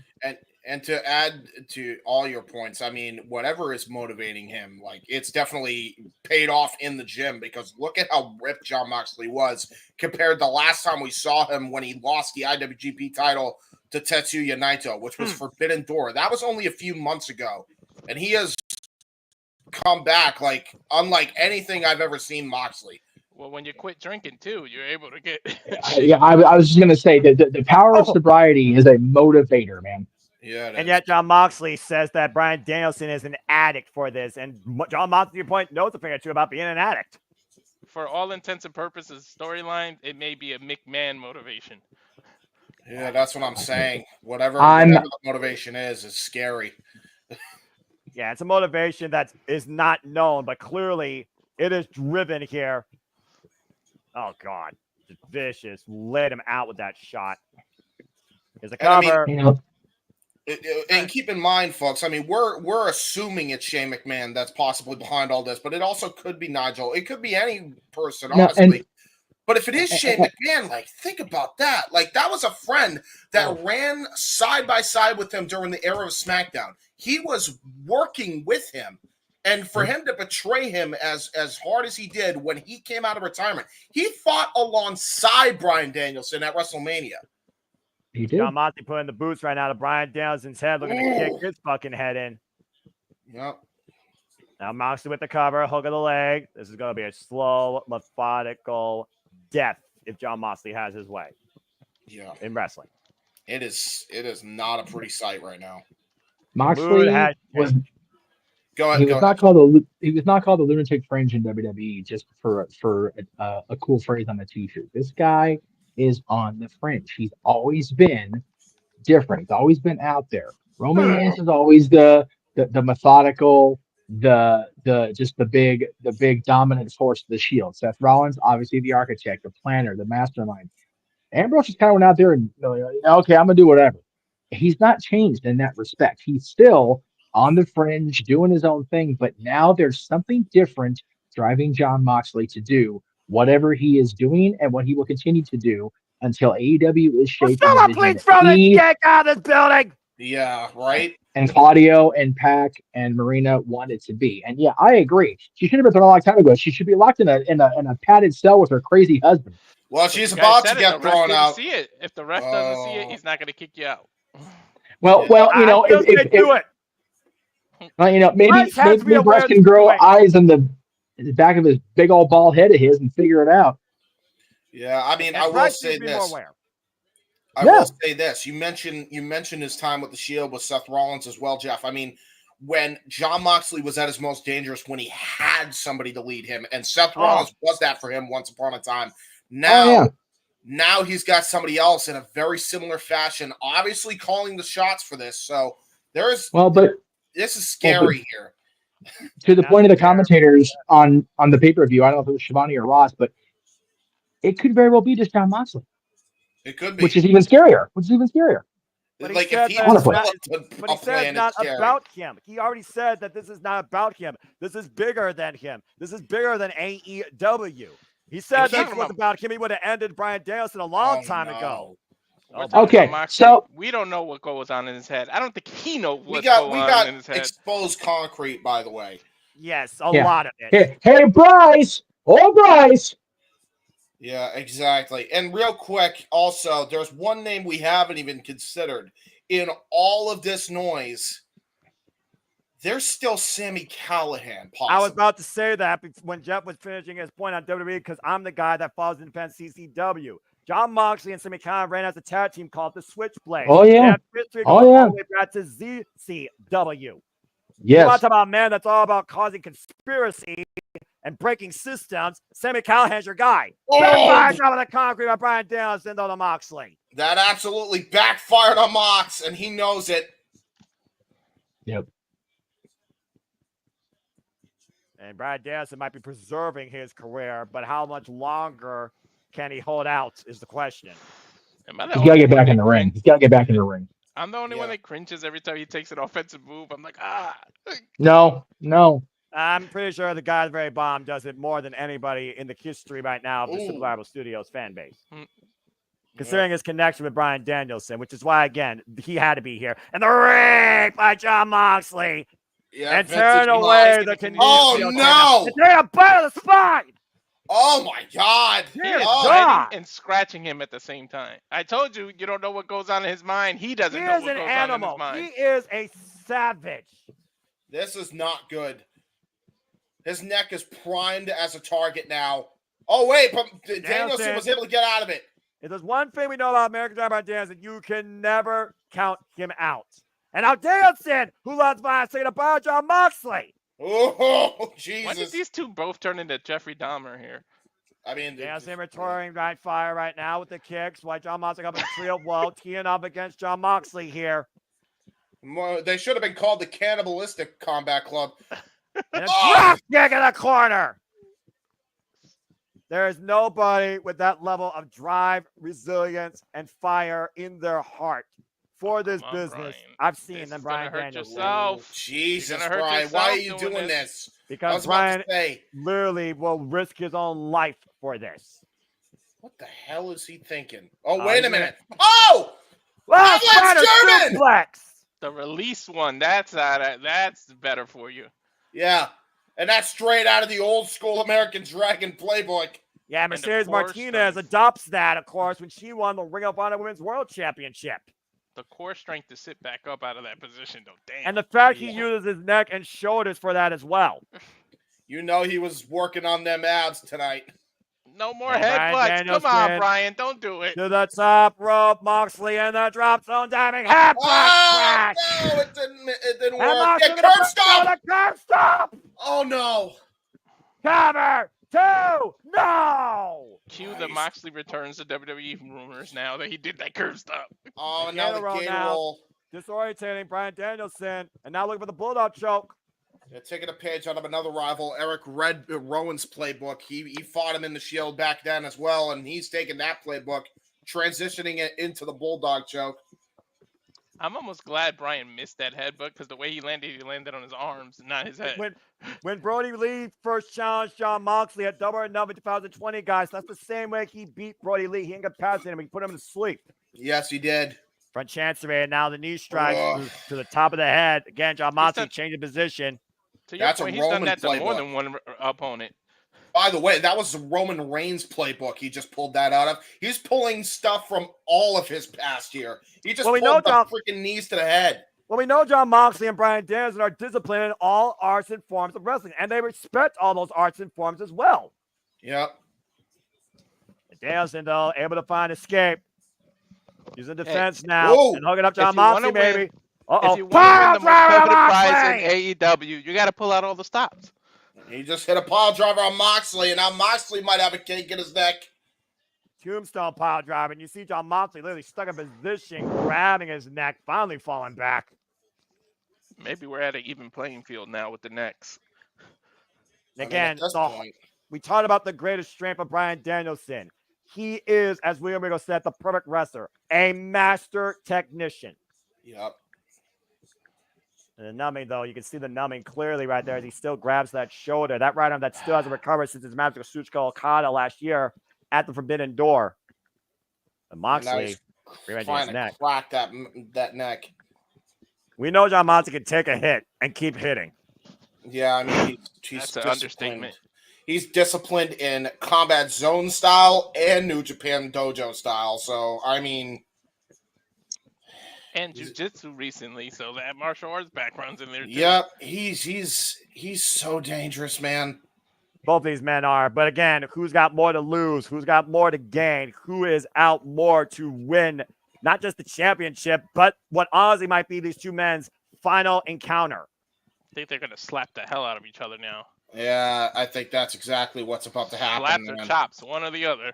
Bryan Danielson wants John Moxley's best shot. You want war? If this is the final battle, then let's dish it all out. Oh, Forearm by Moxley. Danielson unfazed, though. This is ill advised. This is Oh! Bryan Danielson, Jeff. You know Christ, this. oh, fuck me. You know Yeah. this. Brian almost knocked to a knee, but it got up. John Moxley rocked back a little bit, though. Neither of these men give it an inch. Nope. Oh, God. Oh my God, Moxley's not even phased. They're What the both hell digging faces into, this guy? they're both digging into different parts of themselves. No, they are. And And to forget fair, Michael anything Myers. fighting John Moxley might be the boogeyman this Halloween, man. John Moxley's always been the fucking boogeyman. No, and yes, chance ranting out, but Brian finally might be giving way up this exchange. Oh man, Look at the Moxley. redness of Brian's elbow. Yeah, And man. John Moxley take advantage, though. He's laying them in, man. Ooh. Ooh. And now Nice. mocking his kicks. Oh, boy, this is not wise. Blocking Oh, the wait a first. minute. The fighting spirit of Bryan Danielson now catches John Moxley. Massive uppercut. And Bryan European staying on the uppercuts. attack here. Uppercuts exchange. Irish whip. Bryan Danielson up the ropes. Under the clothesline. Bryan Danielson picks his feet again. And throws himself to Oh Moxley. shit. Woo! I thought he was going to go for the knee off of that. Mhm. We got the Danielson comeback now. Look, it even hurts him to shake the damn ropes. Amazing willpower and resilience that has defined the American Dragon Bryan Danielson his entire 23-year-long career. Oh shit. Here we go. Yes, kicks. Back to those Can there be kicks a- again. Can there be a 24th year with the end of this year?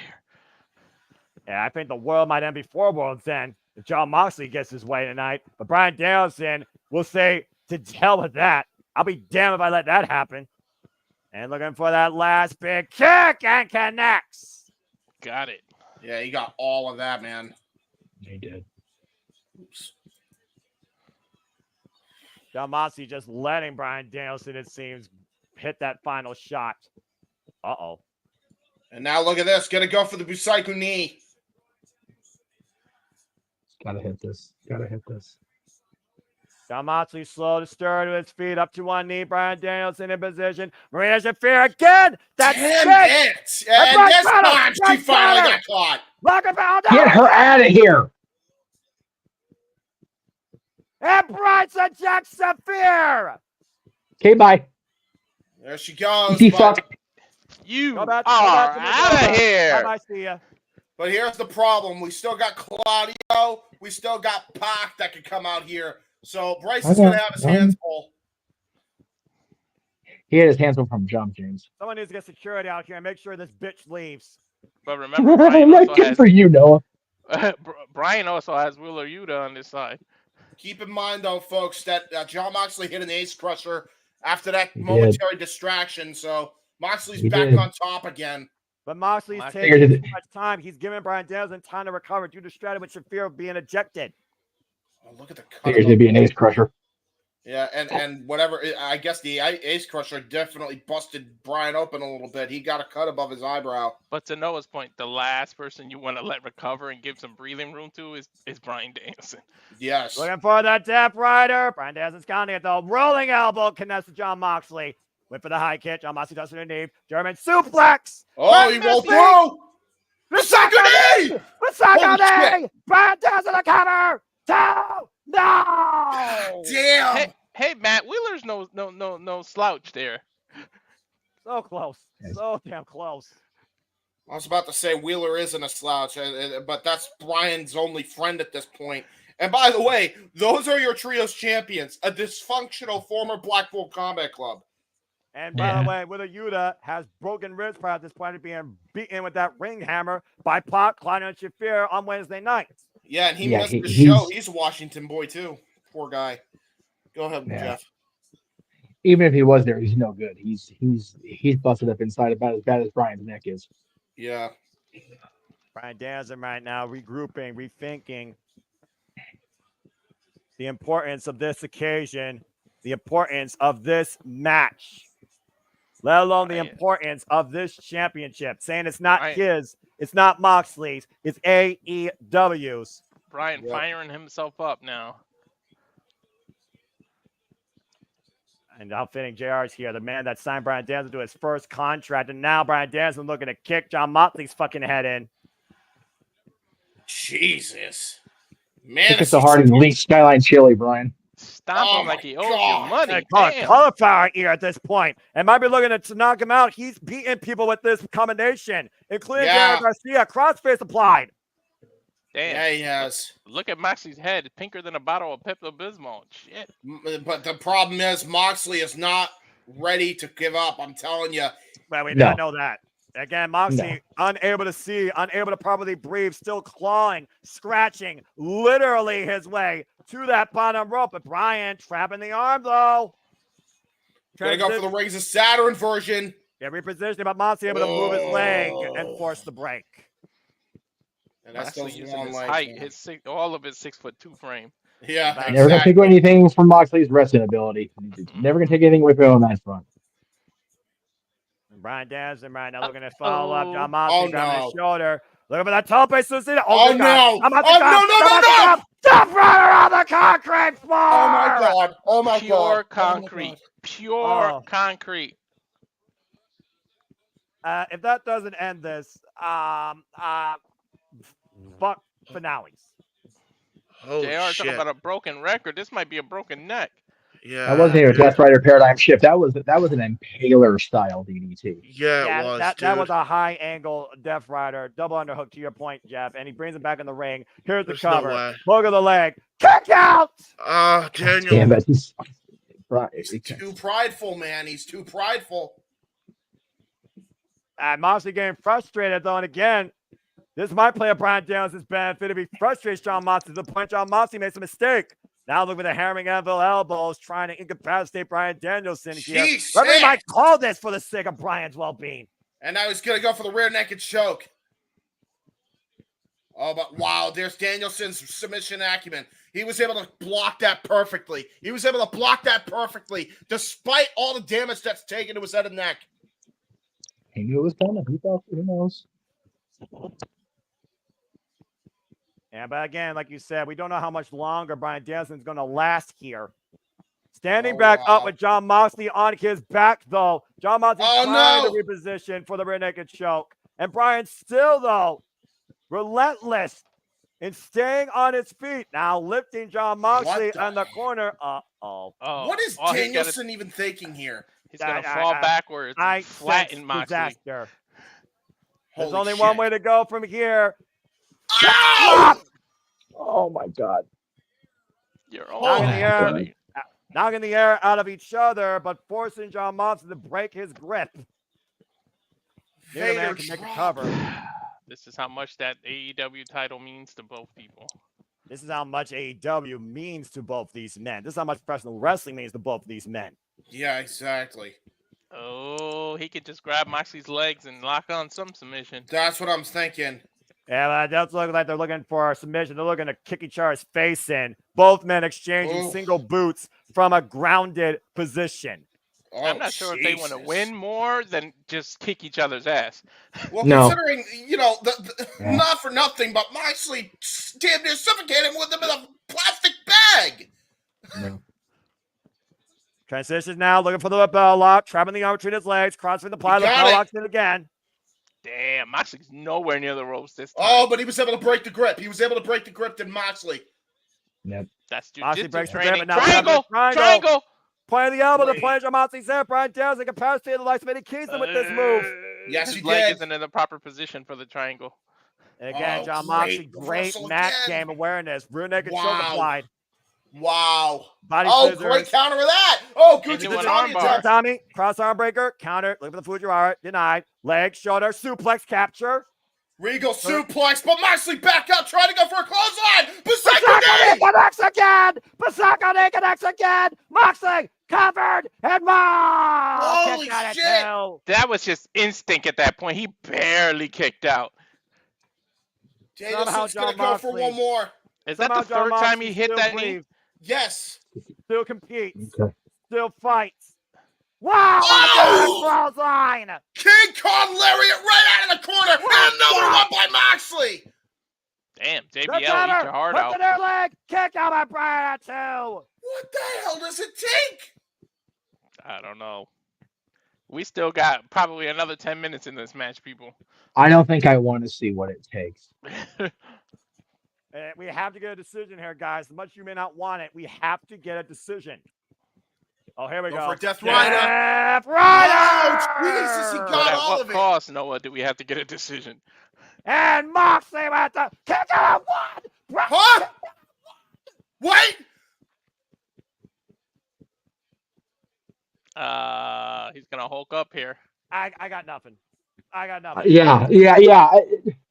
Jeff Fake says I it got all. nothing. I'm for the first time in the history of AEW, I'm speechless. How the hell did he get out at 1? And where is he finding this? I don't know, but I'm getting flashbacks to All In. Oh, no. I mean, if your career is on the line, you dig deeper than you've ever. I guess so. If he's gonna Oh, die Spitting in his Warrior's death, face. he's gonna die a Warrior's death. Motherfucker. He's gonna make Oh. sure he goes Oh, no. down. Oh, no. Oh. Cradle pile driver. Remember style! Shawn Michaels Driver! slap Taker before the tombstone. Yeah, that's exactly what that is. He's taking And a page Moxley out of his mentor's book. transitioning, trying to find Danielson out, bulldog choke. He's not giving up. He's got to tuck his That's- chin to try and That alleviate some of sleeper this is pressure. tight, though. That sleeper is tight. He stuck Yeah, that it sucker is. in, man. He is- Willpower only goes so far when you can't breathe. Stomp his foot, Danielson. Stomp his foot. Something. Bite him. Something.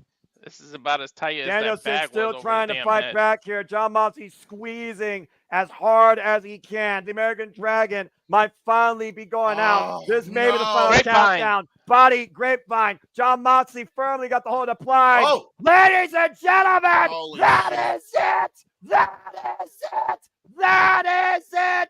Brian Danielson, career is done. John Moxley wins. Holy shit. Wow. It took nothing. It took no interference. It took him to go to sleep. John Moxley, now a 4-time AEW World Champion and the full-time professional wrestling career after 24 years of the American Dragon Brian Danielson. I think It's it just over. hit Moxley himself, Noah. Yeah. And a bow by Moxley. It's like Moxley he didn't said- want to. Moxley said he was going to give Brian Danielson a warrior's death in the ring tonight. Forged in combat. The final encounter, the final countdown leads to John Moxley once again, I'm getting AEW emotional. World I'm getting Champion. emotional. It almost looked like that wasn't supposed to be the finish. Oh, man. Oh, wait a damn minute. Hold on. And Pac, Shafir, and Claudio coming down. I'm not sure if this is a celebration or a eulogy. I don't know. Who But knows? you got to get the crowd in Washington. Daniel Bryan's celebration. Damn it! I knew I should have picked Moxley. Claudio Castagnoli with a duffel bag, putting What away the the hell? AEW World Championship. Is he gonna debut a new title? I don't might. know, but one thing's for sure, dream over. Brian Danielson's career is done. He's reading a eulogy. What? Oh no. Oh no, paperback. Oh Jesus! No, not again. No, Not again. let's get security. Let's get police. Let's get the SWAT team out here. Damn it! Let's get the entire roster out here. Willie and Darby Allin are here. They're rushing over. Thank Christ. Thankfully, thank Christ. Someone with some respect for friggin' Bryan Danielson. Beyond the fact. Stopping John Moxley from using that damn bag. It's not over, I'm telling you. Oh, no! No! Wheeler Yuta, you little fucking bastard! No! No way. Holy God! What the fuck? Holy shit. Wheeler Yuta just used his own motorcycle knee to take Darby Allin's head off. What is going on? Well, they are the trios champion, guys. What the hell's going on? They're using duct tape to brace Darby Allin away in the corner. I am so lost with what's happening. Was Yuta in this all along, or did he just decide this past Wednesday? I don't know, judging by his look. It might have been a setup the whole time. No, not again. So that Bryan can let his guard down. But it looks like Wheeler is regretting it. Look at his face. Oh my God! They just poured. No, not again. They just poured gasoline on Darby, I think. Oh, that was water. They're gonna light him on fire. No, okay, that was water. Thank God. Well, I guess the true test of loyalty to John Moxley and his cause. No, not Yuta! No! No! No! They woke Darby up with the water so he can see this. Yeah, this is absolutely just horrible. No. There's nobody coming out of the tunnel. What the hell is going on? Well, here comes security, and they're being fended off right now. Holy shit! What is going on? I don't fucking know. AEW's going on. Dude, Danielson's getting murdered in front of a live crowd right now. What the hell's happening? Darby Allin's helpless to see this. And Private Party now trying to get involved. This is getting bad. This is getting really fucking bad. This better lead to somebody rescuing him. Jeff Jarrett's trying to come in. They're stopping Jarrett. They're stopping everybody. Dude, they're on a damn rampage. Finally, the bag is off. Guess what, guys? Think about what this is reminiscent of. A hostile takeover. Yes, in other words, an invasion. John Moxley been speaking to Riddle saying, "This is not your company anymore." Holy shit! No! Not the freaking chair over the neck. No! Damn it, Claudio! No! They're gonna make sure that Bryan Danielson stays away from wrestling for good in every capacity. No! For the love of God, someone get out here. You got the title. You got the company. You beat. You got a locker room full of faces. He just kissed him goodbye. On a chair across the neck. He just kissed him goodbye. This is uncomfortable. This is uncomfortable now. WrestleDream is ending with a new nightmare for AEW. And it's being led by John Moxley. There's more than 4 faces in the damn back. Can somebody come out? I'm saying. Yeah, now we got the whole freaking out. Yeah, that's what I'm saying. There's Adam Cole, Daniel Garcia, Orange Cassidy, the whole locker room. There's Mark Briscoe, the conglomeration in tow. You can come out before the damn stomp on the chair? Yeah, that's what I'm saying. What were you doing? Wiping your ass still? Well, damage done, and damage probably that Bryan Danielson will never recover from physically, but more so maybe emotionally. At first betrayed by John Moxley, now betrayed by Wheeler Yuta. They're trying to free Darby Allin in the corner. John Moxley and his crew now in possession of the AEW World Championship, and Bryan Danielson seriously needs some fucking medical. Noah, if he didn't need surgery before, he damn sure needs it now. Well, John Moxley said that he's an addict. He's going to make sure that he brings daddy home to the family permanently. I think that John Moxley and crew just succeeded.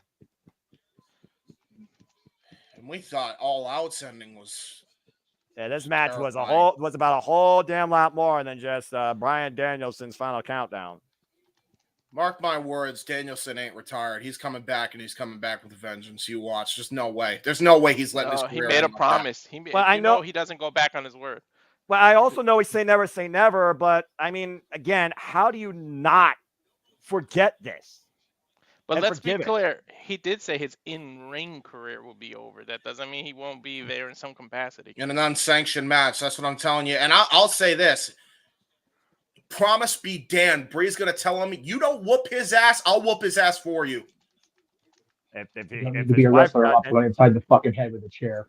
if his wife doesn't, I mean, the entire AEW locker room might. Orange Cassidy's face says it all. Look at the emotion on him. You Well, know, that's what I'm saying, man. we Like, follow this. I've followed this company for 5 years. I've seen some crazy ass shit. I've had some emotional highs and lows. This has got to be one of the heaviest emotional lows I've ever seen for a wrestling pay-per-view ending. Thank you, Brian Chance, ranting out why the career may be over, but honestly, it might be more than that. You might not see Bryan Danielson again. yeah, they're unscrewing the middle turnbuckle. That's how serious they're taking this. Like, Look at Darby's face. He was there. Oh Couldn't my do anything God. about it. Is Jeff bleeding? dude, Jeff Jarrett Jeff got cut bad. Jeff Jarrett got did. screwed up by Claudio. And This is gonna be some far-reaching shit. they've got to be very careful here. I know a lot about this business. We talk about in certain terms and certain words, but seriously, Jeff, I mean, God bless you, man. You've seen more stuff than I have, and I've literally honored wrestling history with you. I know you're speechless at this point, but Toys Body's been involved in this business for 50 years. What do you say after something like that? Dude, this is a scary sight, man. Like, Well, why that's how we go off WrestleDream? the air. Imagine WrestleDream what ends. JR is going through, guys. Yeah, well, yeah. Again, what's everyone? JR, Shivani, Excalibur, all of them. Us. Well, that being said, to your point, guys, WrestleDream ends with a new nightmare. John Moxley, I guess, owns AEW. What the hell happens next? And Brian Danielson, thank you for Walter Cruz, James Hebert, and Jeff Meacham. Thank you to the Studio fan base for tuning into our coverage tonight of AEW WrestleDream. I'm Noah Foster. We'll see you next time. Stay tuned for the Saturday Night Shenanigans hosted by JJ Williams. Thanks for tuning in. That locker room better not let Moxley and his crew in the damn arena Wednesday. This is one pay-per-view that I think you don't do a post-show media scrum.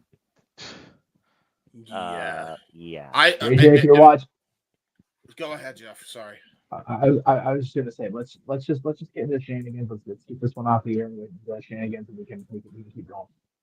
Yeah, we'll see you guys on the flip side. Tune in for Saturday Shenanigans on all the channels. We can do the flippity flip on the other stream. Yeah. All right. Damn. Whew.